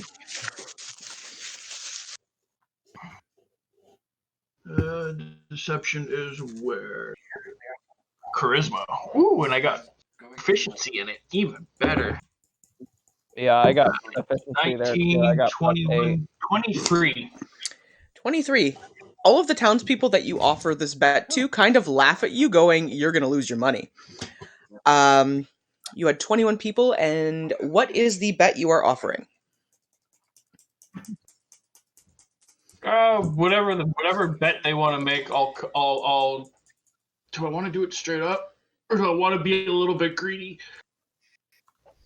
Let's be a little bit greedy. I'll give them 2 to 1 odds. I'm going to quickly smash a bowl after my pizza. You're going to give him 2 to 1 odds. Okay. Yep. I have never had to set up a betting system on D&D before, so excuse me while I ponder this for a moment. Basically, what I was thinking is at 2 to 1 odds, whatever they give me, if they were to win, so if the party were to win, I would have to give them double what they gave me. It's just me trying to entice more people into giving me money. So let's see. With 21 people, I'll say each person has no problem putting down 50 gold because they think you're insane. Sweet. So you can do the math.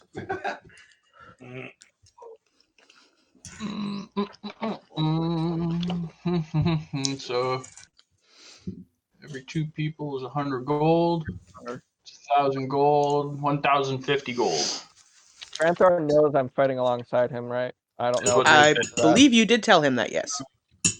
Okay. So we have I'm gonna nudge Rex and Ilmir's fighting too. sort of chin point at Seeker and go, "What's Seeker doing with that crowd of people over there?" Gonna. Rex Granthar has over nudged you and and asked if you have any idea what the hell Seeker is doing with that crowd of people. Is he collecting money? What's going on? Roll a perception check, Granthar. But I don't exactly like the looks of it or the possible implication. Perception. Oh, good. 22. You are very aware of what Seeker is currently doing. It looks like he is placing bets. He's making book. Oh no. Totally betting on how Hang on. badly we're gonna get our asses kicked. Yeah, no, I get that. He's oh shit. Does why am I blanking on his name? Alien? No? Illimer, thank you. Okay. Names are in front of you. Yeah, I know. Illimer. You know? If you're talking No, about the dragon, that's Ivanum. Freaking dragon. What do I know, Granthar? Right. People have no not faith. you, the dragon. You know not to become a dragon. All right. Well, he'll see the crowd. Surely he will know not to turn into a dragon in front of all of them. And Okay. surely I have a plan in case he does. No, surely you do. I have every faith in you, Seeker. As you're, fleecing a crowd for money in the town I live in. Oh, God. That I can randomly drop 3 fog banks in a day around. Better, I love it.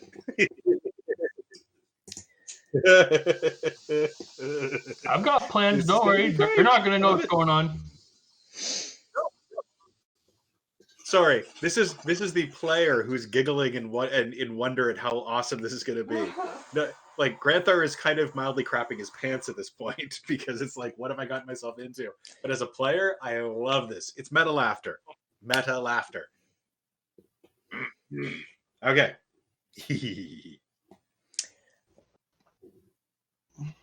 Okay. As Seeker is doing this, Ilmir actually does make an appearance, and he looks substantially more coiffed than you had seen him previously. He has a sword with him, and is wearing a fairly nicely crafted set of armor. He glances over at the crowd, glances over at Seeker. What? Not Ilmir. She said Ilmir, but she meant whatever his name is, the dragon. Sorry, Ivanum shows up. Theum. Oh. Right. He looks like a fighter. Oh, okay. He looks over at the crowd forming around Seeker and notices the change of money, and there is a slight twinkle to his eye and a subtle grin on his face. Oh no, he better not throw the fight. All right. He won't because he knows what's at stake. Yeah, Seeker, you have a feeling he that's probably true. knows exactly Gotta what get you're that. doing and is really entertained.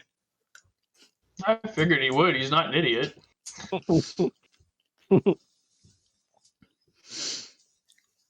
Oh, I'm about to get my ass kicked by a dragon. On purpose. Yeah, that's the I really get funny to part, watch. is you I guys are get to volunteering watch. to get your asses handed to you. And the best part is I'm being paid to watch it happen. Oh, boy. The worst So- part, How? Why? Why did I read this? Oh boy. Don't let me die. This is gonna hurt. Okay. So, in the interest of not having to put 8 million characters on the board for no particular reason, we're going to just pretend there is a crowd. Yeah. But Okay. Inahiri does show up, and she meanders over to where the rest of the crowd is on the outskirts, sort of stands herself next to Seeker and just waits. Ivanum goes through some stretches, kind of makes a few swashbuckly type motions with his sword, and looks confident and borderline cocky right now. God. It's just 2 against 1. but- Is this Ivanum? Yes.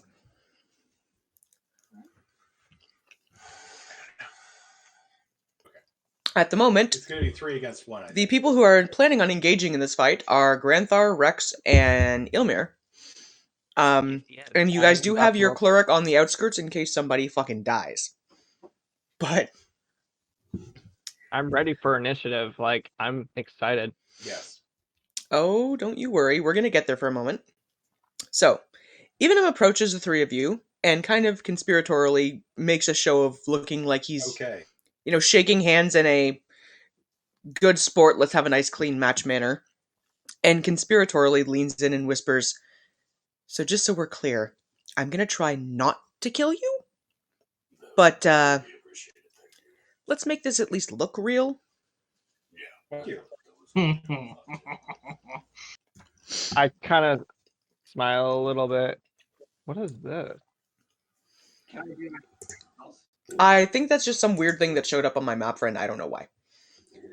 Okay. It's here. Gone.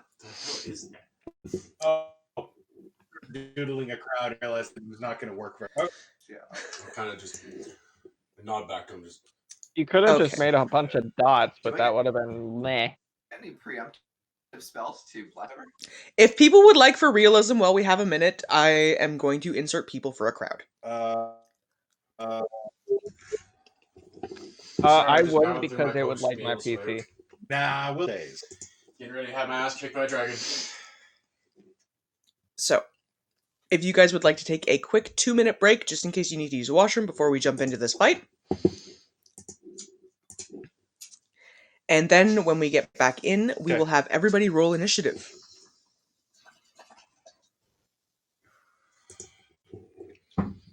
Hey, I have I'll be right back. advantage on initiative now. Okay. Actions. Now, obviously, we can declare too that we're making a full attack, but not going for lethal damage. It's an ancient copper dragon. Just also thinking for purposes of the fight, the setup for the fight. So we're not trying, we're not trying to murder each other. It's a spar, so you can declare that you're going full force, but not going to kill. Yeah, I assume for the purposes of the fight, you guys are not aiming to murder each other. You're just, Like, you can have a knockout or spar type thing where you're going to swing, aggressively, but not intending to kill. Like, we're doing a spar. We're not trying to kill each other to begin with.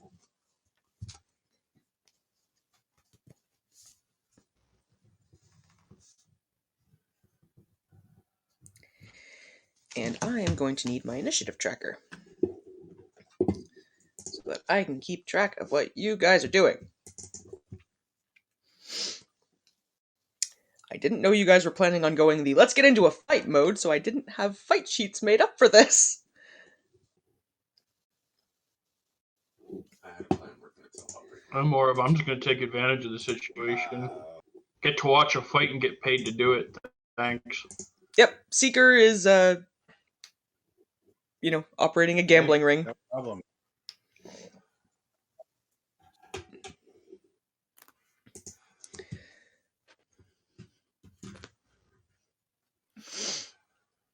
Although, Peeling the vinyl off the arms of my chair.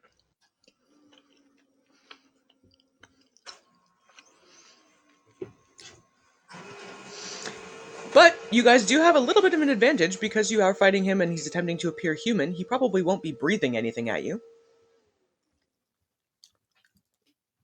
Just for meta knowledge, if he had started to look a little draconic, I'm dropping a fog bank around the crowd standing with me so they can't see anything. I'm going to include you I'll on just the blame- initiative order sheet just in case. Can you The just robot pass me that? And I'll Um, just blame it on malfunction if And I we'll have just to. say that your turns are held in case something happens. That's 12 plus 10, so 22. 22 on initiative. Okay. So, we are getting into the actual sparring match now. Could everybody please roll me initiative as soon as they're back in? I am back. I'm rolling initiative right now. 15. Okay, I'm gonna re-roll that because it fell off my dice pad. Okay. Kel? Okay. We both Oof, rolled 15. much better. I rolled 16 Oh, that second didn't time. fall off. And I rolled. Hang on. A 16. I also rolled a 16. Hang on. Let me do that again. Again. Okay. 12. 13. All right. So Kel goes first. All right, mine 17 is for me. All right, I'm a Sorry. 13. And Ilmir? 17. Oh, tightly bunched, except for Seeker, who's way the fuck out there, because of course he is. And let's see what Ivanum rolls on his initiative, because Dragon Initiative is insane. Yeah. Oh, 49. For what? Well, that's a natural 19.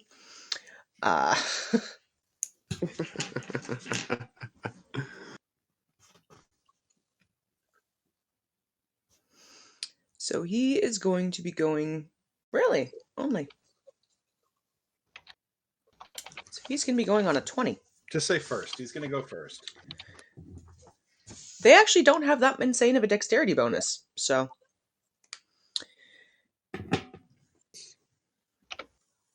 Alright, so... You guys have all prepped yourselves. The crowd is gathered. Everyone is looking on with bated breath. And position yourselves where in the battlefield, quote unquote, you guys would like to be. I'm going to move myself here. I'm right where I want to be. Yeah.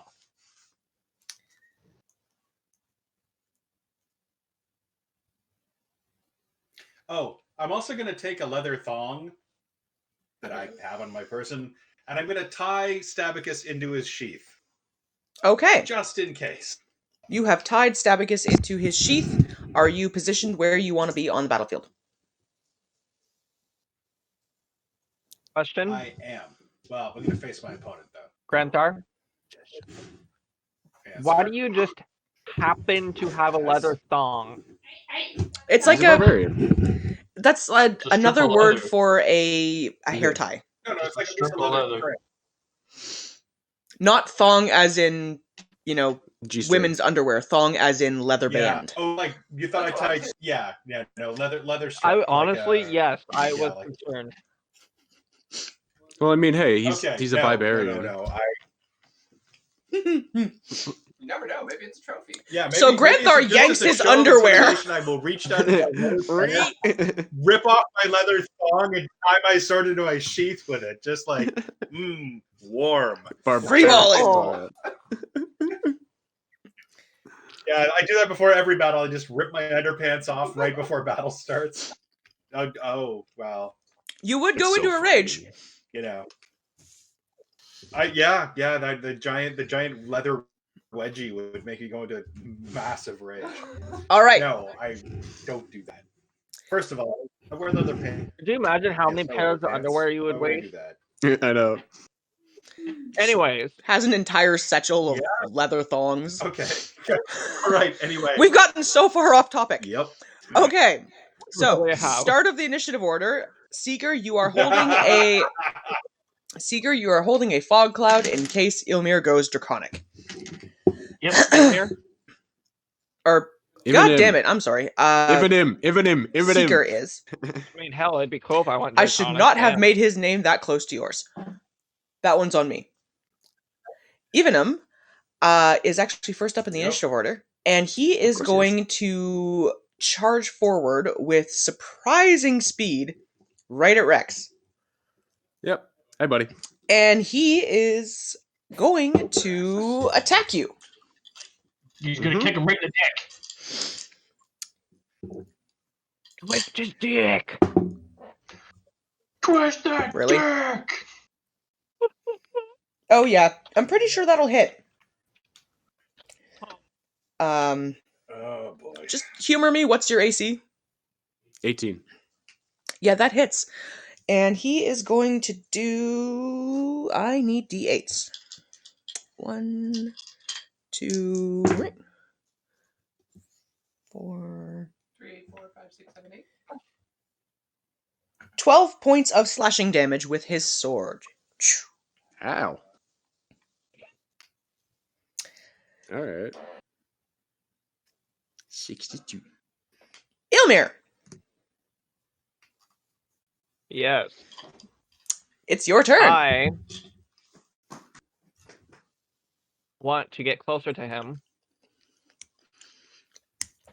So I'm going to use my walking action and travel 1, 5, 10, 15, 20, 25, 30. Would you say this is about 30 feet? I counted the squares. 25 to 30 feet, yep. All right, so I'm going to move there so that doesn't take any of my actual action. Now, are we actually trying to hurt this guy? He said make You it look can real. try. You can. All right. There is specifically a ruling where you can still make a without going for lethal damage. Yeah, I'm assuming that unless you guys tell me Because otherwise, we're- this is non-lethal damage. Yeah, and the setup was Dual a spar, so it's just kind of put into like dual damage basically. Subdual damage is what it's called. Because you're just trying to subdue them. Yeah. So, Ilmir, what are you doing? I'm going to do Eldritch Blast. Blast, really? You're in melee range. Uh-huh. Eldritch Blast is But a I'm ranged pointing spell. I'm pointing it directly at him, though. You're in melee You're range. still in You'll have melee disadvantage range. on your attack for a ranged spell.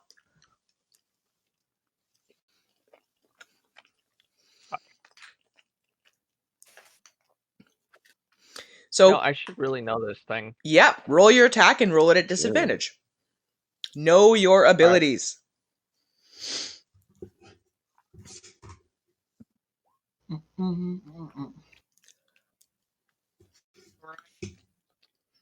Phenomena. First one I rolled was a 19. Second one I rolled was a 17. On the dice. Yeah. All right, add your spellcasting modifier. +4. So 21. 21 will hit. All right. Go ahead and roll damage. Okay, 1d10.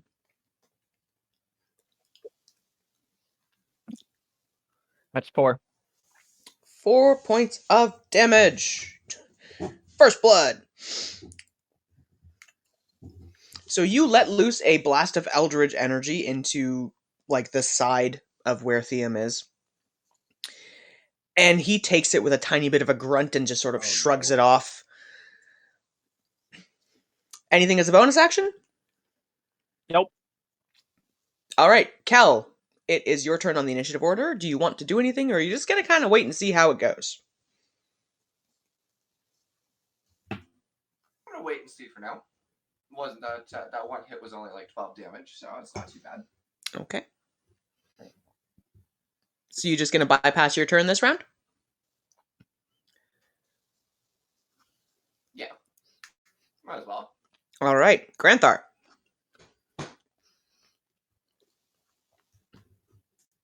Okay, I'm going to draw and I get this frying pan off my back, charge forward, and wang him upside the head with it. Pong. Roll me an attack. Because why not? Let's go full on Wile E. Coyote. First time you've ever Oh. attacked without going into My a first rage. attack, I get a 13. 13 will miss. I am not in a rage. Nope, very deliberately not going into a rage. So, okay, Automet is also 13. Roll 2 sevens in a row. Vegas. All right. Okay, whiff. I missed with my frying pan. Anything as a bonus action.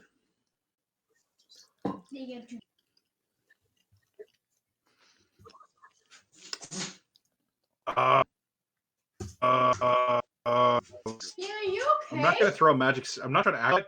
No, that would allow me to prepare but not throw a magic stone. Okay. Yeah. Off the rug. Nope. No bonus. Just gonna run up and whip away with my frying pan. Going a Okay. little That's it. robotic. My turn is done. All right. How's that? Okay. Yeah, that's better. So, Rex.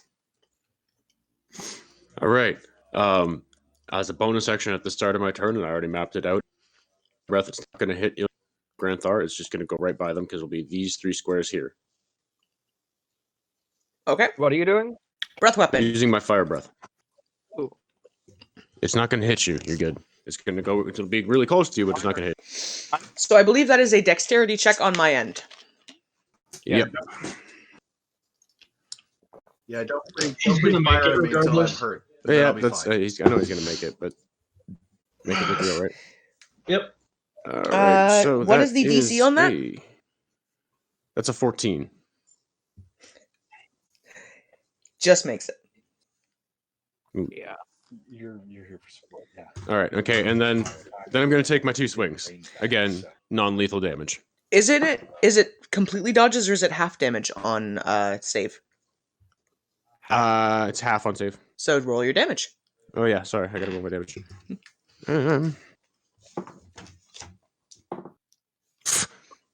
I rolled 2 ones. Yeah. Hey, it's a point of damage. You've singed his eyebrow. All right, now I'm going to make my swing swongs. Okay, now you are swing swonging. You may roll me your attacks. All right, here we go. Almost threw the fucking dice when I went to pick it up.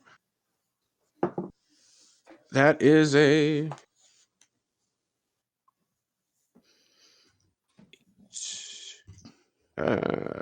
Schmergen 23. 23 will hit.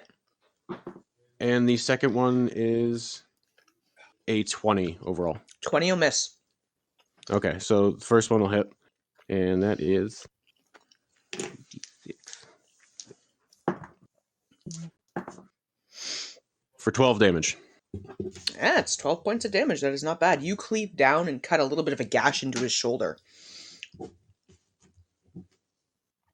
I'm just going to kind of lean in and smirk at him and like snarl a little bit.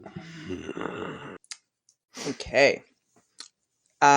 Seeker, I assume you're still holding? Yep. The crowd is starting to kind of amp up a little bit about this, and Inahiri is looking on intently to what is going on. It's going to bring us around to Ivinum, who is going to make 3 attacks, 1 against each of you.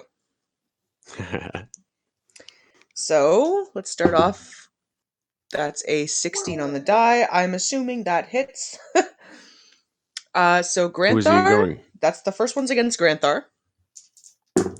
That is 3 and 3 is Oh, 6. my armor class is 15. He rolled a Yeah, 16 on the but- die. And then Oh, he's got okay. what's his? Yeah, but he's got plus. What's his plus? 15. Plus 15. Yeah, Jesus fucking Christ! Ancient Copper Dragon. So that is 12 points of slashing damage against you, Granthar. Ow. Rex, that's a 24 to hit. Yeah, that definitely hits. That is 17 points of slashing damage against you. Owie! And Ilmir, that's a 17 on the die. I'm assuming that's going to hit you. Yeah. That is 16 points of slashing damage against you. In a very quick motion, Ivanum has set 3 rapier slashes, one against 3 of you, and looks effortless doing it. You guys are doing a very good job. He looks really cool right now. Awesome. Ow. All right. Oh, yeah. So, Kel. No, Ow, I'm glad. Ilmir. Ilmir's up first. Yep, I am going to do. Where the fuck is it? Like, actually, where is I it? don't know. You could like, There it is. you could buff us Staff of somehow. Fire. Do you have any way of buffing us? All right, so I'm going to do Burning Hands on Staff of Fire. Okay. Since the charges recharged. Why are they not? Blah. All right. So, am I making a save or are you rolling an attack? Burning Hands. Yes, you make a dexterity saving throw. What's your spell save? Um, It does not matter. think That's a natural 15. 20. Yikes. All right. Half as much as 3d6. So, roll 3d6 and then half the number for me.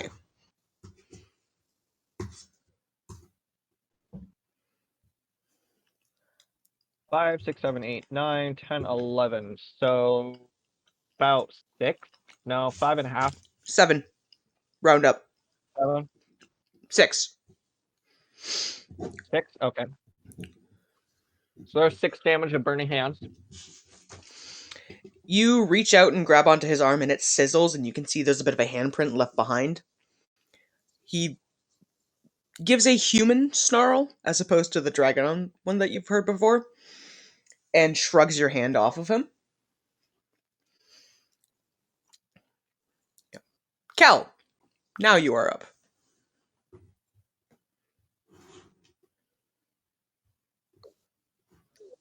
Okay, I'll bless the 3 of them, just a bit.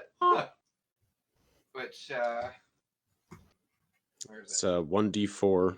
We'll give everyone a D4 they can add. You're cutting out a bit, Cal. Their attack or save throw. It gives you a one temporary d4 that you can use to add to an attack or a saving throw. Okay. And Ooh. I think that lasts a minute, does it not?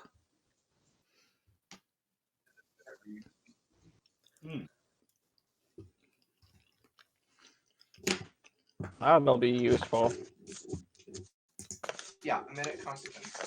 And the D4 can be used multiple times. Mm-hmm. So you guys get to add a d4 to all of your rolls for the next minute. Which, yes, will be handy. Anything good. as a bonus action.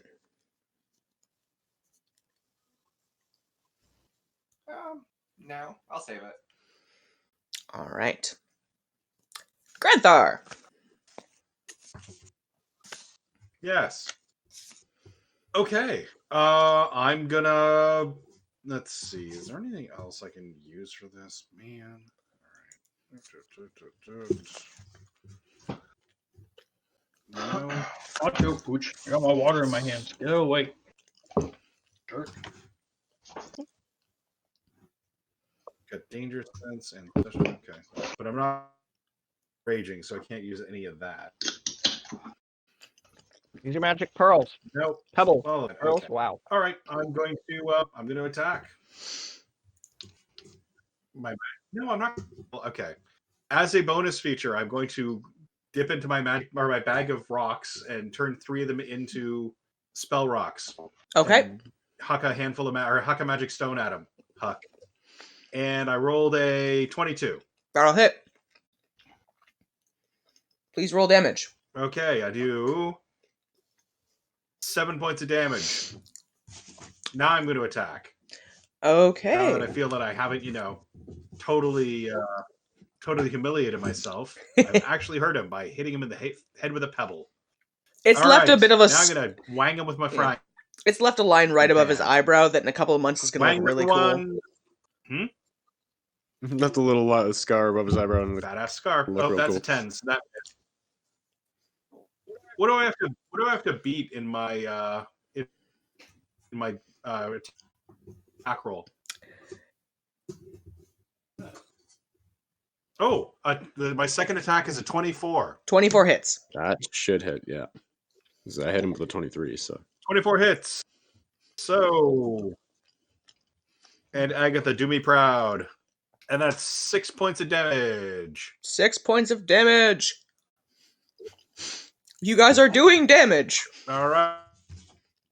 So I pegged him with a rock, Hit him with a frying pan. wanged him with the frying pan. It does make a Wang. very satisfying gong noise when you hit. Evenum looks I pictured surprised making at the how sound hard of that hurt.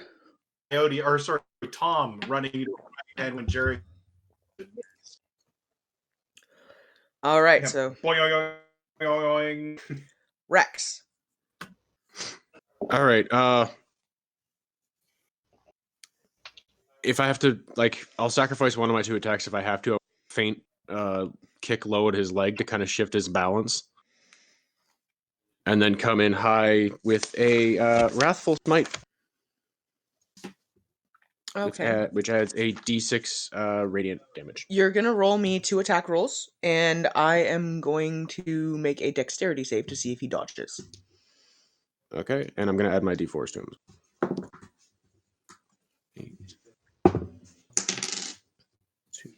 22. Fucking that one. How do you wedge in the corner again, you son of a bitch? Motherfucking. That's it. When I get my PD back up, I'm pretty good at that. Dude, I wish I had a free printer. That shit's cool. My dad has one. Fucking second one's gonna miss.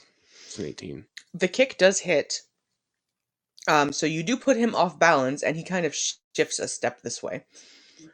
Ilmir, you are going to get an attack of opportunity because he's moved out of your space.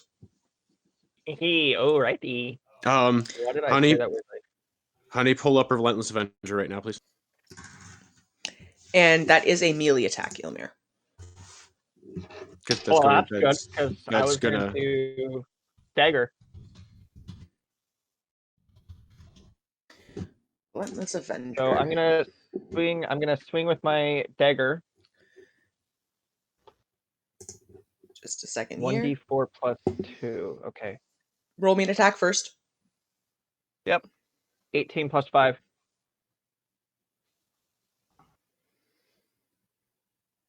Does 23 hit? 23 will hit. Okay. And Rex, Relentless Avenger allows you to move into an enemy space after an attack of opportunity, which you have not had. Okay, I thought it had something to do with him stepping out and granting an extra attack of op type thing. If he's trying to move out of your space because he's running away, you would get an attack of opportunity and then you could follow. But you pushed him off balance, so he wasn't intentionally moving. Yeah, I wasn't 100% sure because it was 1d4 plus shifting 2. stuff. I got 2 in the die, so 4. All right, and Ilmir's attack has done 4 points of damage. You guys are, I'm not going to say doing a lot of damage, but hey, you're hurting him. Okay, so I'm going to add in that my second attack missed when I stepped in to fall, whiffed on him. And while I'm in close to him, I'm going to kind of conspiratorially lean in and growl at him. Use your strength. Throw me. Okay. All right. So, Rex, that was your turn. Seeker, you're still holding your turn and, riling up a crowd. Yep. 3 people look at you a little bit. 3 people look at you a little surprised at the current turn of events. But they haven't said anything further about it. So it is now Evenim's turn. And it's in there if you want to. Sorry. He is going to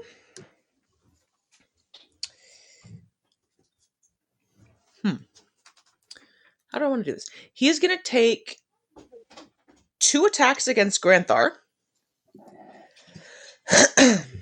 What? Oh man. So that is a 19 on the die, and that's a 15 on the die, so both of those are going to hit.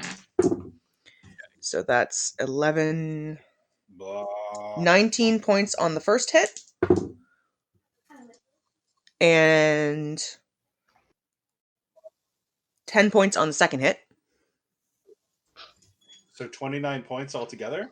On the first. Jesus. Yep. Not exactly pulling his punches, is he? All right, well, I don't really have to sell how badly that hurt, but I'm going to sell how badly that like rocked my world, backwards and be like, ah!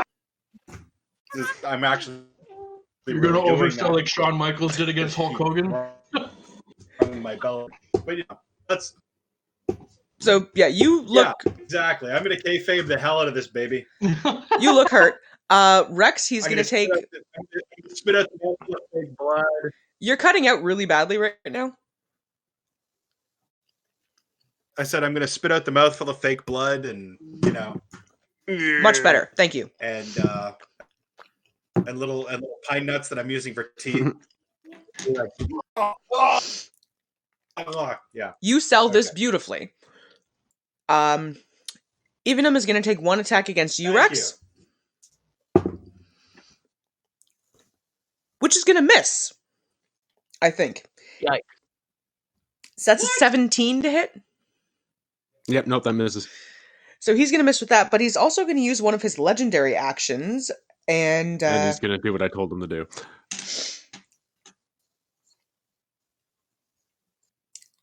Yeah. So I need you to make me a DC 23 dex save, please. Holy shit. Yep, nope, that's a 15. Yep, nope, so... Oh, yeah. Oh, here, I'll add that. D4 to that. That's 19. Yeah, no. So you take 6 points of bludgeoning damage and are pushed back 10 feet. Thud. Oh, hey, that lands me on the fence. Do I smash into the fence for extra dramatic effect? You can, and you're also knocked prone. Okay. Okay, Fence bit smashing everywhere. Dramatic effect. The crowd goes wild. Am I still in attack range from him? It looks like I'm 10 feet away from him. You're about 10 feet away from him. He's been moved out of your melee range. Okay, so I'm going to move closer. Does that give him Not your turn yet. Hang on a second there, buddy. Okay. Just want to make sure we know where we are with everybody. So that was...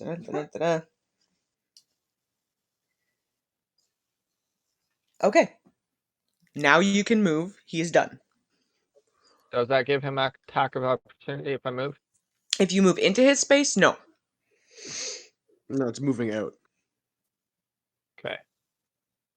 Yeah, hold on. You said 6 points bludgeoning? Yes. Okay. All right. I am going to...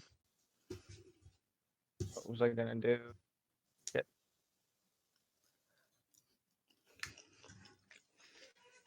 I had a plan. I swear I actually did have a plan of what I was going to do.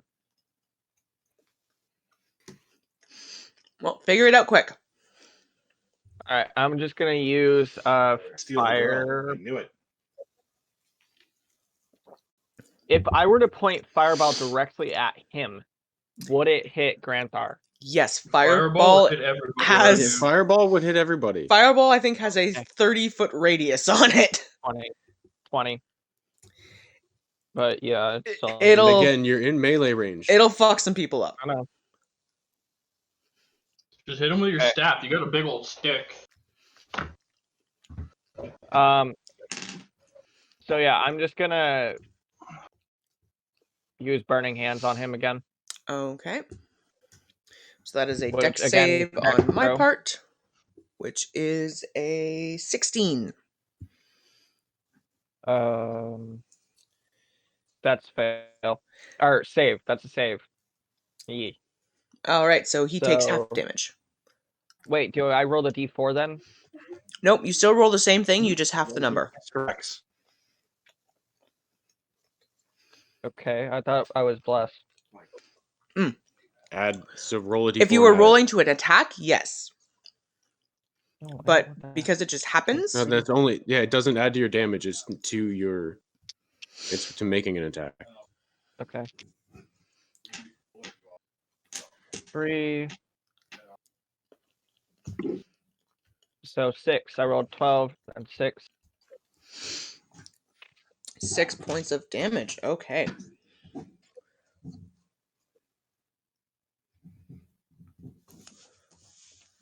All right. Is that your turn, Ilmir? Yep. You're going to stay where you are? Yep. Okay. Kel. Okay. I don't want to be in range of Buddy, but I want to get up to Granthar because I'm going to touch him with Cure Wounds. Oh, okay. What's your movement speed? So like 30. 1, 2, 3, 4, 5. How big are the squares? What's the 5 scale feet. of this thing? Five. One is Oh, yeah, 5 so feet it's only each. 25.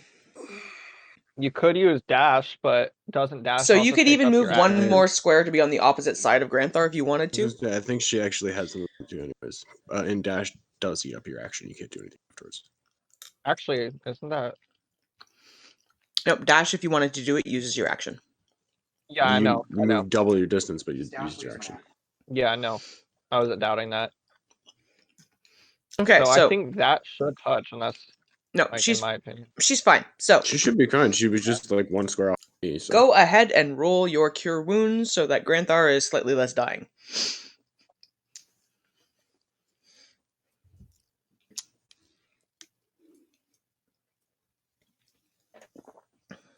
Granthar, what's your hit points at right now?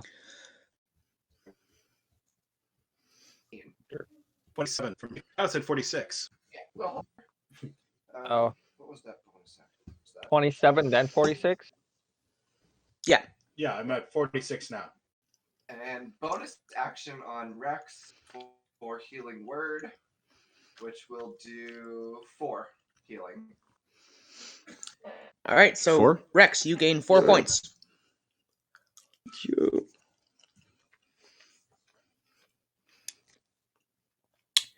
Granthar, your turn. Yes. Okay. And swing in the Antagonist frying pan. And 25.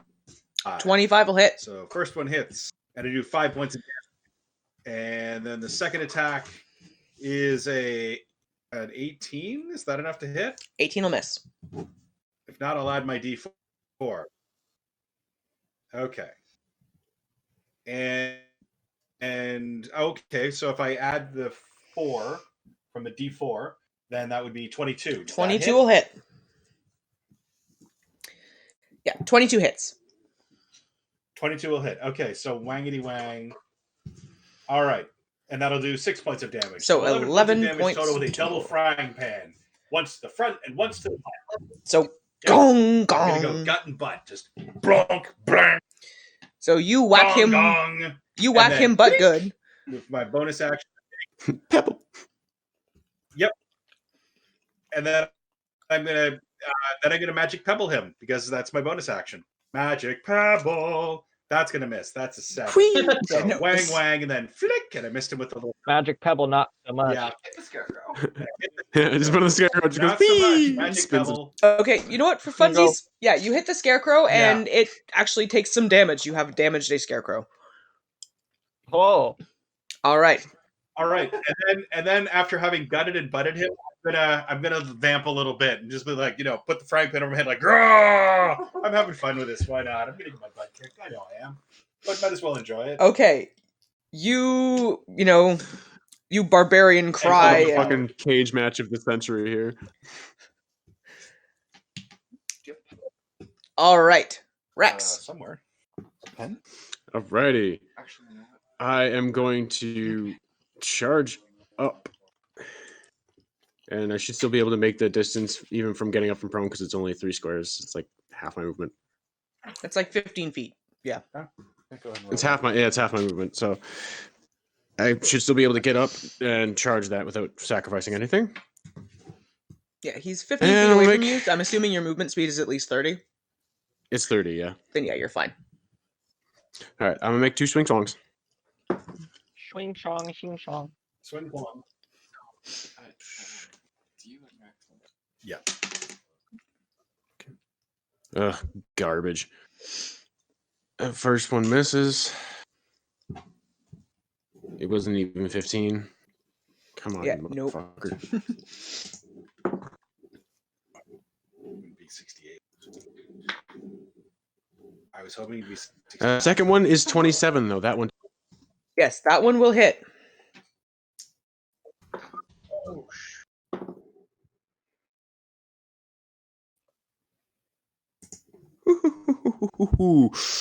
Yeah, that one's gonna sting. That's gonna do 17 damage. Nice.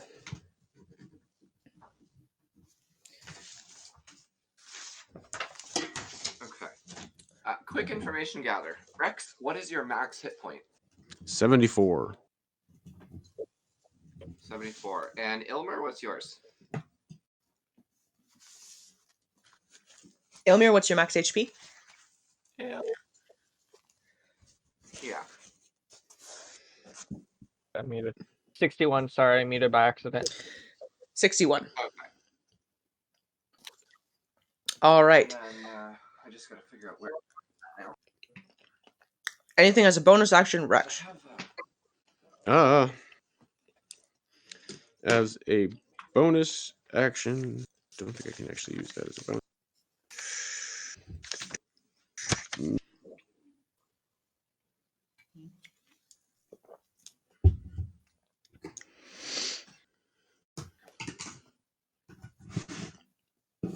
No bonus action. Okay. So, top of the round. Seeker, you're still holding and riling up townsfolk. I'm gonna start a chant. I'm gonna start a WWE style chant of "This is awesome. This is awesome." Roll me a performance check.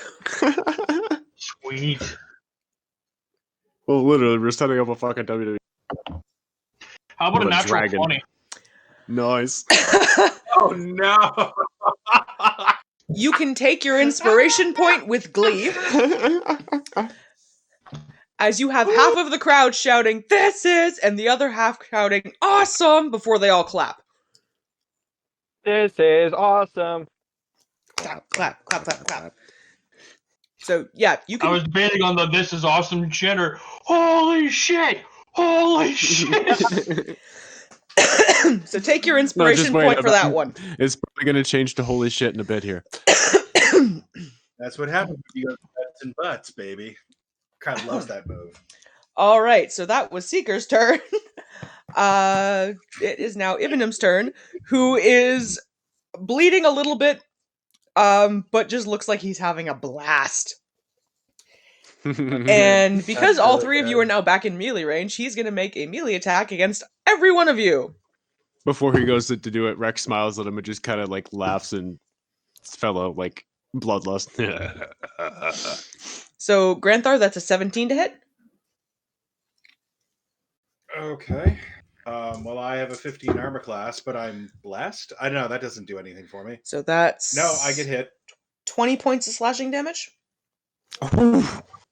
Yeah. Please. Uh, Good thing he's not pulling his punches.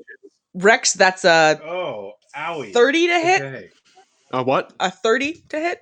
Fuck. Fuck. That's 18 Yeah, points. you wanted to fight an ancient copper dragon. That's Have 18 fun. points of slashing damage. 18? Yep. And Ilmir, that's a 29 to hit. Yeah, I guess So hit. that's 15 points of slashing damage. Yeah. As soon as I can get to my thing here. Okay, I'm at And 30. he is going to use another one of his legendary actions to shoulder charge Granthar. Uh-oh. Getting feisty. Which is a... Really? He rolls a natural 1. What'd you roll? Was it? Ah, Yay! So Don't die. he So- misses you Can I trip him as horrifyingly. he goes flailing past? He goes to charge at I you, want to trip him. misses, ends up stumbling off this side, is prone, Yeah. and both Rex and Ilmir get attacks of opportunity. Yeah. Okay. Do I get an opportunity? He just zip by me. He didn't move out of your range, though. He's still within 5 feet. Okay. That's too bad. I was going to swat him on the ass again as he went flailing by. With the frying pan. Like, of course, I decide to use a legendary action to do something really cool. And I'm it gonna does spin my inspiration not point. I'm function spinning my at all. inspiration point. I'm going to wang him in the ass with a frying pan as he stumbles past me. Wang. bong. Inspiration good use allows you of to re-roll a die, not to take an extra attack. Oh, man. Fine. Okay. All right. So who do you want to go? Who do you want going first for the attack of opportunity? Ilmir, you can go first. Although you won't move, you stay where you are. Okay, my apologies. I'll move back. I get the move with my bonus ability. Okay. So I'm gonna do the dagger. So let me get back onto this item page. Action. Dagger. I'll let him go first. That's a 5 plus 5, so 10. Nope. You swing at him as he stumbles past you, but you can't get purchase on him. Fine air. And Rex. Shit. Add my fucking thing to that though, even though it's still not gonna make it. Yeah, that's a fucking 12. Nope, a 12 will also miss. And keep in mind, any of you who have inspiration points can use them any point you like. You know I what? don't Fuck know it. what. I do have one. I want to use. I don't even know if I have inspiration points. I would have told you if you did. Yeah, I know. I don't remember if you told me. I've been debating on whether to use it. You know what? I'm gonna. You have to I'm mark gonna it down, re-roll but that. I don't know if you've necessarily gotten one by now. I don't think I have. I had that one lurking, and I was debating. I'm gonna use it because I'm fairly stingy on inspiration, so people don't get them I often. re-rolled it, and I hit a natural 20. Well, there you go. Burning the inspiration point was worth it. So that was my damage. Well, that's terrible. Oh, come on, really? Fuck you. And then I roll 2 1s on my fucking damage. Fuck off. So 4 points of Karma, damage. baby. Hang on. Let me wrap everything up. We're not actually trying to kill him. I mean, that's kind of Yeah, No. but again, it's not gonna. one damage. The point is selling it. He's Dude, your die fine. are just Trust like, me, no, he's man. fine. Screw you. Screw you, Can I die. just- Yeah. So what is your total damage? Why haven't you done it? He's prone. You would actually have advantage. But you used your inspiration point, so. That was my bad. I'm going to let you re-roll one of the damage die. Because I was gonna say, well, then technically, no, I didn't burn that because he was. That was an error on your part. That was my bad. You can re-roll a damage die instead. At least you're definitely hitting him. Like that's Okay, so re-rolled. 28 damage. Wow. Okay. That's with the double. That's good. so how's he looking? Then we accidentally killed him. What? No, trust me, he's fine. He's looking a little bit banged up, but fine. Yeah, because he's an ancient copper dragon. He's got over 100 hit points. There's some rips in his armor here and there, and there's a couple of spots where you guys have drawn blood, but he doesn't seem to be slowing down at all. Is there any copper? Is there any scale showing? I was about to ask that. Do I need to make a perception? Does he still look like If Thiem, you guys or are is he starting to specifically look a little checking bit for more, scales, I would like you guys to roll perception checks. Okay, yep. I'm alright with that. I was gonna say, is he starting to show? That's cocked. Fucking look at his side like a dumbass. Yeah, mine was cocked too. Where are you? Okay. Well, that was bad. That's a fucking 5. Ilmir? 15. Sorry. 15. Okay. I don't see Rex, shit. you don't notice any anywhere. Ilmir, looking him over, you can barely catch the glint of a tiny bit of copper scaling, where there is a split in his armor and there's a small amount of a gash from a sword hitting. Okay, I'm gonna look at Seeker and just give him kind of like a look, not like a. Well, no, I can't because I don't know what he's gonna do, so I can't look at him. Nope. So if what's his name? This guy? Sorry. Even him? him. If he turns around, I'm gonna let him know by like giving him a stern look and pointing at his arm or wherever the cut is. That will take up your turn if you want to do that next turn. So where we are in the initiative order is actually Ivanim just went. So Ilmir, it is your turn. If you wanted to try and communicate with him in some way. Nah. It's fine. Nah, I am you're just gonna like, use fuck him up. my Huh? Nah, fuck him up. Yeah. I'm gonna use my walking action. I'm gonna move close to him right here. Okay. Then I'm going to use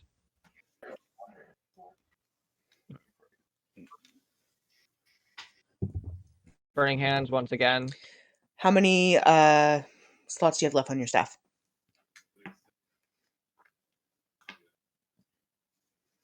I have 8 left. Okay, just keep So if that. I use Burning Hands, I'll have 7. All right. That is a dex check from me. Yep. Which is a 12. Plus anything? It's a 12.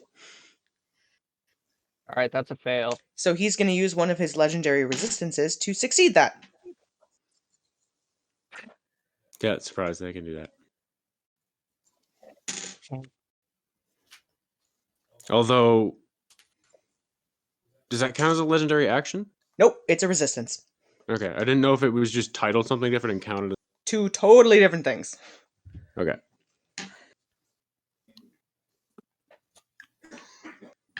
Three, 4, 5, 6, 7, 8. Side note, guys, as a meta thing, we have burned 2 of his 3 legendary actions. Legendary actions recharge per turn. Really? Yep. Yeah. Ancient Copper Dragons. Alrighty, that's my turn. How many points did you do? Okay, then 1. 1 point of Mercer damage. must have augmented I his did dragons. 4. I thought you meant charges for my staff. I did 4 points of damage. That's what I wanted to know. I have it from 8. Okay, so you do 4 points of damage, and that is your turn. Alright. That's going to bring us to Kel. Okay. I wanted a quick check-in on what everybody's hit points are at. I'm at 25. I'm at 30. I'm at 26. So Rex technically is the worst off. Okay. I mean, we're all not great, but Rex, yeah. What were you sitting at? 30, I think he said. Yeah. Okay. I was just trying to decide which action I want to use. So, okay. So I'm going to use my cleric's thing. What is it called? To preserve life. It can grant up to 35 hit points, but it can only go to a maximum of the person's half. So that's what I was trying to get at. So, Granthar, you're now at 34. Rex, you're now at 37. Okay. And if Ilmers are at 30, you stay at 30. Okay. All right, cool. Nicely done. 34. Wood Okay. cleric. Anything as a bonus action. Let's see. Yeah, might as well. Healing Word, 2nd level for Ilmer, is going to give. Wow! Holy shit! 10 plus 10. Nice, thank you. We all go 10 again? Oh no. No, Okay. just Ilmer. All right. So All right, Ilmer I'm is at now 40 now. Thank you. That one's a targeted specific spell. Okay. So you are looking better. Whoa, whoa.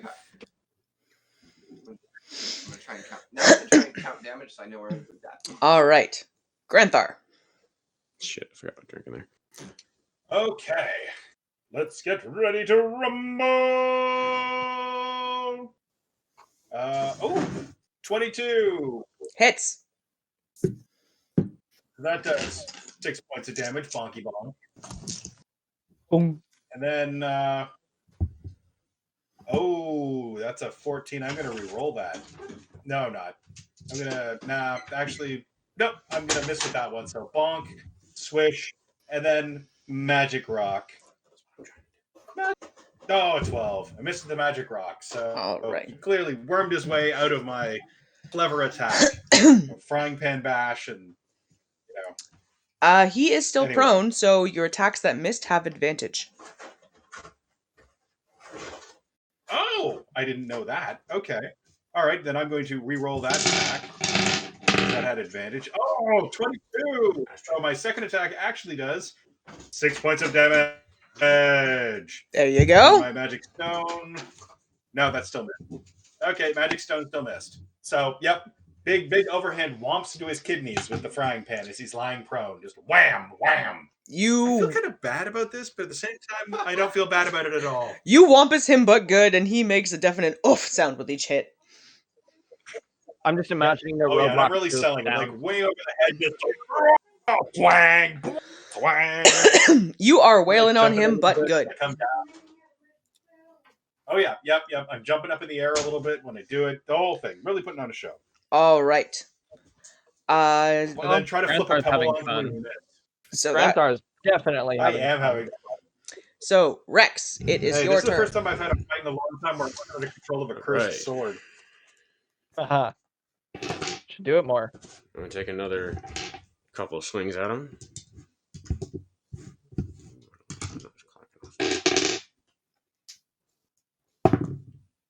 15 plus 10, 25. 25 will hit. 19. That'll hit. That'll hit.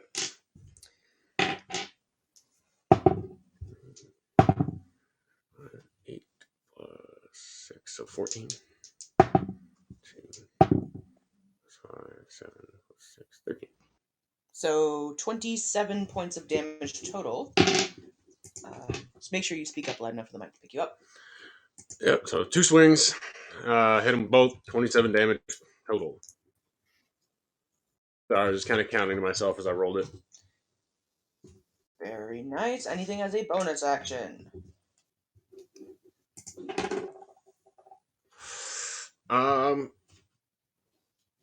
Chug a greater healing potion. All right, so that's 4d4 plus 4. 12,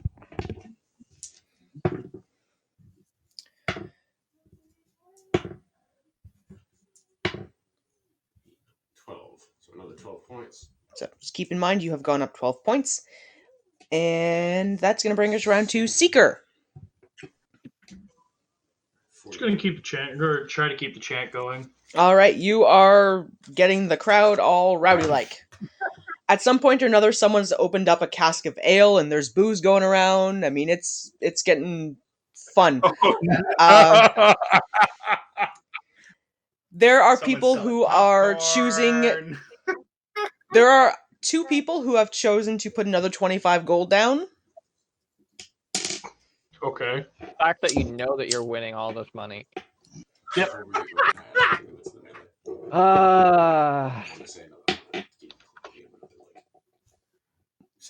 And I could have joined you in this, but I was asked if I was fighting along with side. Okay, so that is Seeker's turn. That brings us around to Ivanum, who is having a lot of fun with this. So he is going to make another attack against the 3 of you, which is going to hit Granthar. That's a 19 on the die. That is a 2 plus 15, 17. Miss. 17 will miss Rex. Wow, it's the first one I think he's missed. And He whiffed another one. a 13 plus 15, so a 28 against Ilmir. Against me? So that's 7 plus. That is 15 points of slashing damage against Granthar. And 8. Sorry, did you say I took 29 damage? Granthar? Yeah, Granthar, you took 15. Ilmir, you are taking 14. 22 points of slashing damage. Okay. And he is going Yikes, to I'm at use 18. another legendary action to try and shoulder charge Rex, which is going to be a 10 to 25 to hit. That'll hit. All right, so you're going to take 18 points of bludgeoning damage and be pushed back 10 feet. Ow.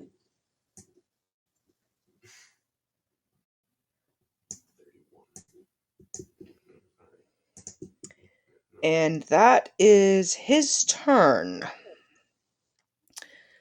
So that's going to bring us around to Ilmir.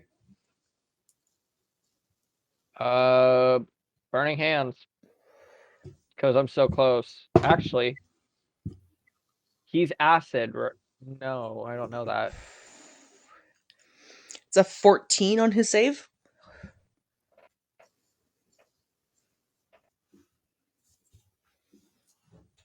Okay, so that's an opportunity I could use. Right now, I'm gonna do burning hands again. All right, Wait, hold up. hurry up. What are you doing? Okay, sorry. Something popped up on my screen. Charge. Go for burning hands. He rolled a 14 on his save. Fail. All right, he's going to burn another one of his legendary resistances to make that save. It's those that he only has 3 of per encounter. Okay. All right, so now we've burned 2 of those. That's what I was getting at before. I had it confused. It's the legendary resistances that he only has 3 of per long rest. So what is the damage on that, Ilmir? 5, 6, 7, 8, 9, 10, 11, 12. So 6 13. points. 6 points. 13. So 6. All right. That's my turn. Kel.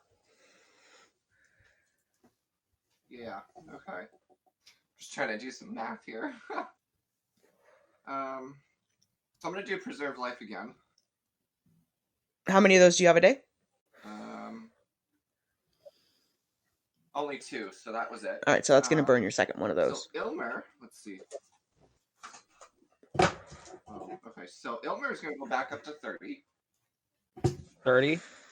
All right. And the other 2 are both at 19. So Rex will get 12 points up. You gain 12 hit points. Okay. And Granthar will go up 11. Okay. Thank you. Anything as a bonus?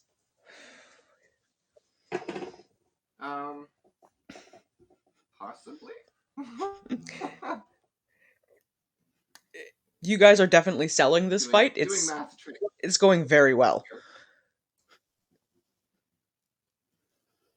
Bonus actions. I don't really have much that I can do.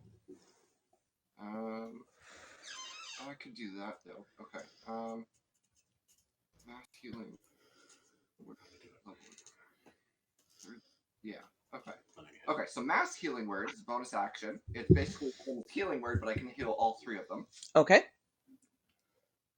So everybody's gonna gain an additional 5 points. So you gain an extra 5 Okay. from a mass healing word.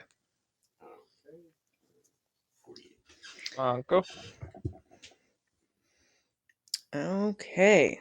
So that is Kel Granthar. Okay.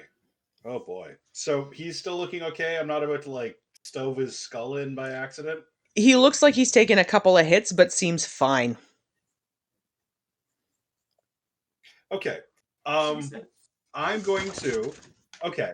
I'm going to try because I'm hitting with a frying pan, I should be able to use my Tavern Brawler strike and grapple with him.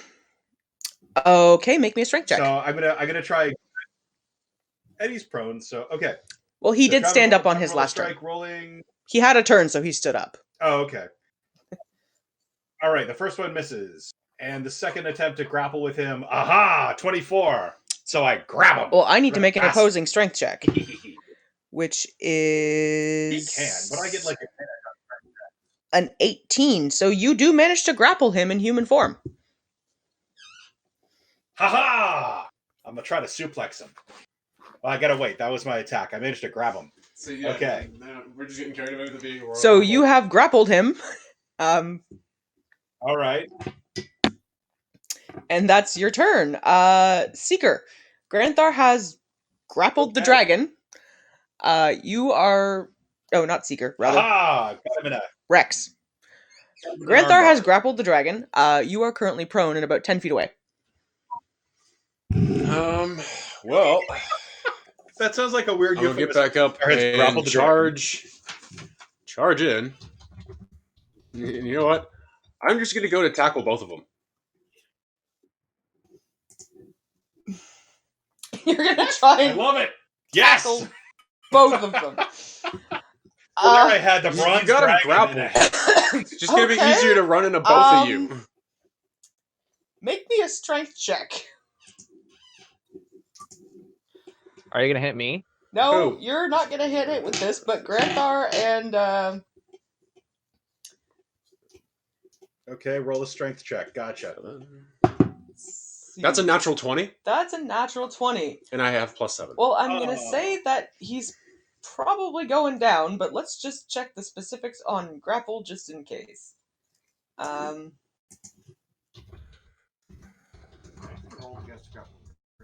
Does he actually Okay, so Get- I a save when grappled?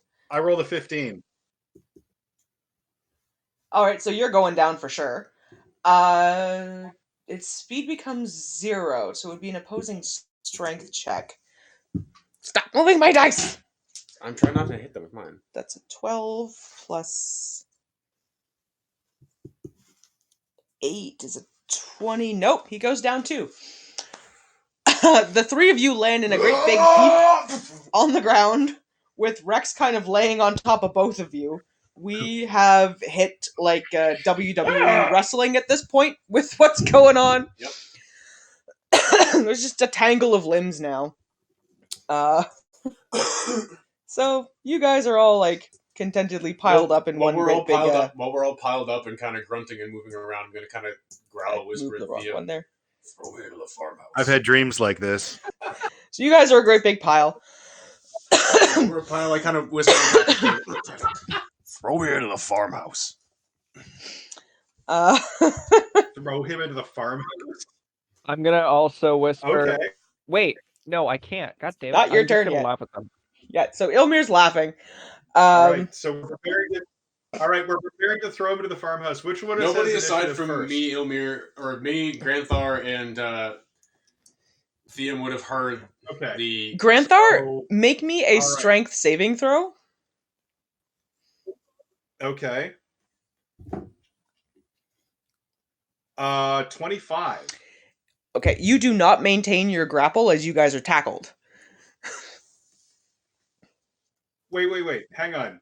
I can add a D4 to that because I'm blessed, right? For 1 minute. How For long did 1 that minute. last? Well, that's 6 rounds. We're good. Okay, so it's actually a 27. 27. Did I manage to maintain my grapple? You rolled a 27 on your strength? And natural 20, and I have a +7. Yeah. No, you would just maintain it. So the grapple's I rolled maintained. 19. The All right. grapple is maintained, barely. All right. So you guys are on the ground in a great big heap, but you still have, your legs and arms wrapped around him. You've gone koala.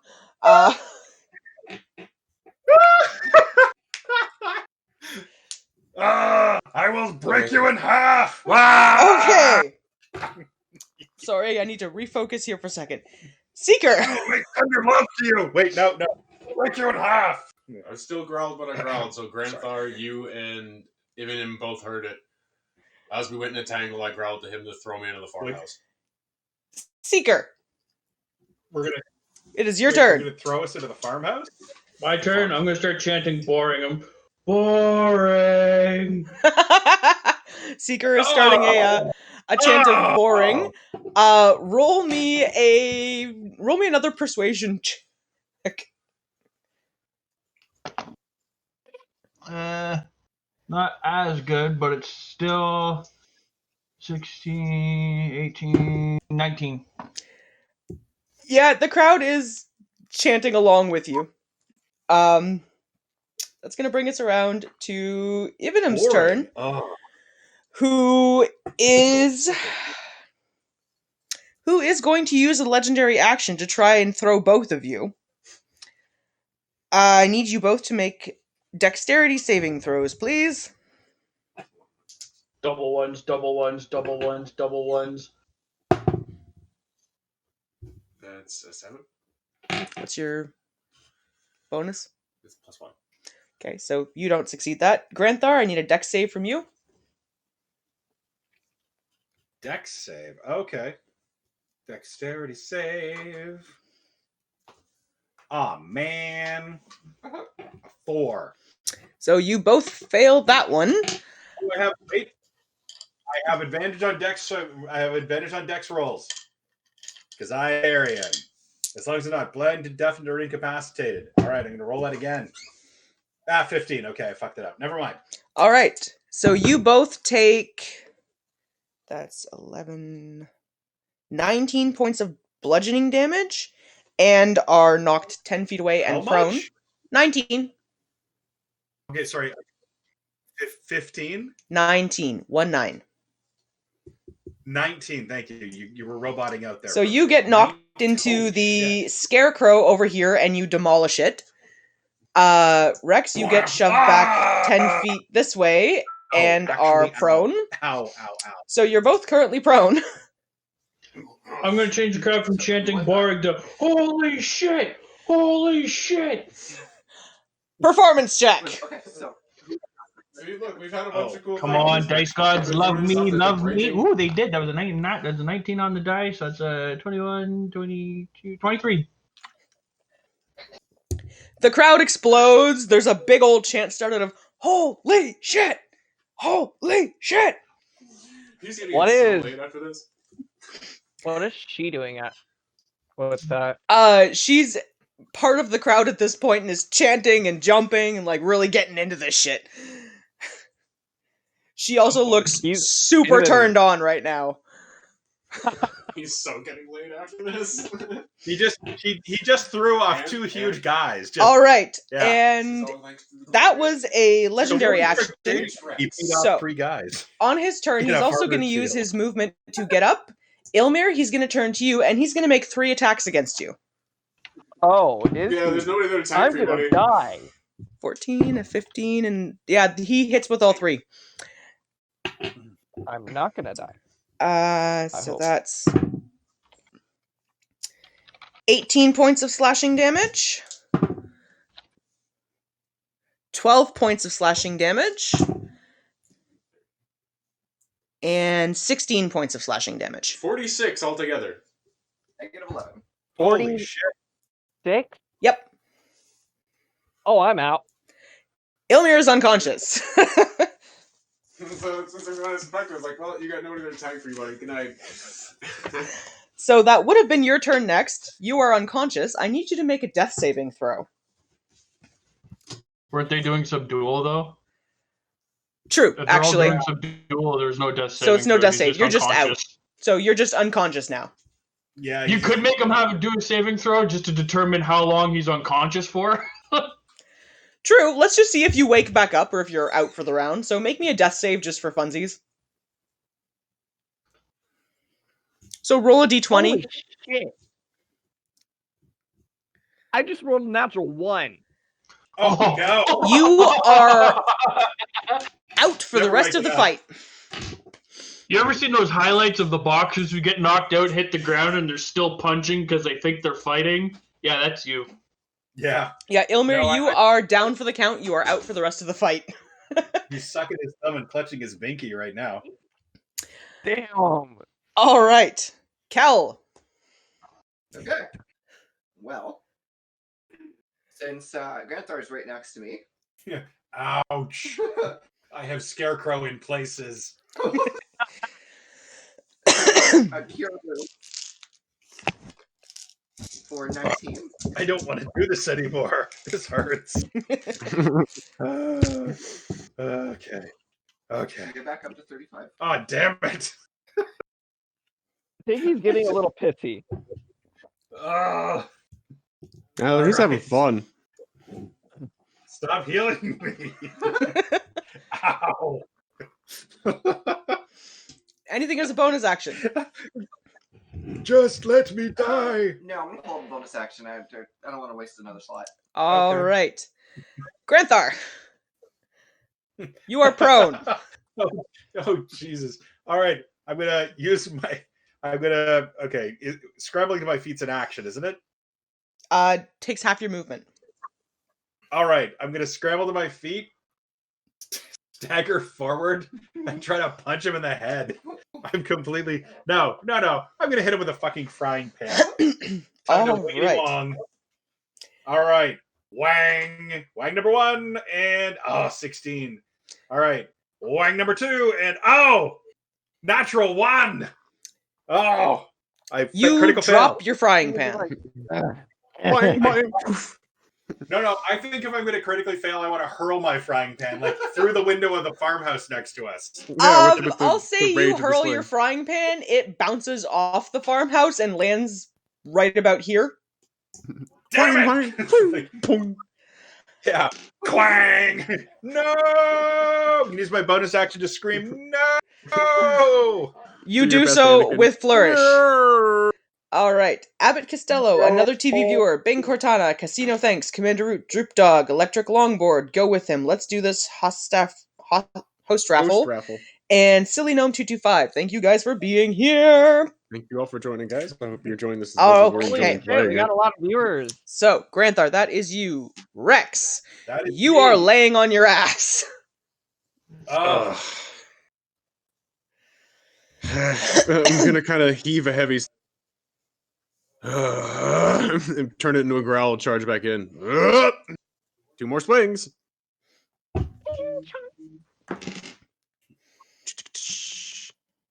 The minute's up, right? No more adding bless. One more round. One more round? Okay, so 21? Miss. Miss? Nope, Okay, hit. fuck, he's 20. 21 will hit. 21 hit? Okay, so that's the first one. And the second one is the bonus is the same thing. All right, so both hit.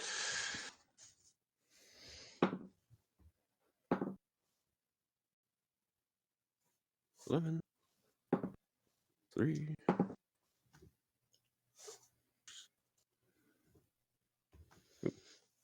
No, sorry. Hi, baby. For 26 damage. 26 damage. Sorry, took a minute to kind of herp derp and maths. Oh, I get that. I have to do the maths here too. All right, Rex, that was your go. Seeker. I'm just gonna keep trying to do whatever I can to keep the crowd going. Okay. Just to make this funny, I'll say that you start passing out additional pints of beer. Sweet. At this point, the crowd is half in the bag and chanting wildly and just like knocking into each other. It's a great time. Think every wrestling match you've ever been to. The Buffalo Bills Mafia. So this is going great. All right. It is Ivanum's turn. Could I have Rex and Granthar and Kel, because you're there, roll me Yeah. a perception check. uh-oh. That is a 12.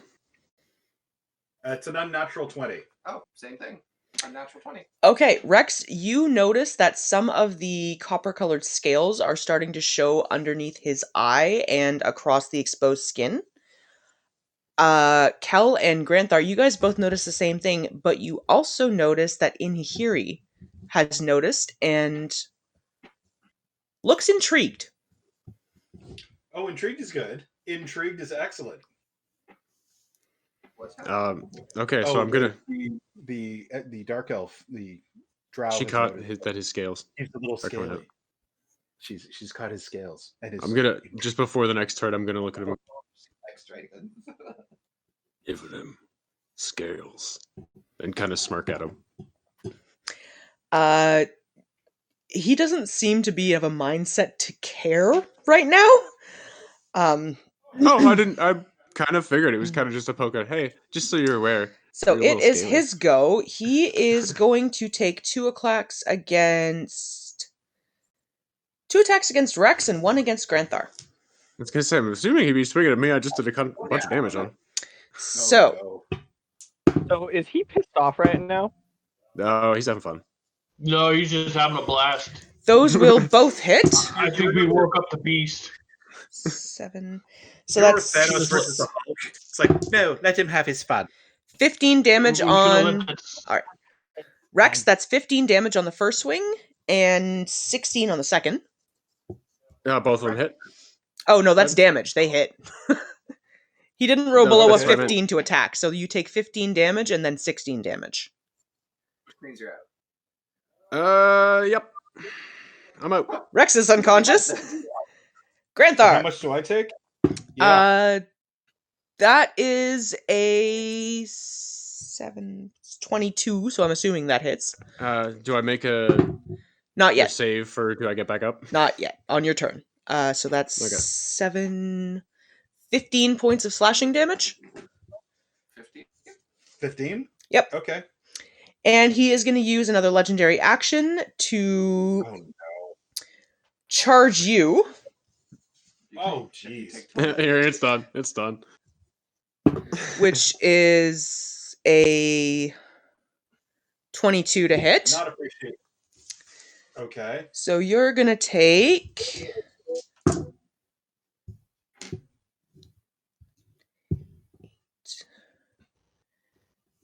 16 points of bludgeoning damage, and you are knocked 10 feet away. And 16 points of bludgeoning damage. I'm knocked 10 feet away. I'm still standing, you bastard. and you are now prone. No, well, technically you're not, but Okay. I'm still conscious. one hand just shakingly as I rises fly up. through the air. So Ilmir As I fly through the air, I'm going to go. Ilmir is out, so Ilmir does not get a turn. Kel, you are up. Get to even save? You're out for the round. You crit Yeah, failed. you failed. You crit failed. You don't get another chance. Alright, you're gonna hate me. No. Why are you doing this to punish me now? I'm making this interesting. This is gonna be fun. So I have been saving my level 4 slot because I only have one. Kel gets an inspiration point. Okay, so 4th level healings. Yeah, Kel, you can have an brutalization do I get to take? Kel, you can have an inspiration point for I'm gonna keep this interesting. Well, And because I thoroughly approve of your punishing Granthar.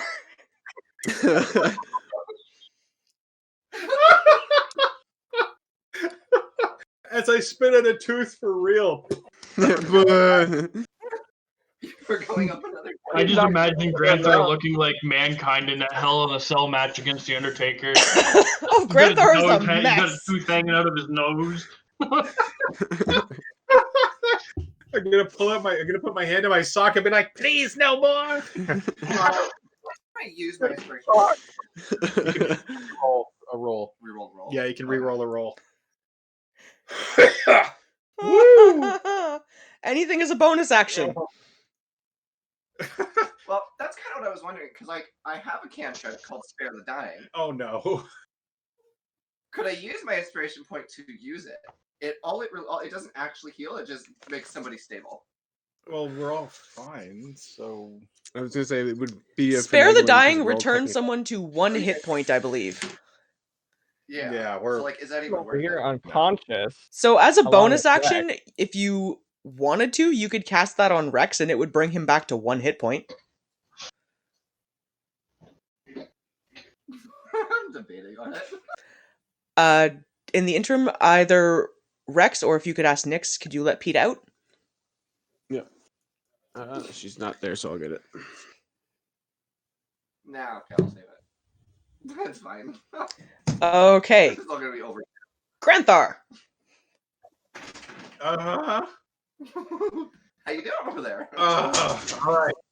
Half movement to scramble up onto my feet, and I'm gonna charge towards him because it's I only lost half my movement.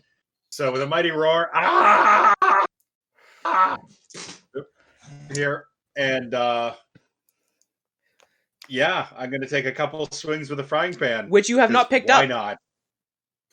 All right, Yeah, I'm gonna you didn't. just gonna. Oh shit! I have no weapon in my hand. All right, I'm gonna punch him. You're gonna punch him. Let's see. I'm gonna punch him. Why not? I'm Draw pretending to be afraid. Stabicus. Draw No, Stabicus. I'm Sell it. He No, can't I'm draw not it. gonna Sell it. Stabicus. He can't draw it. He tied it down. Oh, I could probably snap through that thong if I tried hard enough. He tied it down. It's to leather. nowhere. Roll me 2 I have a lot of attacks. experience tearing through thongs. What? Roll me Sorry? 2 attacks. My attacks? Okay. Attack number 1, and that one missed. And attack number 2, and that is a. Hang on here. 18 plus 3. That is a 21. 21 will hit. That really? Yep. Okay, so I clock him in the puss. Just bam! Roll Punch in the damage. teeth. 5 points of damage. Nice. Bam! Ah! Okay. And then for my bonus, yeah. Okay. Bonus action. Bonus action. I guess the last magic pebble I have in my hand, I can flick it in his face, like, bah! Let's see if I hit. Did I get the bonus action of being shoved to 1%? No. Okay, I didn't know if that went through or not. All right. Oh, You want me to make a consciousness roll? On your turn. Hang on. I flick a magic pebble in his face. Bink! Does Roll it- the 22. That'll hit. Roll damage. And that does 8 points of damage. I got him in the eye. Nice. Oh, my eye! You Poke me in the eye. did get him in his eye, and the eye you hit is changing color. Oh, man. Now I'm Saying getting no angry. mercy. Yeah. Ah, crap. He's mad now. All right. Rex, make me a Right death off my torso save and shit just on to my see neck. if you regain consciousness. That is a Sorry? it's just a flat roll, right? Yep. Yeah, it's a 13. You are at 1 hit point. Yay. On the Oh. ground at 1 hit point. All right. Seeker, roll me a perception check.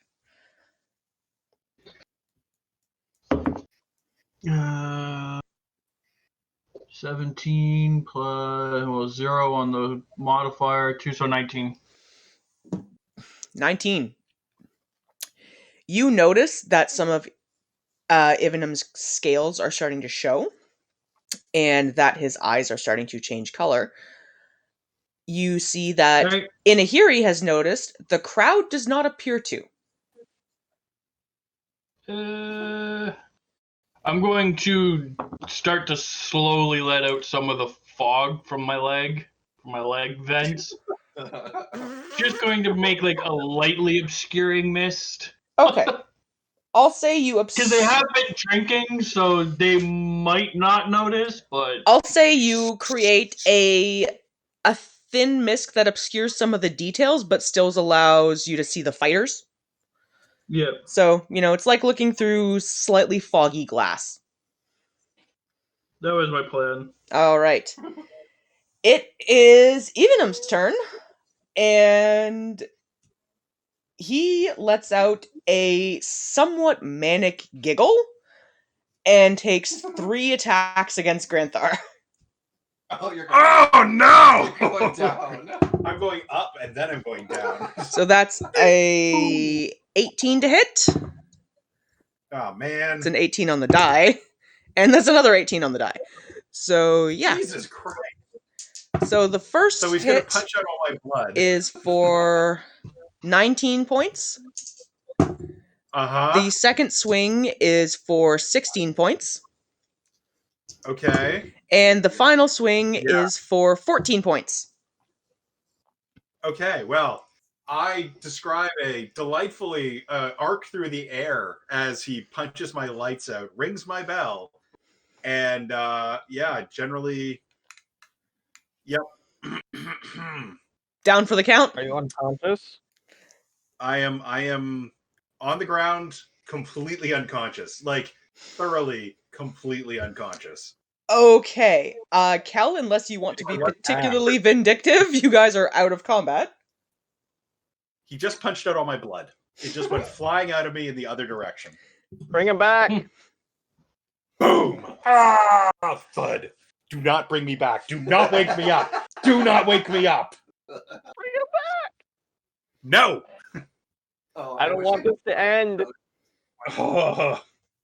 Nope. I have been laid out like a funeral cloth. Just. All right. So,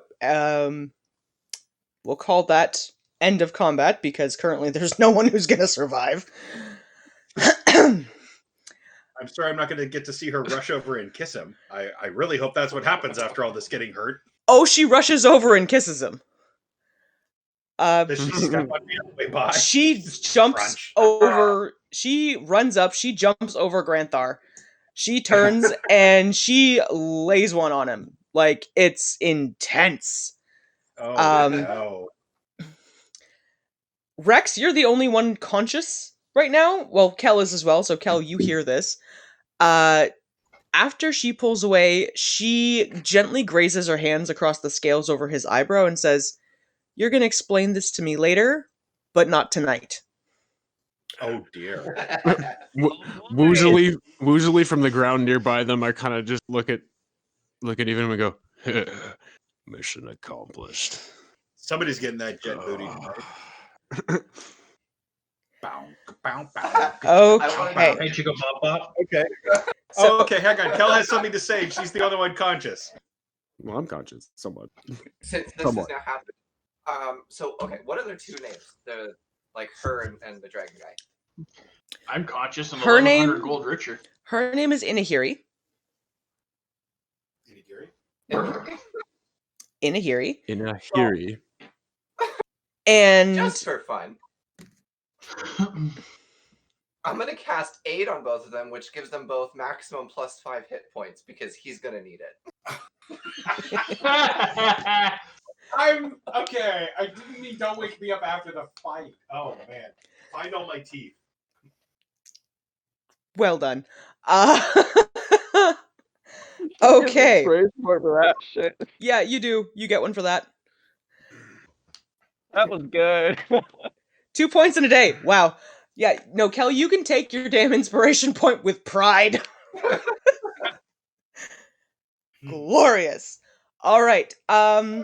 So Ivanum Out. lets his scales fade out of view and reaches down and pours a potion down each of your throats. So you all gain 4d4 plus 4 healing. 44 plus 4. All right. Seeker, the crowd grumblingly hands over your gold. Damn right. And as soon as they do, I'm going to walk right over to. I can't remember. Whatever. I can never pronounce that name. Ivanum. Yeah. No, him, not her. Oh. 4d4. I'm going to walk Even over him. to him. Even him. I'm going to hand him 50 gold and say, that was a hell of a show. Thanks. I'm now over 1,000 gold richer. He- Frying pan. Winks at you and says, "Come see me tomorrow." Sweet. Did you say 4d4 plus 4? 4d4 plus 4. Yes. Okay, And so I'm gonna he heal and myself now. Inahiri walk off. 2, 3, 4, 5, 6, 7, 8 points. Oh.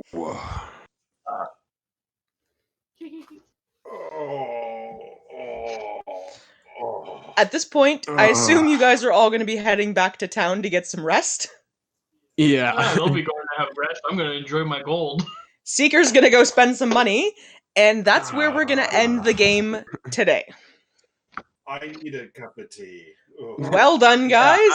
I'm gonna go rest at the bar. Well, can we just get a tiny little bit of wrap up, just getting back and then All right. going, and then Fine. put it as for the night, and then wrap it up. We're actually getting. I'll pop you guys over to Assilion. You guys take a couple hours to very, very slowly walk your way back to town. Except for Seeker, who's just trotting along. Happy little jingle of a horse. So much. God damn it, Matt, come on. I think most of you guys are at the tea shop at the moment. Yeah, that's where I intended on being anyway. Sleep there. I was gonna just go back into the room where Sheer. Rex and Ilmir, you guys are currently in the Painfully. You guys are currently in Shadowfell's Emporium, but I'll move you guys back over. Oh yeah, let's not be in there right now because she's a little busy. And Seeker, you were in the Rusty Nail, but that is currently closed. So. Yep. I'm gonna go make a cup of tea, completely fail to drink it, and collapse face first in my bed. Glump. I'm not even gonna bother taking my armor off. I'm just gonna lay out my bedroll next to Sheer, pain noises, and kind of lay on the floor. Yeah, well, I'm sure my dad's got alcohol stashed all over the place. While all of them are passing out and falling asleep, I'm just gonna slip them each 250 gold into their thing from the group loot, plus a little bit from what I got for gambling on them getting their asses kicked. Okay, so you guys each have an additional 250 gold that are slipped into your pockets. Okay. Alrighty. That's partially from the gold we had in group loot, and partially from what I got for running the books. We still have at least 2,500 gold worth of stuff in group loot because we've also got a couple of things that we haven't had figured out yet, like those the set of silver candlesticks that we got. Is there anything you guys want to do as last minute conversation before we finish off the game? Sleep off my migraine from getting my shit kicked out of me. Just kind of check in on Sheer in a little. She is much the same way you left her the last time. She's still not looking great, but she is resting. With a chuckle as I kind of lay down and make ouch noises and go, well, at least you're not the only one who's going to be sleeping in pain tonight. She cracks an eye, kind of looks at you, and just goes, I don't know who looks worse, and then goes back to bed. From the other room, I'm going to yell, I put a dragon in a headlock. She says, I want to hear the story. I'm going to ask you guys what happened to Theom and that drow chick. They're probably off somewhere doing what we were hoping they would be doing. She's putting his dragon in a headlock. I'm just gonna say, meta-wise, I was so disappointed that no one did a chest slap on him, so I could get the whole crowd to go. Maybe next time. No next time. Ow. No next time. Ouch. Grandpa, Jesus Christ, he got the shit literally kicked out of him. So that was a dragon fight. He kept healing me and sending me back in. Yeah, she's like, oh, you're not done. And just to pull back the curtain a little bit here, you guys also had a much easier fight because there was no breath weapon, there were no bite attacks. No No wings. spells, no You couldn't fly. buffets, no tail attacks, what's the one that they have? The fear, the dragon fear that they can Frightful presence, yeah. Draconic presence. Yeah, no, and for my mouth. Granthar and Cal, I just want to say that I don't know if you've seen Real Steel or not, but this literally reminded me of Real Steel when that robot gets its ass kicked. Like, it's falling apart, literally falling apart. And so they literally just like kind of duct tape it back together. That's literally what Cal was doing to you, Cal. Yeah, I feel like Grant, magic you're duct literally tape. getting duct taped together. To give you guys a decent amount of a heads up, though, you did manage to whittle him down to almost half health. Holy shit! Damn. Yeah, I was gonna say you guys kept being worried. It was like, no, dude, ancient dragon. He's got probably close to 500. Yeah. Yeah, I know he has over 100. Oh, he has almost 500 hit points. Yeah. Yeah, you guys got him down to like 282. Damn. And we burned 2 of his legendaries. That's pretty fucking good. So you Oh, did that was well, fun. but there was no goddamn way you were winning that fight. Yeah, no, there was. It was a fight we were gonna lose no matter what. The fact that I didn't get curb stomped immediately makes me very happy. You should I be was just proud. expecting You Dragon guys to grab, lasted a like 10 hit. rounds. Yeah, exactly. We lasted enough time for the crowd to get drunk enough to not notice the scales. And Inahiri to stay sober enough to notice the scales. So you guys have killed 2 birds with 1 stone. Like I said, unconscious, deliriously from the ground.